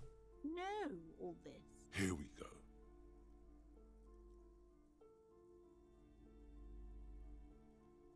Your wards brought me here in the first place. The Seminole's blood also runs through me. You're part Simonese. Oh, it means our meeting couldn't have been mere chance. The hand of fate guides us. Yeah, you see? I am not the only one at risk. I have to think of my daughter. You are certain you can help us? Keep us safe? I Just can't ask my allow partner any Kim, he'll collateral vouch for me. Certainly so, ma'am. I can assure you my partner is eminent in this particular field. If you promise, good officer, then you might be our last hope. Do you swear it? On my honor. Thank you, sir. There's one more thing I haven't told you about yet. The entity. Do not act surprised. You know of these things. Of course. The entity. For I have sensed its presence. The entity takes the form of a woman, a witch probably. I've suspected that she must be connected to the curse ever since I first saw her. Did you know that she Chimney. lives inside the chimney? The passage between heaven and hell. Yes. Of That course. chimney is part of the building's central furnace, and it's enormous. She has barricaded herself behind some metal security curtains. Some unnatural magic, I assume. You should go find the entity and ask what... Oh, and please do return to me after you've looked round. I'm quite anxious to know... Unbelievable darkness and ruin. What you discover? Probably just some office space. Don't be scared. Lonesome. Long way home. Here we go. Oh, okay, it's Home speaking for awaits. me. Walk past Station 41 and through the market, past the Boogie Street spearhead to the other side of the lake, the frozen eye at the center of the district. Then past the video rental store on the corner. There, at the end of a street lined with pine trees, a small house no larger than a matchbox. 11 Voyager Road. You no longer live there. Those times are gone. And so are those people. Why did you come here? Why are you still here? And where's the dealer? You have to get back to work. That's all you have now. Speed gives 1 psi. Speed as in the drug? Did I discover more drug addiction? Nice. Great. That's great. Time to talk to a homeless woman. You see a set of tattered... You see... Do not worry, miss. I am a master of the dark arts. I shall free you from this ghost.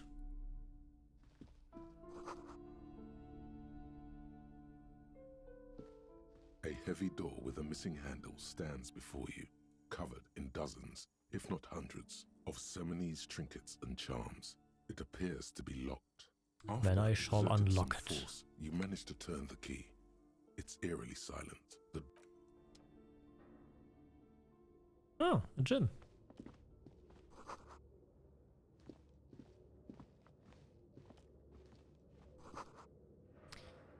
Sitius Fortis.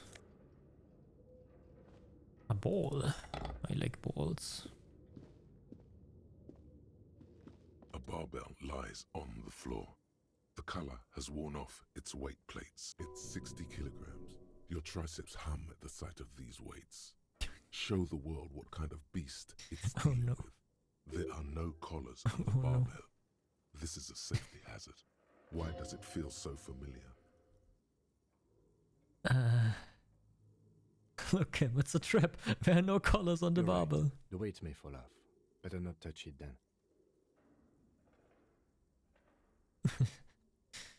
What kind of bastard would just remove the collars? It should be a felony. Would be a violation of EPIS safety regulations if the gym was still operating, but it isn't. No one's supposed to come here anymore. True. What's this? Walnut walrus. They look unsafe.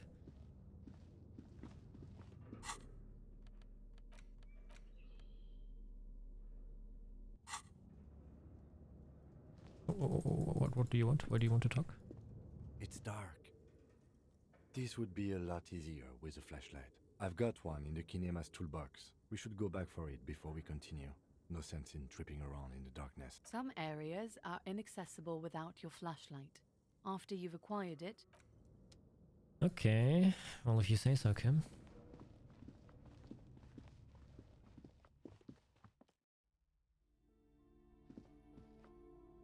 What is this place? No, it's a gym.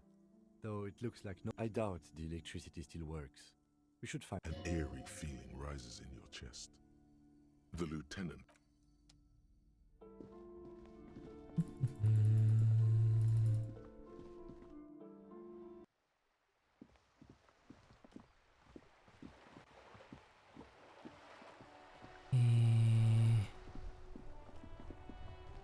Where was the car? I think it was mentioned somewhere. Report, you need to report.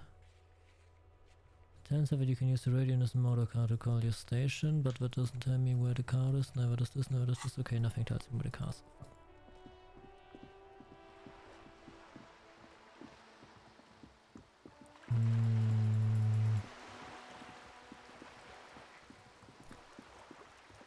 Probably won't be a car in the water.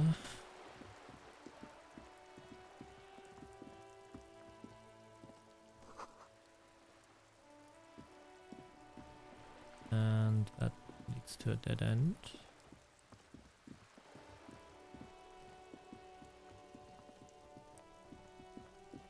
Huh. Hey, kiddo. Are you trying to sneak up on me? Come to slit my throat in my sleep? Logic error. She is not sleeping right now. Pigs come to take me out, trying to snuff me out.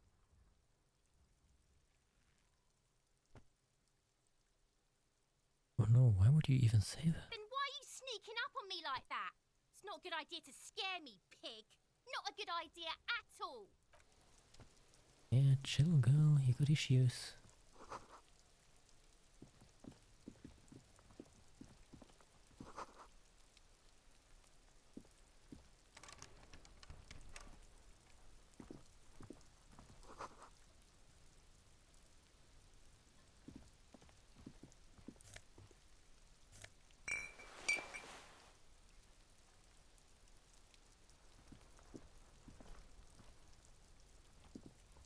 Okay, but this is not the way to the car.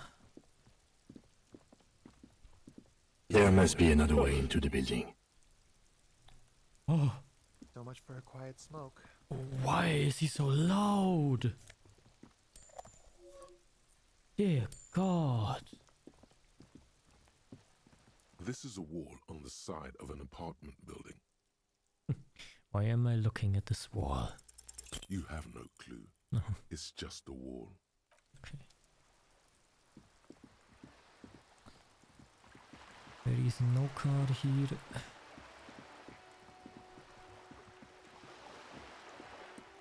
Yes? What about me? No. Good. Let's change the subject. No response. He's having trouble A moment Okay, passes. The lieutenant glances at the... Excuse me? You have a distinctive way of walking. I hope you don't take this the wrong way. It's just a collegial observation. In the 57th, we call it the Jamrock Shuffle. They say it's a scene-clearing technique developed by one of your lieutenants for gathering evidence. It's erratic, yet thorough. Prioritizes containers. Oh, he means because all of the 31st are played by players and players are loot goblins.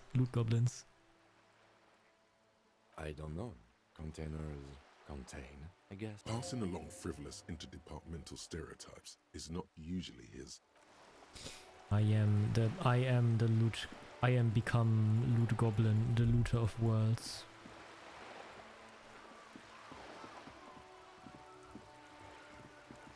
The Jamrock Shuffle.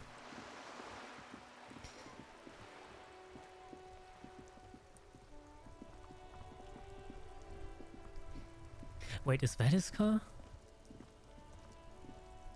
Don't tell me I walked by it. Before you stands a motor carriage. The bodywork is covered in blue and white livery, bearing, "This must be the infernal machine, that toy from oblivion." The caprice in the cabin, you are welcomed by a set of steering levers, a radio microphone on a hook, a pull-out toolbox under the seat, and the soft glow of the fuel preheater gauge. A metallic drawer slides out from under Yes, it is the car, and I went past it like 5 times. I'm blind. Are neatly organized. Take what you need, officer. It's going to be a long case. I'm not protective of my tools, like some men are. He's clearly a little protective of his tools. But what can you do? Work is work. The pry bar feels not useful for opening all sorts of doors and lids. The handles are long and sleek. Snap, snap, though it's robust. Weather lets you see things in the dark you would otherwise miss. The pull-out toolbox slides back into its nest. Preheater gauge, the frequency tableau lights up, and the green button labeled Prime Line glows like a feline eye. And then you hear something. The soft purr of electrical kittens. Meow. Radio waves cast far and wide over the metropolis. This is Precinct 57. Hello, Lieutenant. How may I assist you? Hello, Alice. Please assist our colleague from the 41st Precinct here. I'm putting him on.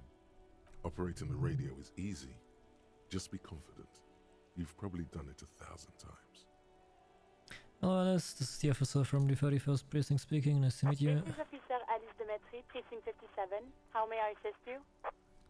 Now, could you connect me to the 31st Precinct? I have something I need to report. Just a second, officer. 10-2, 10-5. This is 41st. Come in. Over. A scrawny old man sits in a dusty cubicle, smoking, with a large white rectangle sewn on his vest. In front of him is a box-shaped apparatus with an array of wires and antennae. The man uses relay code. You got this. You're a cop, and cops know relay code.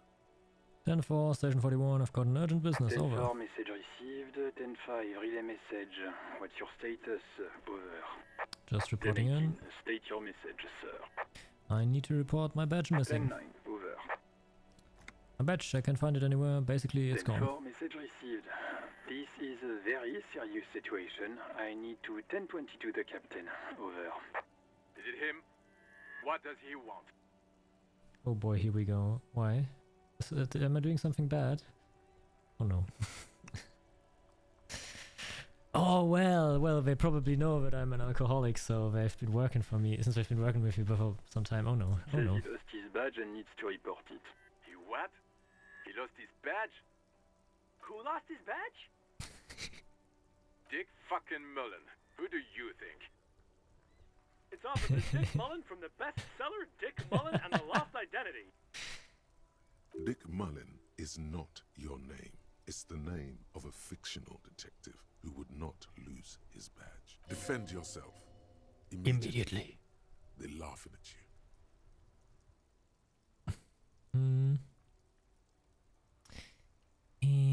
That second option makes me seem like I'm really hurt by it, and the first one... Nah, I'm okay. 10-4, I hear you, officer. I'm just going to make a note here that you are in pursuit of your misplaced badge. Fuck me! Mac, come here! You've got to hear this. Dick Mullen lost his badge. Come on! Super Cop here lost his badge.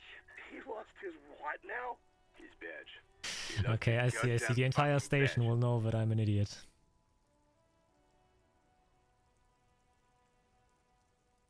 Ten-9, come again. I didn't get that. Over. The animated conversation in the back is making it difficult for him to hear you. New heights even for Captain Sober. Ask him. Ask him if he's lost his gun too.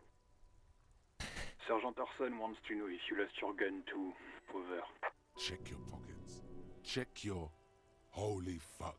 You don't know where No! No! Oh no.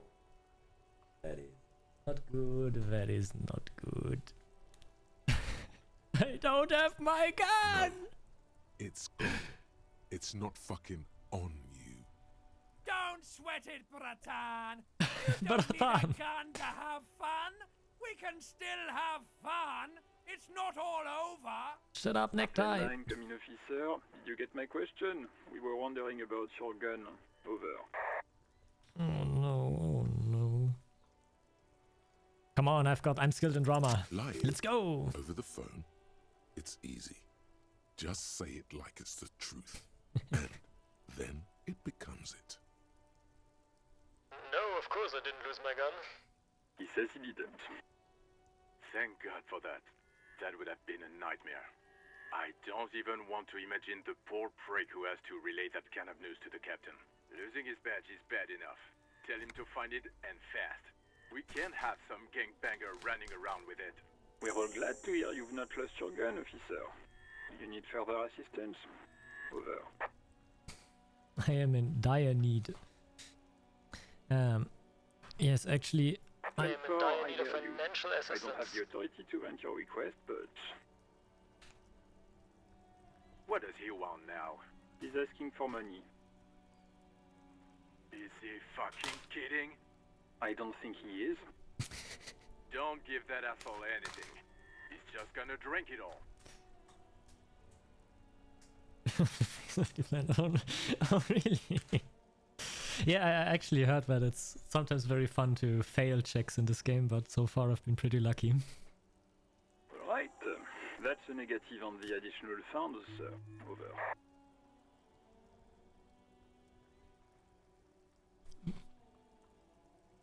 Please, I'm begging you here. I don't even have a place to sleep tonight. He says he's in trouble, doesn't have a place to sleep. Well, I guess he'd better crack the case before sundown then. Oh, fuck you. Vicmar said... Who cares what this Vicmar said? Pull on their heartstrings. Enough, officer. This begging is below your dignity.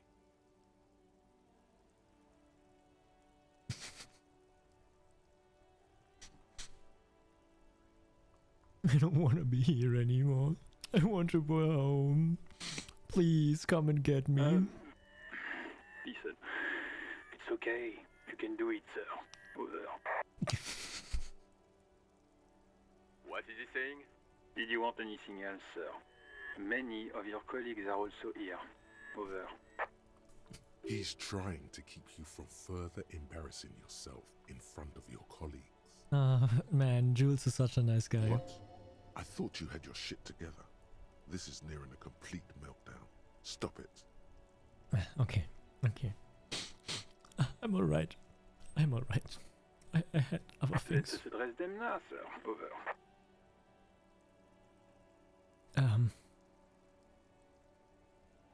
There's a personal detail I'd like to discuss. Okay, 10-4, sir. I hear you. Relay your question. Over. Wait. Before you say anything stupid, think it through. What's there to think about? You're going to be looking at a straitjacket if you tell everyone you lost your memory. Be smart about this. Ask if he's there alone. 10-4, I know sir, that he's I'm not there hearing your alone. question.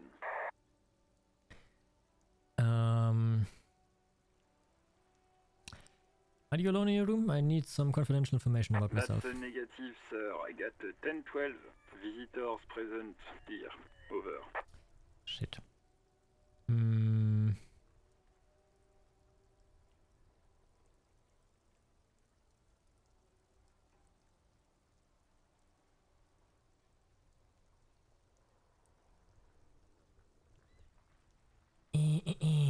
Yeah, like, I want to know if you got my badge's description right in your report. Could you read it to me? Name, rank, date of birth? What is it? He wants to verify the... But of course, it says Dick Mullen, High General of the Revacholian Cavalry Force. Tell him to stop wasting time.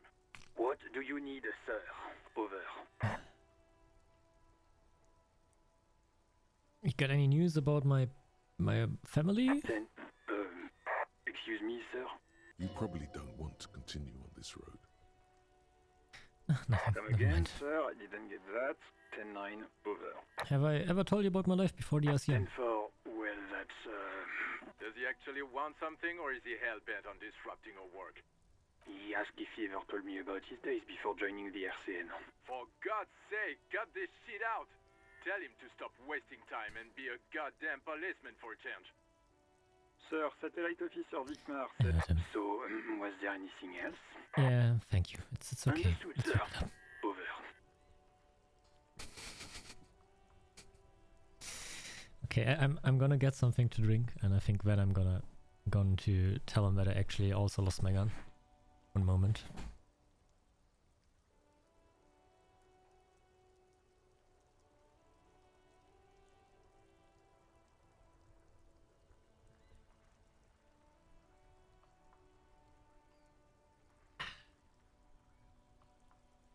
All right.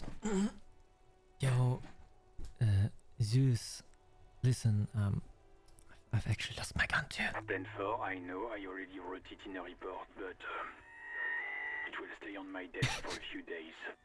Over. Thank you. You're the kindest man I knew ever got to know. Roger that. 10-10. Over and out. 18 kilometers to the south, in the 41st Precinct's relay booth, a small crowd has gathered around Communication Officer Jules Oldboy Pidier. Around a dozen cops. The small room is filled with cigarette smoke, a buzz with laughter, when Officer Judith Minot enters. Her left arm is in bandages, and her hair trimmed short. What is going on here? Did something happen? She asks, startled. Jean Vicmer turns to her and says, What happened is my partner made contact. It's not good. He's lost his badge and his sidearm. He seemed confused, delirious even. He starts to think. The torso is finger-fucking his fist, laughing hoarsely and apparently telling some dirty story to his partner, Chester McLean, near the entrance. Yeah, Mullen was fucked, alright. Sounded fucking drunk to me. Yeah, Mac's right. This was some gnarly shit there. I mean, before he started begging for money, it was... Enough! None of this is funny. It's fucking sad. That's what it is. He's a cop. He's one of us, goddamn this. We must help him. Thank you, Judith. Minot looks down at her neatly polished black shoes. There is a quiet firmness to her voice when she speaks. How do you fucking plan to do that, huh? Get him off the drink? Go jogging with him in the morning and get him on carrot juice? He's a lost man. I just know we can't give up on him when he's at his weakest. He wouldn't. The crowd in the room has started fidgeting uncomfortably. Someone's trying to slip out unnoticed. Mac, man the door. You know what he told me? I don't want to get better. I want to get worse. Those were his words. This shit does not leave this room. Not a word of this to the captain, or anyone else. We'll give him a couple of days to put his shit together. I guess I can hold off the report for a few days. Thank you, old boy. Okay, everybody. Nothing but a prank call here. We all got our laughs. Now get back to work. Far north, on the other side of the motorway, the officer quietly hunches with his hand in the motor carriage. The white suede feels luxurious under the touch, and the metal clutch handle so very familiar in your palm. All right.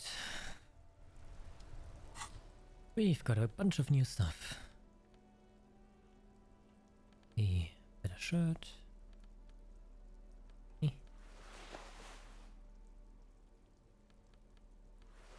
Oh no, that makes me look like a joke.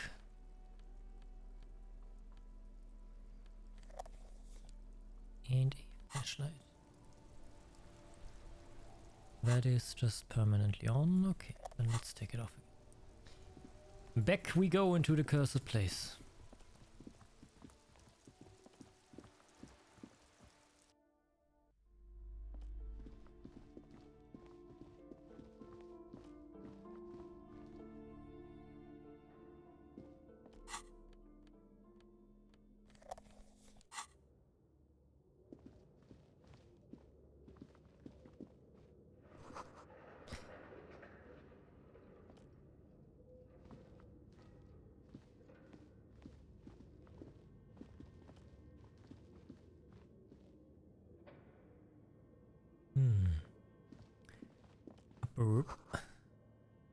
Wild animals stare at you in the dark, stuffed and mounted.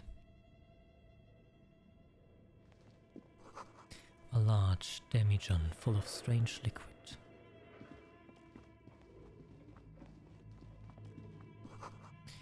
Airship rotors covered in spiderwebs. They remind you of blades.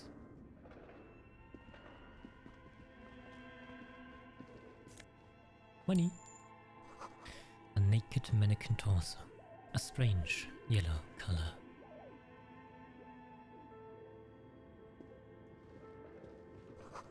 Blue velvet, soft to the touch, moth-bitten.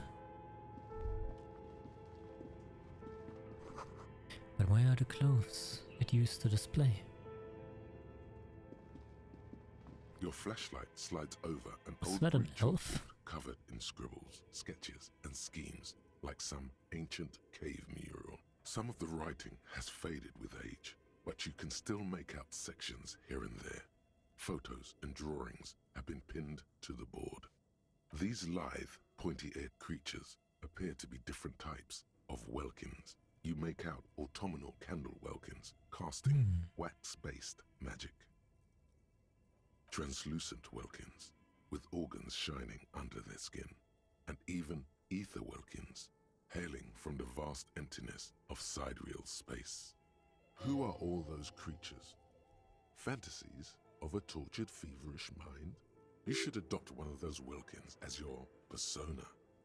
No longer a mere man, but a welkin. One of the welkins, towering among the rest, appears to be different, however. It's Vara Hamira, a high welkin, his face white and scarred like cracked marble. This is clearly a welkin supremacist. The note says, all non-welkin races will be purged.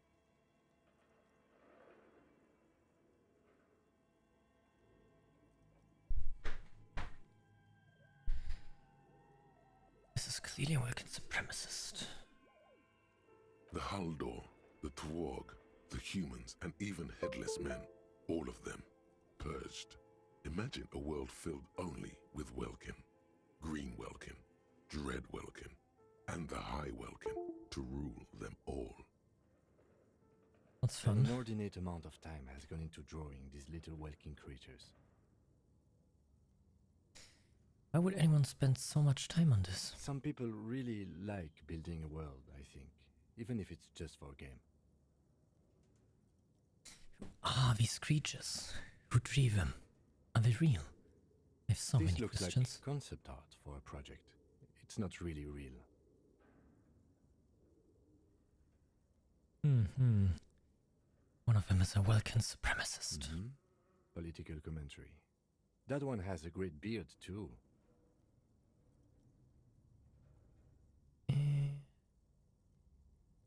One moment.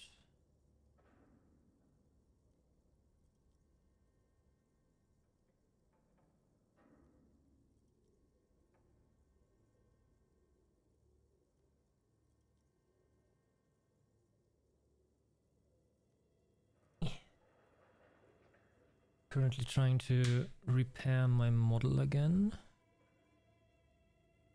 but it seems to be dead.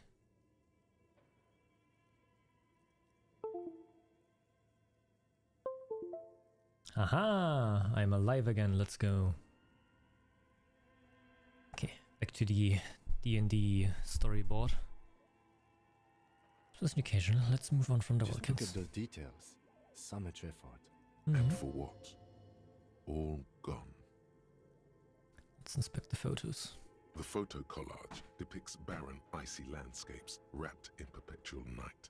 You see permafrost and glacial landform. Entire oceans have been frozen from shore to shore.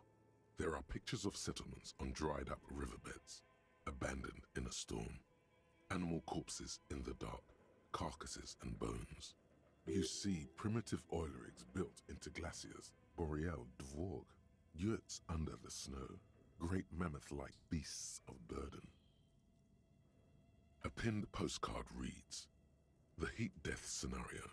A desperate fight for geothermal energy engulfs the world as Wirral becomes untethered from its sun." This is a monthly calendar from the year 50. Cryptic words like sprint, daily minimi, and GPI span the marker-drawn grid, the grand scheme of production and money. Everyone is constantly teetering on the edge of the abyss, an abyss of production. These squares look orderly, but beneath them is chaos, worry, pain.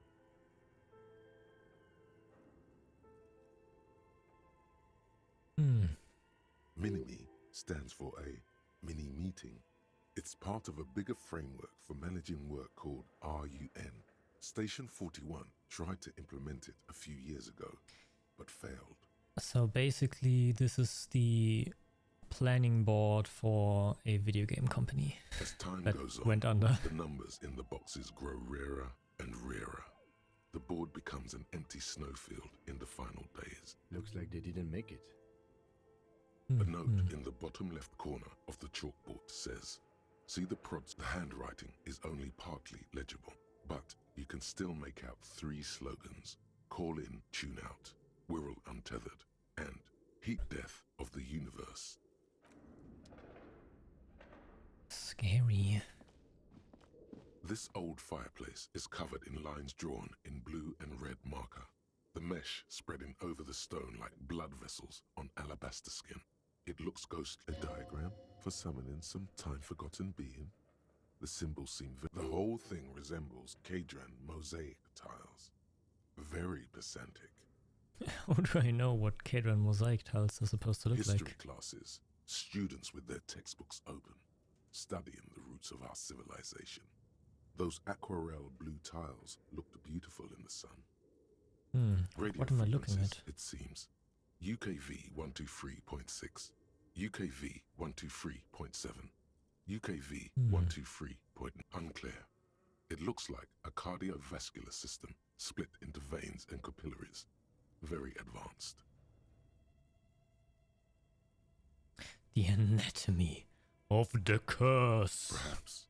The web is Yay. comprised of radio stations, all Only lead back to one red heart, titled the Game Master Frequency. A note says, this one can listen in on any station it wants. If it's a game, then who's playing? Whoever decides to call in to a call-in station, it looks like. All of this is gone, left unrealized. There's no way a little basement studio working here could pull anything like this off. My God. It's as if the less money they had, the more ambitious their project became. The schedule. I know doom when I see it. The company was running out of funding. Nothing. It's just lines on marble.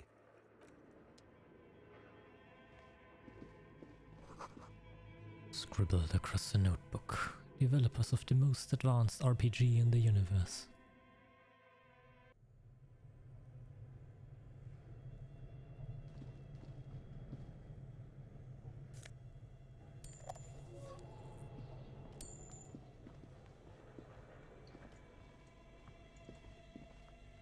You see a terrifying ice bear with a strange compartment in its belly.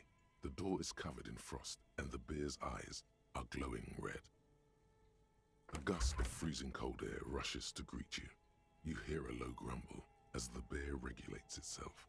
This is the inside of a refrigerator. The lieutenant takes a peek inside.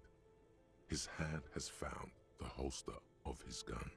Relax, Kim, just a fridge. Of course, just a giant ice bear-shaped fridge. Let's take a look inside. The shelves are empty. All you see are crumpled ice cream wrappers with the brand name, Revachol Ice City. A handwritten note has been attached to the door. The fridge is huge. You pocket the note and the little fridge magnets keeping it on the door. What the hell is a giant beer-shaped fridge doing in an abandoned cellar in the first Good place? question. It looks like an ice cream fridge. So they tried to sell ice cream from this hyper I carnivore? know. What an unfortunate marketing choice. What is even worse, the bear is still costing them money to this day. The fridge buzzes with energy. The electricity bill on this thing must be catastrophic. A friendly cartoon bear smiles back at you from a glossy cellophane wrapper. It looks nothing like the fridge.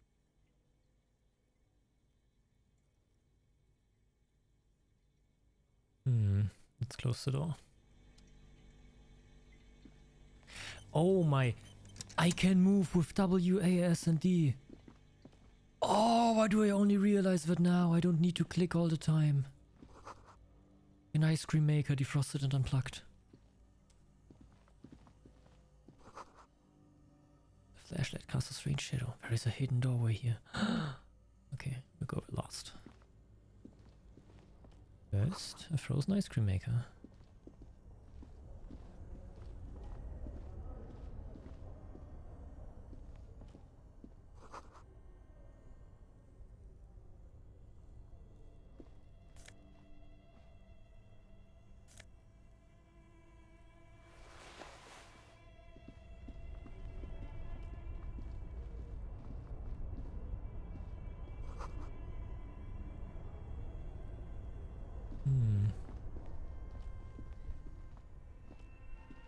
Two cables are plugged into the breaker box. The red one leads to the ice bear fridge and the black one to the ice cream maker nearby.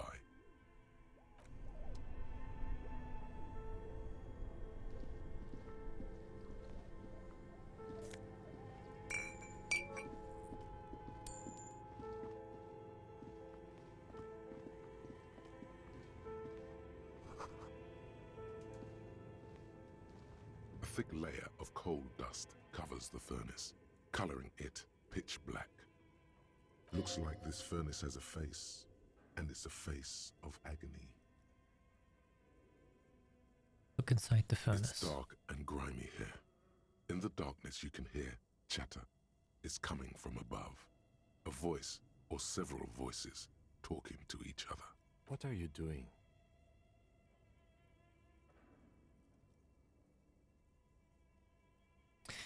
Not sure, Kim, but I think I can hear someone talking upstairs. Really? We should investigate, see if someone's upstairs.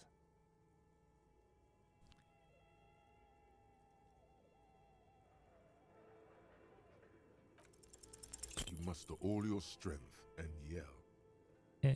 Help! You're dehydrated, and for through a lifetime of smoking and drinking. The chatter from the chimney continues on as before. You seem to have made no impression on whatever's up there. Then again, maybe it's worth... Maybe you should let your voice rest, officer. Yeah, you're probably right again. Alright, secret passage.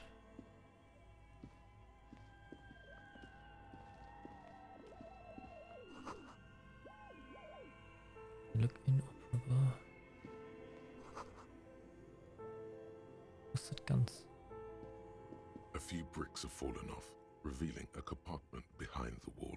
It's too dark to see in. Look, there's a hole in the wall. There is, yes. And there also appears to be something inside the hole. Interesting. Yeah, I do. Your hand reaches deep into darkness and spiderwebs. It's the... Rummaging around, you find rusty rifles hidden away.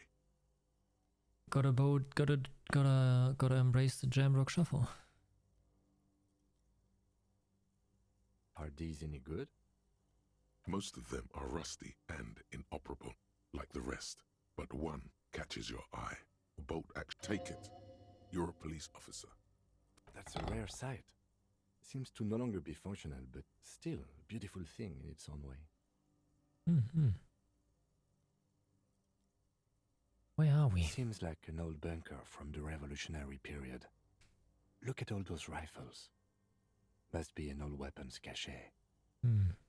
It means there are firearms, albeit inoperable, still lying around in Martinez.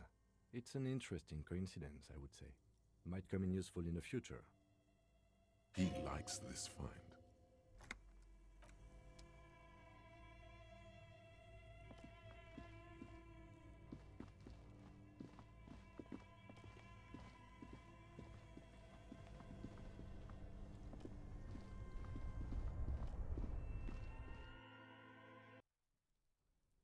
Ooh.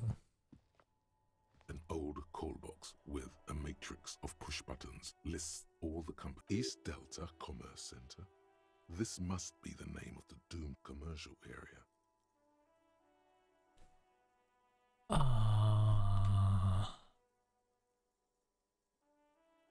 This button looks new, but someone... This button looks new. It's probably not connected yet. So I can ring them here. Yeah, let's not do that. I want to surprise whoever is still hiding here. 2 cables are an electric sizzle. The room is something close to you dies with a... Why did you do that?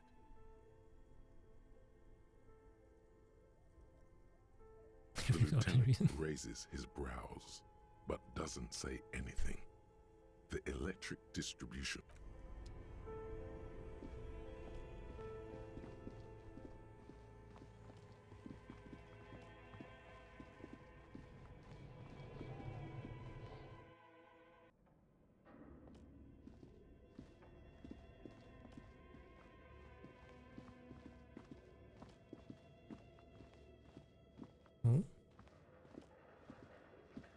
No, this looks like the right way.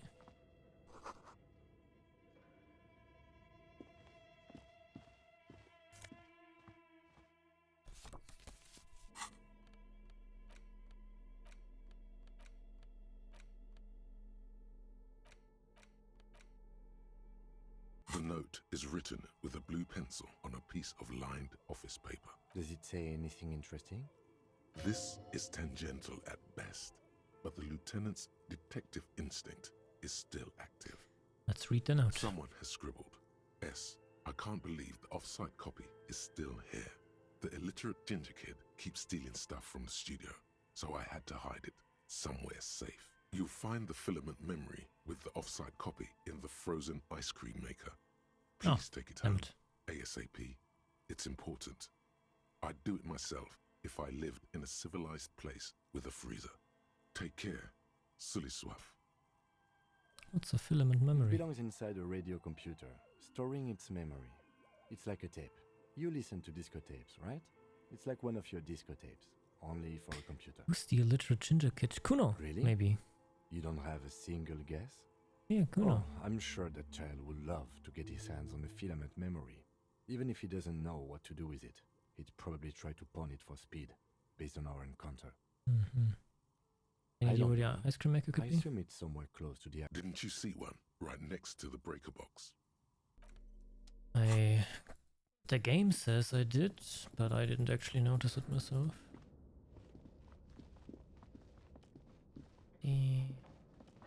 Back down we go.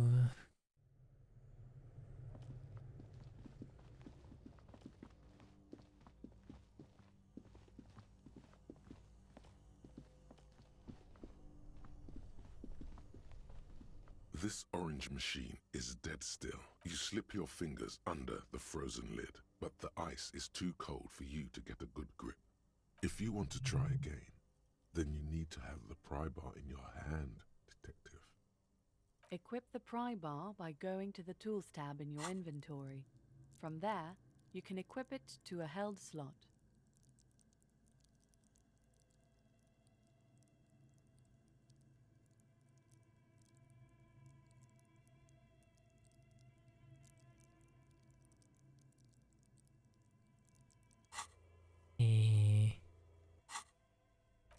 Inventory pry bar. This orange machine is dead still. It had the ice squeaks beneath the pry bar. You think you've got the bar jammed in there pretty well, but the lid's you see the pry bar's metal handle bending right before your very eyes. Yeah, well, that's a good pry bar. I'm not criticizing it, but this ice cream maker is frozen shut. It takes an advanced tool to get it open. Where do we get one? I have no idea, officer. This ice cream maker isn't important. Sooner or later, you will stumble upon a tool mighty enough. Then we will know what's in this mysterious ice cream maker. Turning the crank feels oddly satisfying, like stirring your childhood dreams. In the distance, you hear water dripping. It's all gone now. You'll never become a poet or an entrepreneur. Wait, never mind. We need better tools.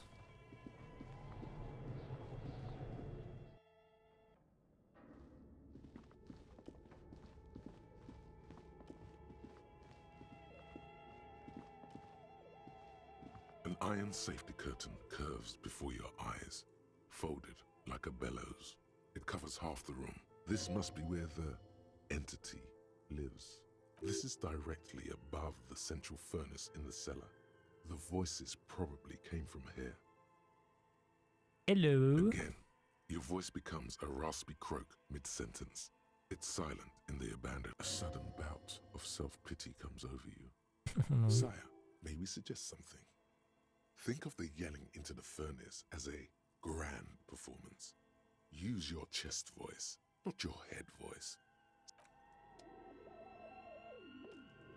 So, I'm supposed to go back again?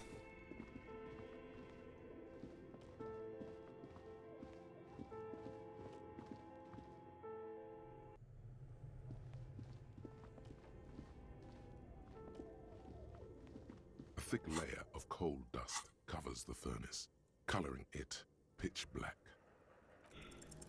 Another pathetic yelp sounds off into the vast darkness of the chimney. You're Nope, that also didn't work. Ow, The ow. hollow ring echoes Ow. through the furnace. Your toe hurts. Something Hey, breaks finally. loose in you.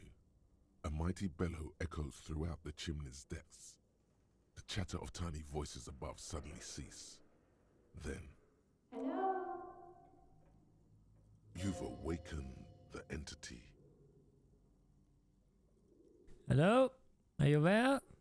Do you speak to me? Hello? Did you say anything? I can't hear you. Please come upstairs.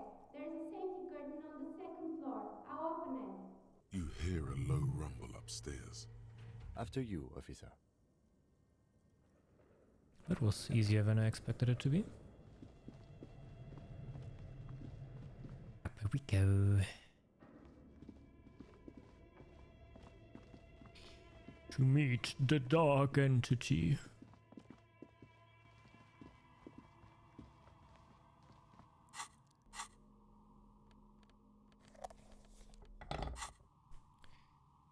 Hello there. Hello. I'm Nia. A bird-like woman sits on a throne of tools with emerald light shining through her hair. Did you try knocking on my window? I must have missed you. I've been listening to my Melius.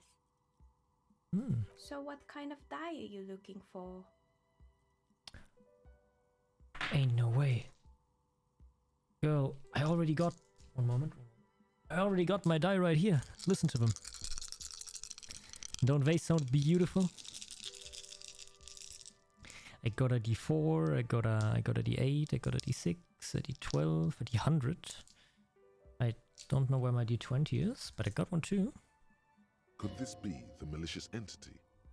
Perhaps it's wise to go along with this masquerade for now. She's got a direct view to the backyard. You should interrogate her about the lynching. What do you mean by Milius? Yes, a Millie is like a call-in station. You need a two-way radio to access one. That's why I have these. Mostly, they just teach you to swear in different languages. But some of the stations can be quite interesting. I was so absorbed, I must have missed you knocking. You must be confused with someone else. I haven't actually knocked on your window. Then how did you get inside? By the south entrance? You know what? It doesn't even matter. What matters is that you're finally here. Let's talk dice. Did you have something specific in mind? Why are you asking me about dice? I'm a novelty dice maker. Tell me the name of your role-playing system and I'll make the die you need. That's why you're here, yes?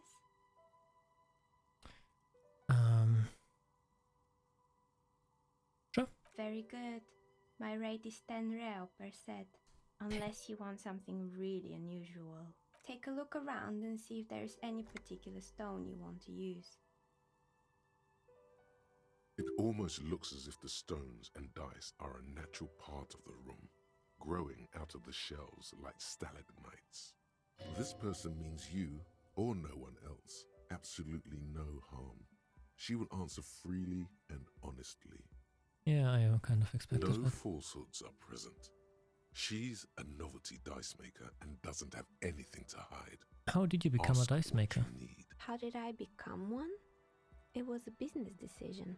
I was a regular jeweler at first, but that's an unfocused field with too much competition. Some of my friends were role players. They asked me to make some polyhedral dice out of cobalt. That was my first order. I grew it from there. Do you like role-playing games? Not especially. I like working with rare materials and a steady pay. And role players as customers? They're nice people. Hey. Some of those nice people have big bucks to spend on novelty items. She's thankful for the security they provide her. What do you know about the man who was lynched behind the whirling in rags? Nothing really. I didn't know him. Who cares about the dead body? We might be dealing with a... Shut up, Inland Empire. Looks at his notebook. Then, the woman under the... Your window looks directly onto the courtyard. You're saying you didn't see or hear anything unusual last Sunday evening? I'm sorry, detective, but as you know, I usually have my headphones on when I'm working. It shuts out most of the daily ruckus behind my window. Could you describe that daily ruckus a bit more? Well, there's always something going on in the Whirling's backyard. During daytime, there are usually those kids. And lately, I've been seeing a lot of drunk workers hanging about. Must be because of the strike. She's heard of the murder, but did not see it, sire. She's not sorry to disappoint you. Informing on someone in a murder investigation would intrude upon her focused existence. But I never saw anyone during that fateful Sunday night, I'm afraid. Do you often work Sunday nights? It's an odd profession, making dice for people. But I like it, and I prefer doing this to sitting at home. And you never took your eyes off the work to look out the window? Have, but in this case, all I would have seen is my own reflections. It's really hard to make anything out in the yard when it's dark outside. Besides, I rarely get up to look out the window when I'm in the zone. I know the feeling. Anything else, officer? Why are you here anyway? What is this place? We're inside the chimney of an old central furnace. It's strange, I know. She looks at the ruddy bricks that make up the walls. Even though they've been repainted, there are still signs of coal black soot here and there. But when I arrived here, all the other rooms were taken, so I had to build myself a makeshift home. Besides... Plaisance was right. There's an entity living in the chimney. Creative.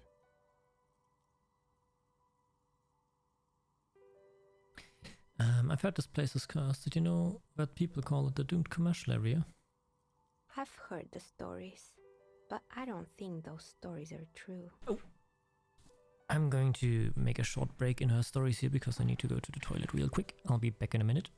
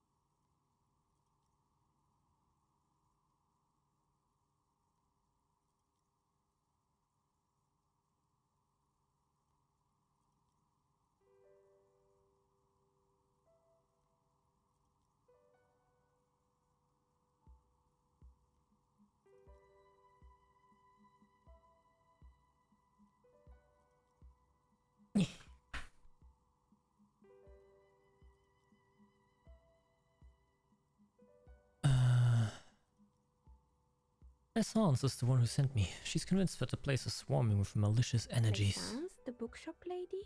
I've heard that her business is doing rather well. Have the energies spared her somehow?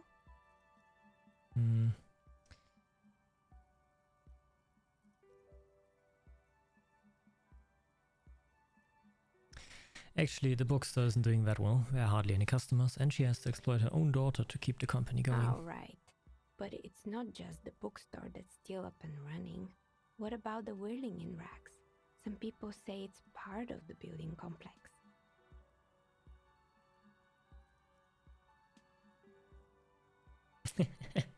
Nah, the whirling isn't doing well either. Its waitress just took off, and customers have trouble paying the bills. And then there is me. Oh, she sighs.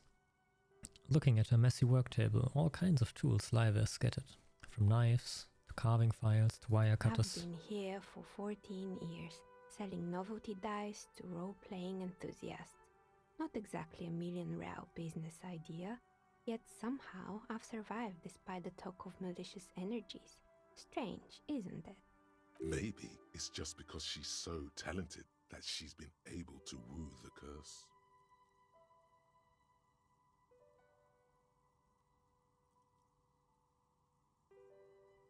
I will first admit there are many inconsistencies in the so-called I was curse. just about to ask, what do you think? Do you think the curse is real? Time has come to face the source. Fear not, for the forces of the universe are supporting you in this psychic quest.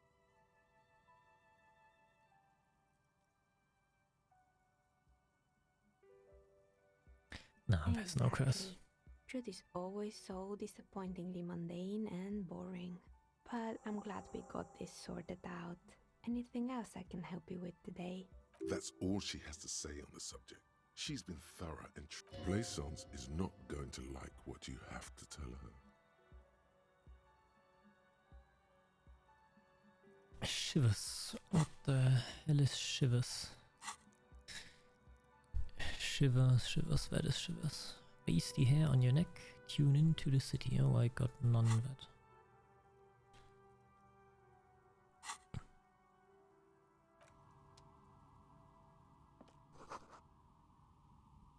The candy dispenser has been repurposed to contain thousands of dice. Trays full of dice, colorful polyhedral dice, hundreds of them. It's dark.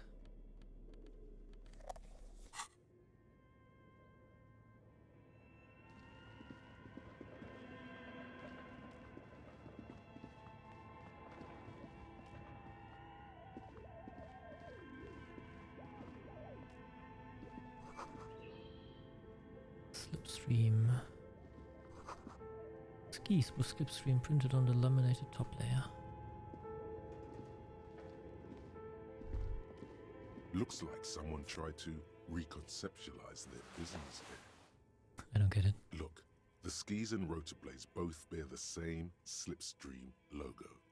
It seems likely that they started out making one, failed to turn a profit, and then pivoted to The question producing the is, which did they start with and which did they pivot That's to? a good question. Reality is ruthless.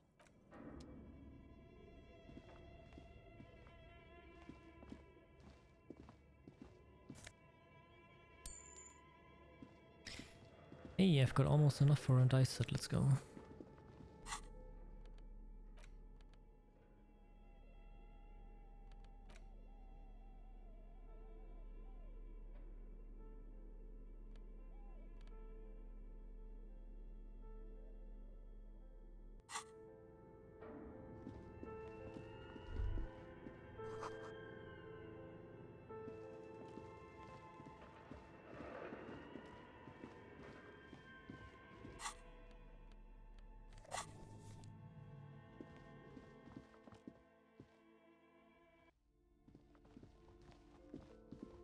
Alright, crazy lady, we have figured out your curse business. You're alive and well.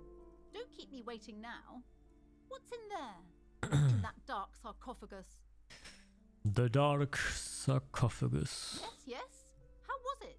Tell her how ghastly it was. You know it's what she wants to hear.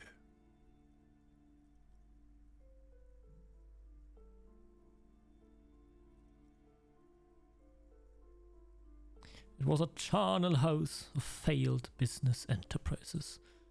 Leeching. Oh wait, do I wanna? Yeah, I think I'm gonna start with it. Leeching life energy from this bookstore. I knew it. Oh, such horrors that have been thrust upon us. But what else did you find? Did anything survive? No, of course not.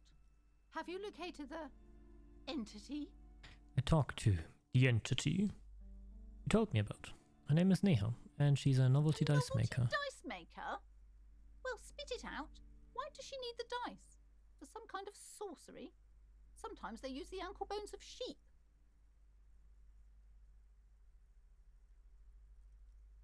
No, ma'am. I have felt her aura. She's not the one to blame for this curse. She is. I want to say both 1 and 2. Fuck. She's a businesswoman like you. I don't understand. If it's not her, then where is the source of the doom? How did she explain the curse? The narrative she's built herself. It does need tearing down. She's squeezing on the pendant too tight. A drop of blood in her palm.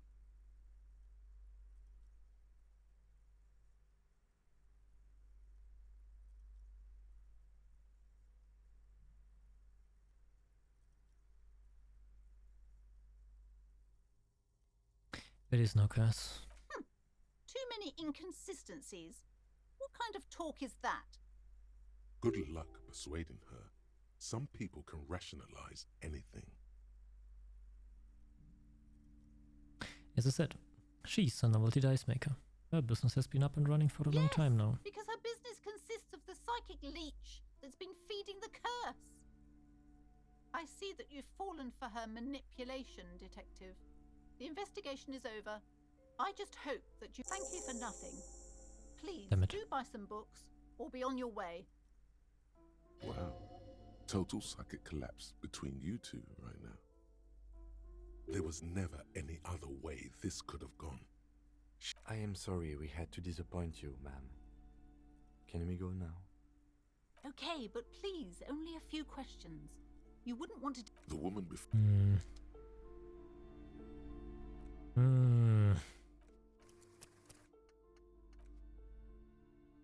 Ah, that's so long ago. No, I guess I failed.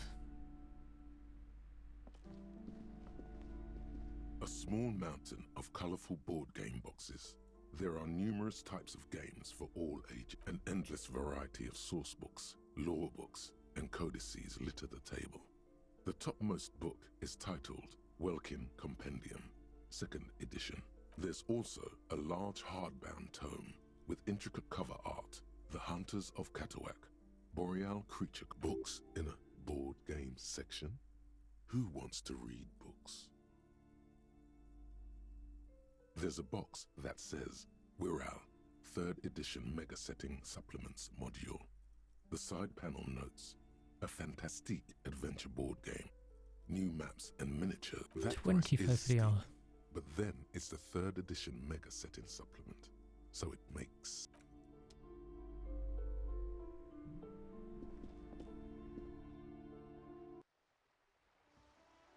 There you go. Hello, sir. How is the investigation going? Found any curses yet? Yep, I found a way into the doomed commercial area. That's great. I hope exciting adventures lie ahead. And maybe you can help Mother become less afraid. I think I failed at that. Sorry, Annette.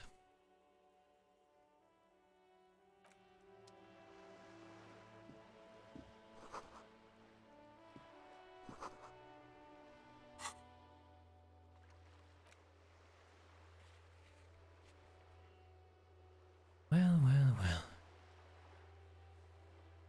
That's a lot of stuff I've got now.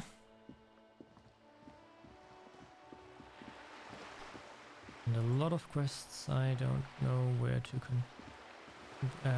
of which I don't know where to continue.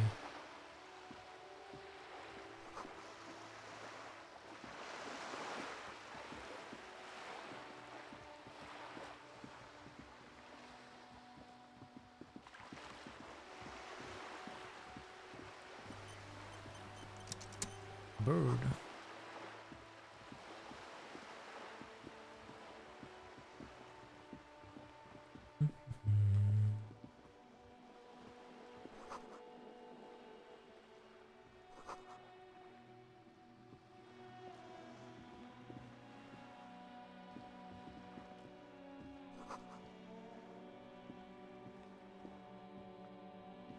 The streets will flow red once more. A great torrent rushing down Rue de Esperance. You wait and see. The streets will not flow red with anything. Who are you? I'm Cindy the fucking Skull. What else do you want to know? Date of birth, blood type, the last time I was tested for Hep C.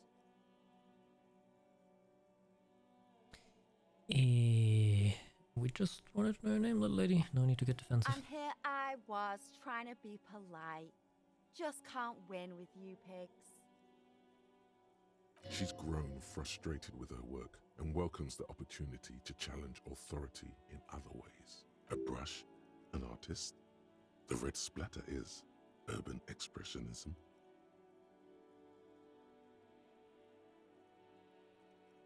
Keep looking off to the side. What are you looking at? The lieutenant furrows his brow at another one of your eccentricisms. It's disdainfully towards the woman performing maintenance on the boat decks, docked next to the pier. Hatred, disgust.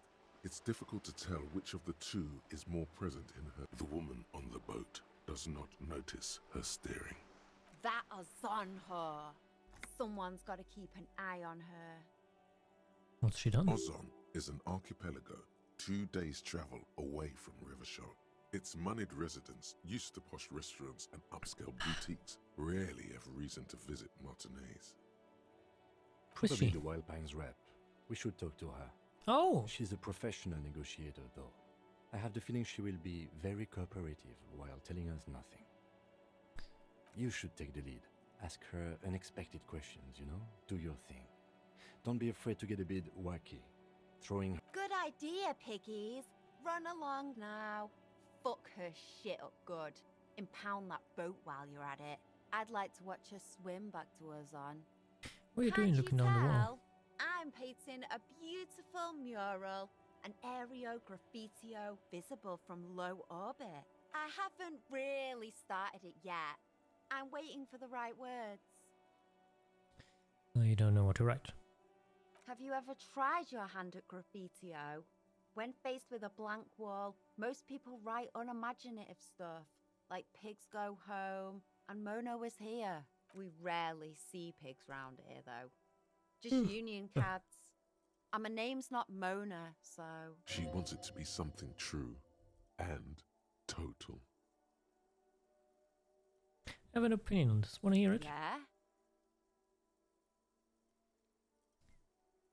I love public art. Don't mind us. Keep doing what you're doing. Thanks.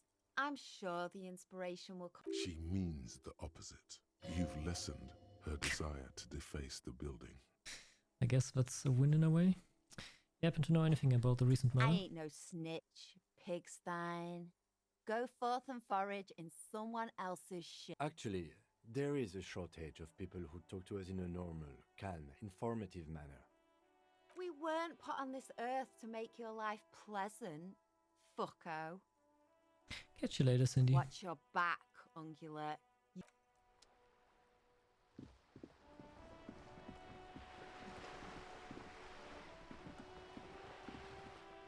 Well, well, well. Finally a character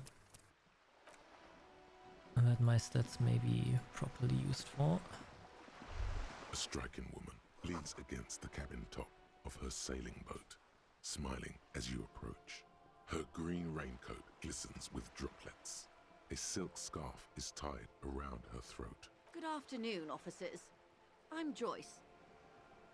Joyce L. Messier. I represent the board of Wild Pines, the owners of the harbour.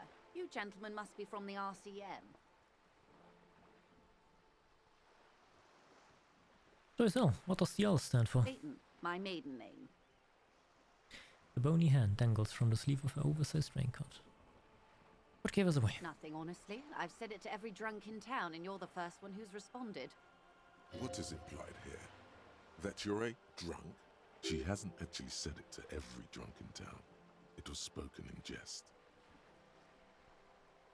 Pleased to make your I'm glad to acquaintance. see you here.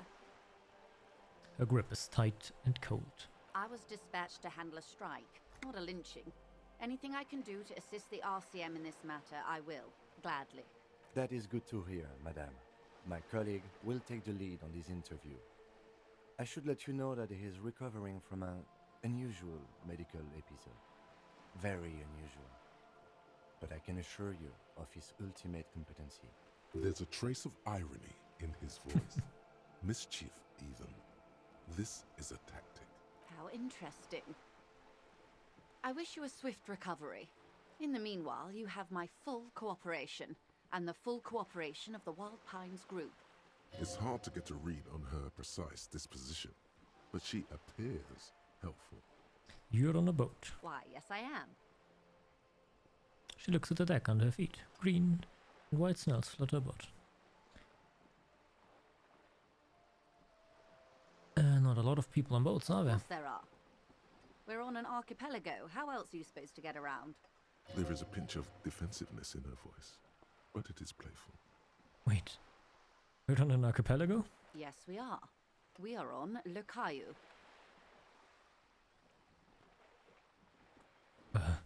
Caillou, I thought we were in a Revachol. We are. And the city of Revachol is on the island of Le Caillou. Oh, still haven't seen anyone else sail a boat around here. I haven't seen anyone else drive a souped-up Capri Kenema motor carriage either. Actually, that motor carriage has been specially issued to serve as a patrol and pursuit vehicle. It's for crossing long distances in the greater Revachol industrial harbor. It's not a toy. Neither is this. A toy, I mean. It's a machine for crossing long distances in the Bay of Revachol, between the city and the islands. You need to make this lady admit she's only riding around on this boat because she's rich. Yes, Before I do. you do, it would be pertinent to ask other questions. Gather more info on this boat of hers. Does she have a name? The boat? No. It is called Cordelati 19 because that's the type of sloop it is. Oh, thank you for being here for so long. Hope to see you again when I continue this game in 4 or 5 days. I'll have exams until then, so probably not tomorrow. But thank you for being here so long. Bye bye. The word "it" feels strange. Such a beautiful boat deserves a proper name. Cool, but your boat really needs a name. Okay. How about Cordelati 19? Why? Because it was manufactured in Revachol East by a company called Cordelati, and its hull is 19 paces long. She makes a point of being unromantic about it. How about Dolores? Why Dolores? Just feels pretty. Well, it means nothing to me. I think I'll stick with the factory name. But thank you for the suggestion. How do you like it? My sloop? I like it a lot. It's the eel's hips, baby. I'm enjoying this part of the interview.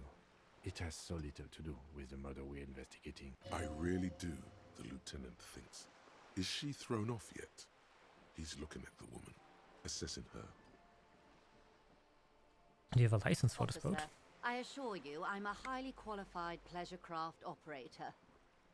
The crowns of her teeth are porcelain, white as the boat's hull as she smiles. Her nonchalance might be related to something called the Wayfarer Act, a law that says she doesn't need a license.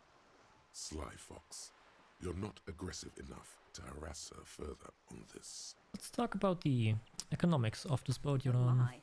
The E word. You mean to say that it's a symbol of conspicuous consumption? That I'm a member of the ruling class?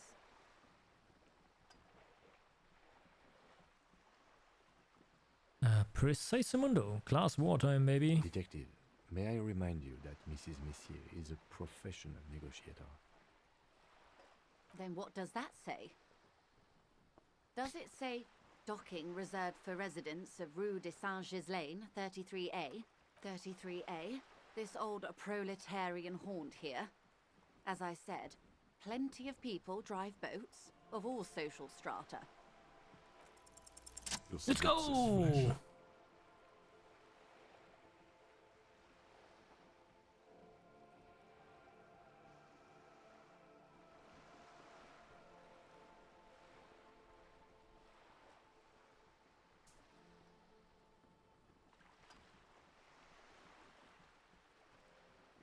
Funny, I don't see any other eels around. You mean eel's hips? But point taken. I am a bourgeois woman, and this is my fast, light, interminably bourgeois boat. There is no shame in her voice. A touch of sadness, yes, but no shame. Good.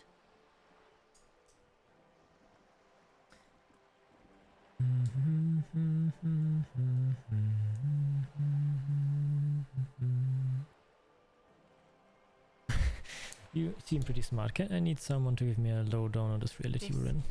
Reality? Yes, reality. Is a side case. An experimental side case. I'm conducting a personal investigation into the world I find myself in. How truly curious. A sort of philosopher detective.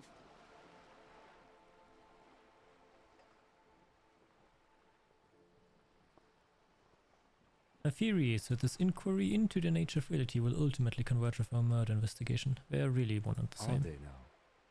A deep synthesis. I'll assist you however I can then. Go ahead. Ask. Alright, we're in. I know these all look good, but begin with the first, okay? Where are we? We're in Martinez, baby.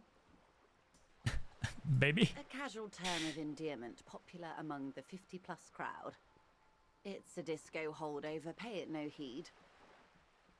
I'm a disco holdover myself. Aren't we all? She refers to your corresponding ages. What is this Martinez? Martinez is a district of Revachol. A very small district tucked away near the industrial harbour, north of the 881 and Jamrock. You would be excused for not knowing about it. Unimportant, they say. Forgotten, even. Shelled to smithereens during the Revolution. It has its charms, just not this time of year. Then you mentioned the sea. What sea is It's this? not really a sea, it's the Bay of Revachol. And the bay feeds into the ocean. Oh, we need the ocean. Yes. We're on an island in an ocean. The world's largest body of water. The Insulindic. Known to the early Revacholians as Les Immensités Bleues, the blue immensities, vast, lukewarm and unknowable, flowing in and out of sight. Okay. That's Martinez. What's Revachol? Revachol? Revachol is what you call a city. Yeah, what kind of city is Revachol? The great kind. As if it's self-explanatory, beyond patriotism, a fact. What makes Revachol so great? History detective. They built this city to resolve history.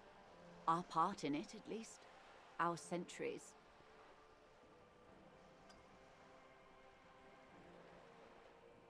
Okay, who built the city? The nations of the Occident, or migrant workers from Seminine and Ile-Marat, depending on your creed.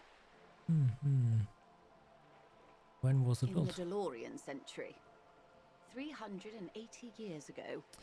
And why will it resolve history? They say it's where the terrible questions of our time will be answered. The tensions are highest, the fault lines deepest. By that I mean conflicts. Ideological conflicts. The stuff of men. We're here. We are standing on a fertile, self-sufficient island able to sustain up to 200 million people in the middle of the Insulindic Ocean, the world's connective tissue. It's where the money is. So we're basically in an unimportant part of an important place. I think it's fair to say so. Martinez is about 22 kilometers from the center of the world. That soldering iron is the bank of the world building. The bottom floors are Insiacom, coalition government, Insulindian Mission Command. Silence. She lowers her hand. The water, the light, It's as though you're seeing it for the first time. She observes your eyes scanning the horizon, then breaks the silence, slowly. This is one thought you need to complete. Where are you? Was there something else you wanted to know? I remember something about a lowdown. This has been informative. Thank you, ma'am. I'm sure my memory-impaired partner has... Might I suggest not asking them all right now? Madame Messier will be... Absolutely. My commitment here is long-term. It's better not to eat all your candy at once. Indeed. I'm always at your service.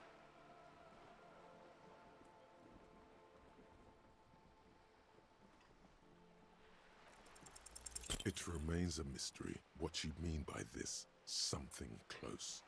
This isn't about you. It's about reality. That's Glad all to for have been of assistance. The little that I know. You seem pretty Anything rich. else I can do?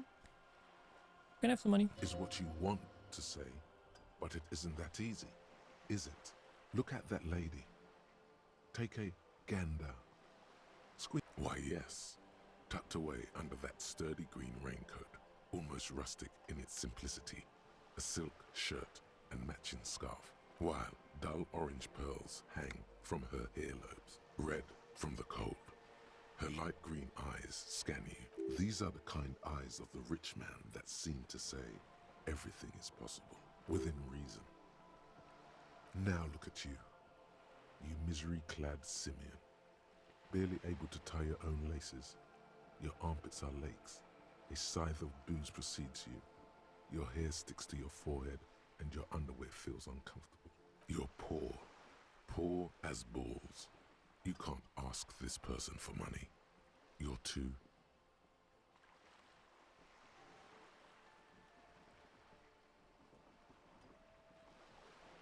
Ashamed? Yes. You're too ashamed to ask this person for money. Too scared to belittle yourself in her eyes. Oh God, the lieutenant is here too. Do not dishonor the force. As I was saying, if there's any way I may be of assistance, please don't hesitate to ask. You know something about these tattoos? That's the man who was killed. I'm afraid this is a discussion for once we've cleared the lynching question. You know something about the tattoos? Better not tie the fourth day to the Bat's day on this. I hope there is some... She wants to answer the question. Protocol keeps her from it. And tell me about the Wild Pines. What do you do? What we do? I'm afraid I don't speak for Wild Pines as a whole. It's a giant undertaking. There was a touch of discomfort there. She wants to merely represent. What do they do? The Pines' core competency is logistics. Container shipping, freight, that sort of thing. See those airships there, blinking? Those are the ships, and that is the terminal. Another subdivision deals with energy, oil and gas exploration. The Wild Pines Group is one of the original Revacholian Indo-tribes. Companies awarded royal monopolies by the king, the suzerain himself, centuries ago. The king is long gone, but several of the Indo-tribes remain. How much money does Wild Pines have? I'm not at liberty to discuss the company balance sheet, but I can tell you that last year, the company booked more than 20 billion real in revenue. A billion?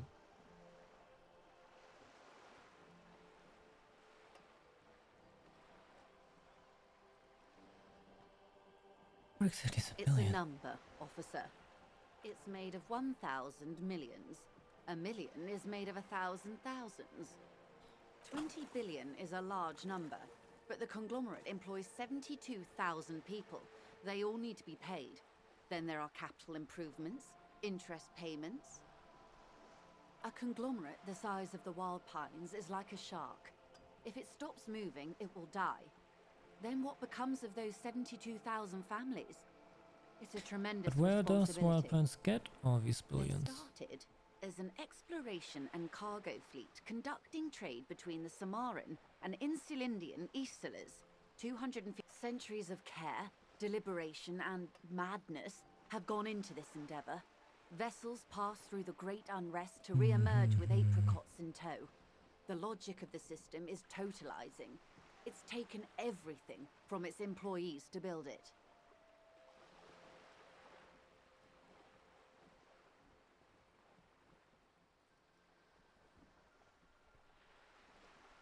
And what does such a huge system want with a place like You this? mean aside from being the terminal's legal owners, who are responsible for moving 8% of the world's cargo? You don't keep it moving. The workers do. The company is nothing without them. We built this district. We. There it is. She owns up to it. All the best parts of it. Rue de Saint-Ghislain, with its bastions. The plazas Meteor and Mosaic. Even some of the old street lamps have been put back thanks to the investments from the WP. Before Martinez was swallowed by the industrial harbour, even before it was part of Revachol, long before Terminal B was erected here, the Pines built it as a resort for its Revacholian employees. A company getaway, for a weekend or a summer holiday. Then came the revolution. But that's another matter. I'm here to make sure the Pines can fulfill their responsibilities to the place they built. With your help, hopefully, says her warm tone.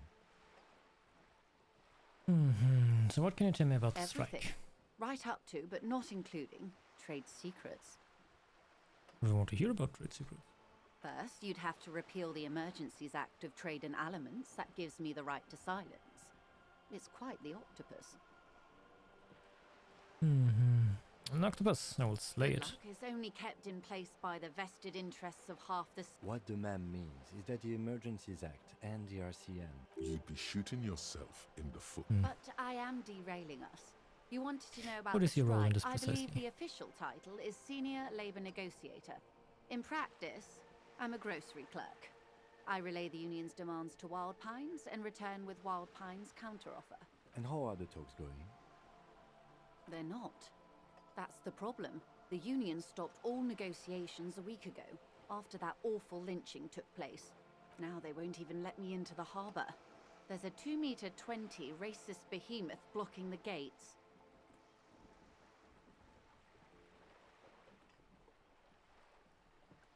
Let's say I was not making the kind of progress I'd hoped for when I first arrived. And when did you first arrive? I arrived 3 weeks ago. Yes, in the middle of February. The bay was still partially frozen then. I prefer to do these things on site, like the RCM. But the strike began in December. I wasn't the original negotiator here. I took over after Mr. Gaumont hit a wall with Mr. Clare, the union boss.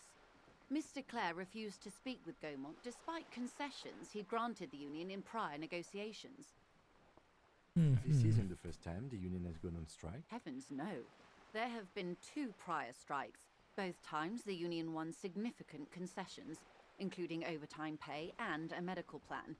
This time their demands are more, I guess you could say, Is that really such a big concession to be paid for your overtime and have a medical plan? Ludicrous even. It's meant.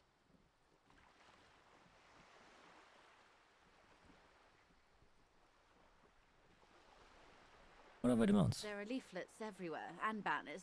Every worker, a member of the board. Most of the workers probably don't know what that means.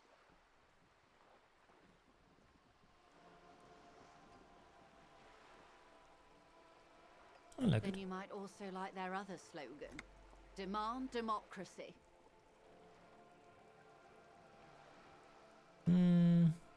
Not hard communist enough for me. Personally, I agree. It lacks the pizzazzo of every worker a member of the board. What exactly do we mean by it? What's the It's demand? quite simple, you see. Every time the Wild Pines group makes a decision about what, about anything really, it needs the signature of each of the 2,200 workers in its Martinez terminal. Just so you understand, this is but one of 22 terminals owned by Wild Pines. Essentially, not only are they kings of the company, they are also kings of the 72,000 employees of Wild Pines Group. That's pretty funny. They're having a blast. But how can they afford it? After 4 months, my assumption was they would prefer a more practical solution. What are you going to do? I'm not sure. Naturally, I assumed that was just their opening position, a hard-nosed tactic with a side of mockery. But there's been no follow-up, just the same nonsense. And now, people are getting lynched, I hear. Behind the whirling in rags. Excuse me, from whom did you hear about this lynching? I first heard it from the boyer at the gates. The one whose very name advertises his aversion to work. I think he said it was, "Call me mañana." This checks out.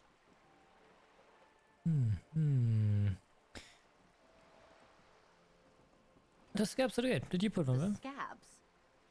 You mean the huddled masses of Jamrock, come to plead for work where the union, if they were organized by Wild Pines or its affiliates, then it would be a company secret. It's implied. She's open to discussing this matter with you at a later occasion.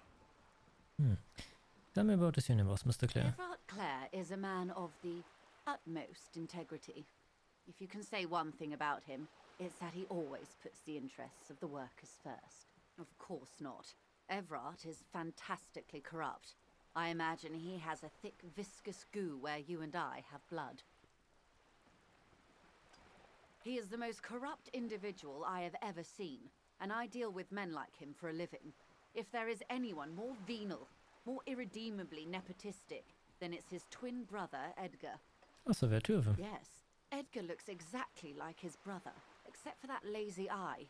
He also talks exactly like Everard does, and when one's term as foreman is up, the other takes over.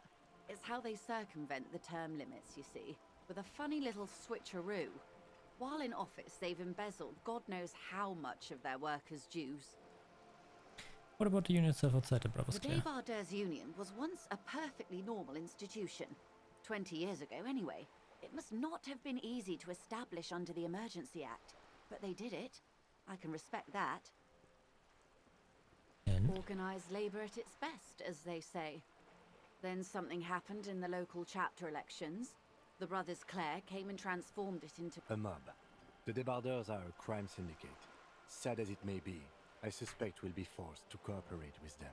Refreshingly honest, officer. The company has tried appeasing in the past, but I'm afraid our concessions have only emboldened Everard and his brother. And your opinion, detective, if I may ask? I'm a curious and talkative person, you see. Would you say the Debardeurs Union is...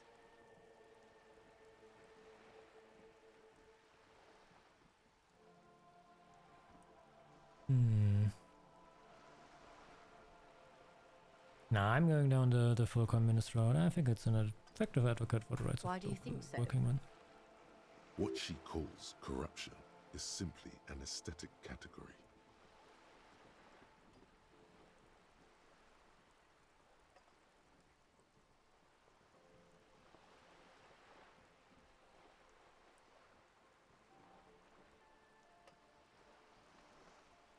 Talking in aesthetics categories is the privilege of the overclass, from what I've seen. Most people are just trying to survive. Point taken. But enough about Everard. What else can I do for you? You had said something happened in the elections? I'm glad you asked. There was a woman, the previous forewoman of the Union. She disappeared.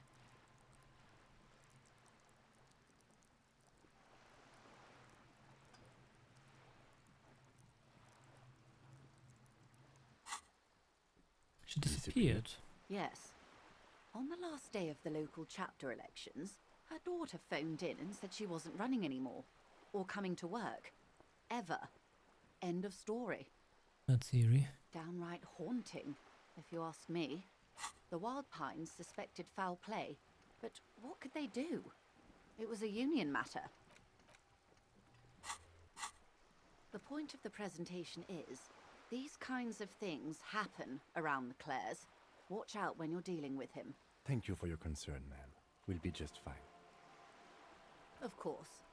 How else can I So, help? finally, what can you tell me about the lynching? Quite a few things, I'm afraid. The information I'm to share with you includes sensitive trade secrets. For the sake of my employer, I have to ask for your names and badge numbers. Of course, ma'am. We should have introduced ourselves. I am Lieutenant Kitsuragi from Precinct 57. And this is my colleague from Precinct 41, I'm afraid he doesn't have his badge at the moment. I hope mine will suffice. How curious. Why is that, Detective? Awkwardness washes over the conversation. The woman doesn't like this turn of events. When my partner told you had recently suffered from an unusual medical episode. Are those badges related to it? I see. So, are you saying you lost your badge during the course of this episode?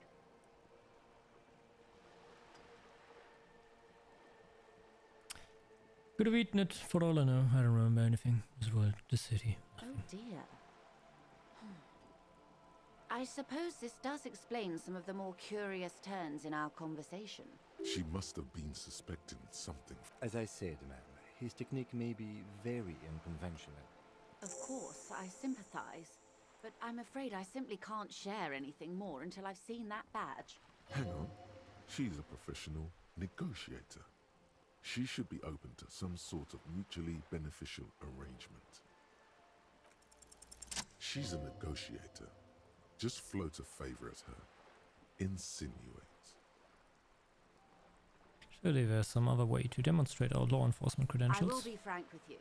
If I'm going to break protocol, I need to be able to justify it to my superiors. They're going to want to see something very tangible. You're in, but expect her to drive a hard bargain. Like what? Reports from inside Terminal B suggest it's a hub for the local drug trade. This is an open secret in Martinez. The Union controls the terminal, so it goes to reason. They're profiting from this trade. The company has tried looking into this matter before, to no avail. Perhaps someone with your authority and resources might turn over the right stones. Or you can recover your badge. Though if I may be blunt with you, it sounds like that may be a lost cause. Detective, a word in private before we continue.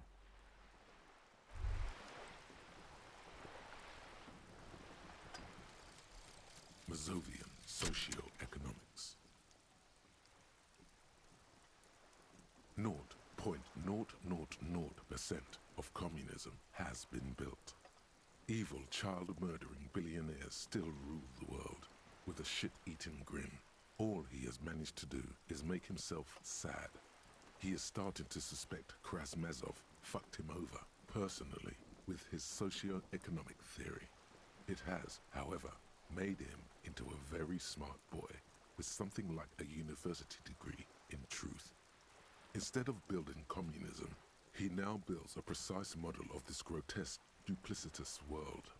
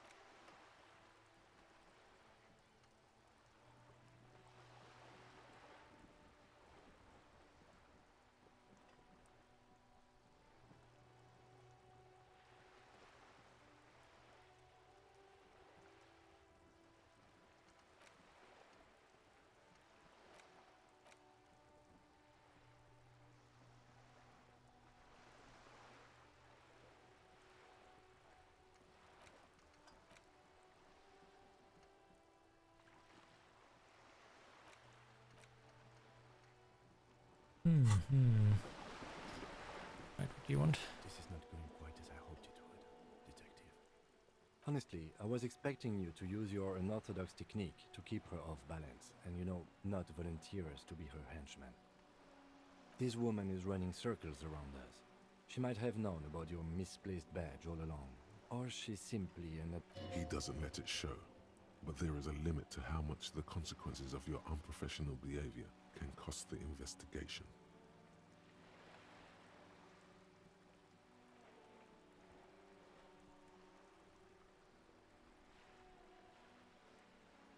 No. If there is reasonable suspicion, we must investigate. Otherwise, she could claim we are siding with the Union, or that we are on their take. We'd never hear the end of it. What I propose is, we ask her, then we investigate, briefly. But do not share the outcome of this investigation with her. We tell her it's done and demand for her information on the lynching.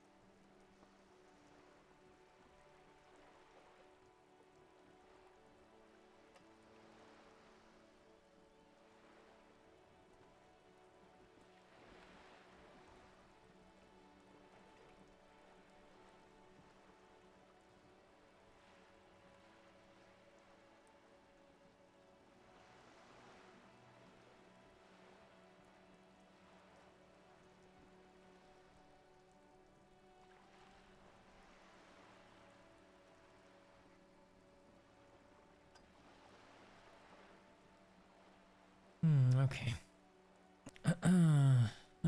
Okay. I'm sure you will, Detective.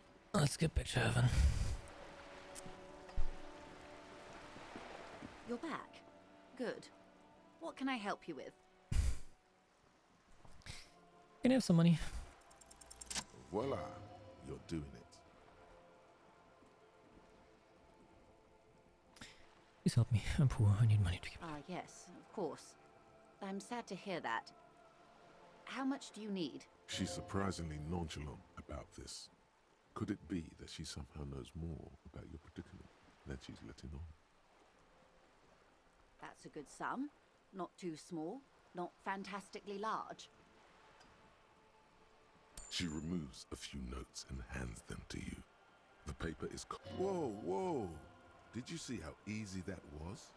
Ask her for more. Toot toot, train to Moneytown. Can you eat honor? Are you an honor... So, I hope I didn't just bribe you, officer. It may not be technically illegal under the Emergency Act, but still.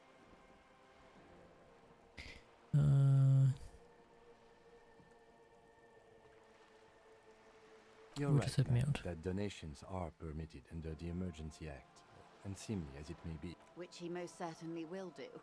Now, how else can I help the RCM today, All besides right. supplementing its salaries?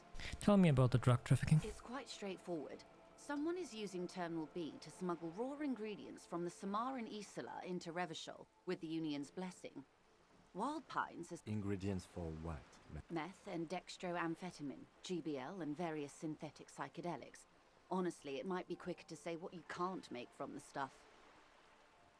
They come through the terminal. After they clear the terminal, we lose track. The actual production is taking place at various sites in and around Jamrock Quarter. Wild Pine seems to be well apprised of the local drug trade, ma'am. Do you mean to say the Union also produces the product? Sells drugs, I mean? We're in logistics. It's our business to know. And no. As far as the company knows, the Union does not produce it. They transport the And you want guests, us to but you won't get anything out of Evrat and the Dockworkers Union. Still. The handoff. The motor lorries at the roundabout.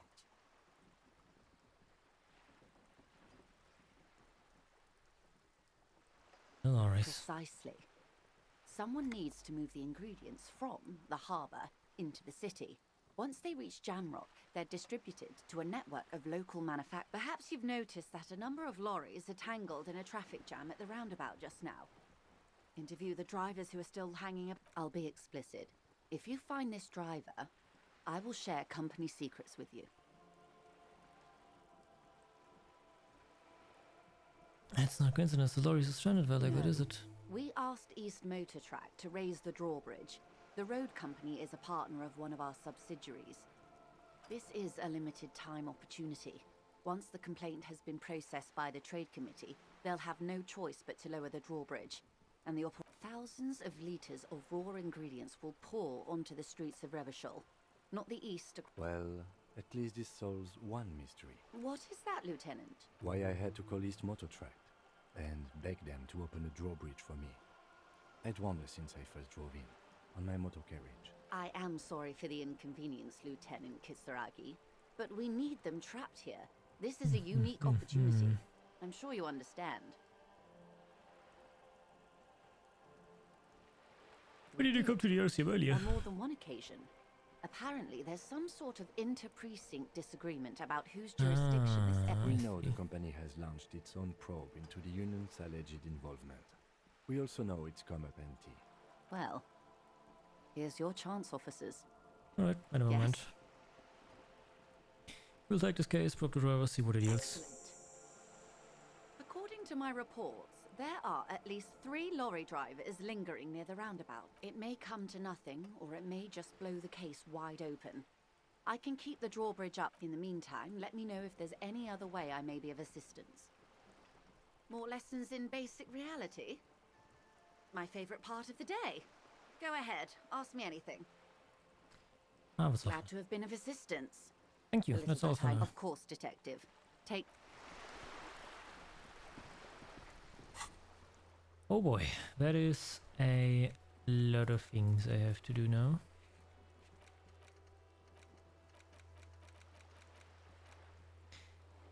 I think I want to go and pay back my debt as a starter.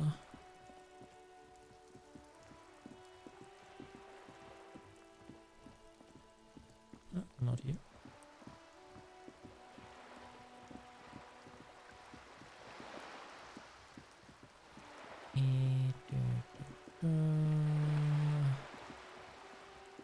Dear God, woman, why are you so damn far away?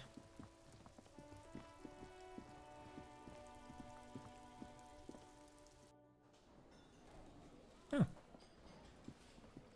lot of people has arrived. Oh, maybe I can... I don't have a song, I think.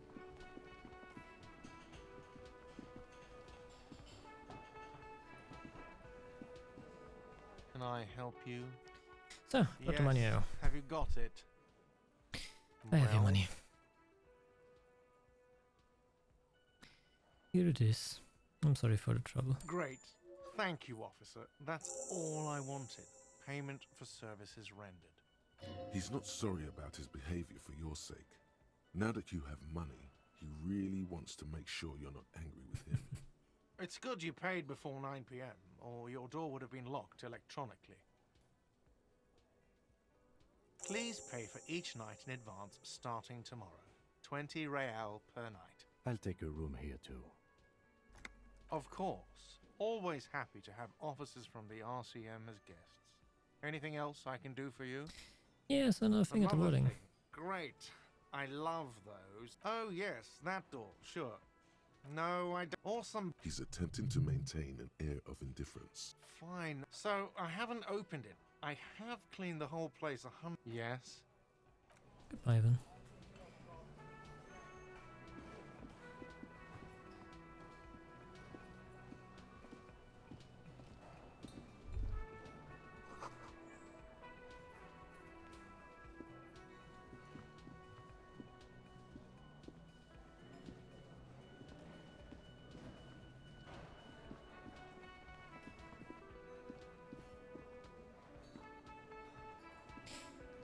Alright, that is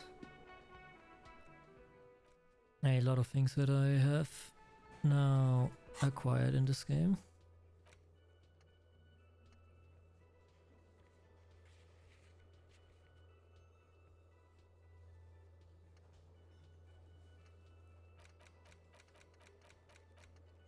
And I've got a whole bunch of quests all lined up now.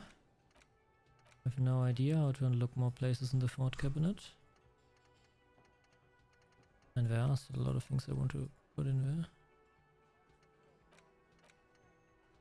I need skill points to forget them again. Interesting.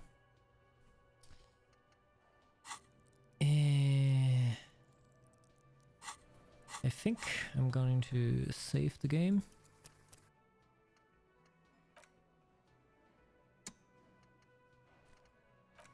one final time, and I'd say that we came quite far today. I think we've reached a good point to maybe end today. I don't know if we're going to end today, but I'm very hungry, so I'll definitely be ending the stream. So, all of you, thank you so much for spending the stream with me. Special thank you to Isauragat. I probably completely mispronounced that. Thank you for being here for so long, and see you next time. Bye bye.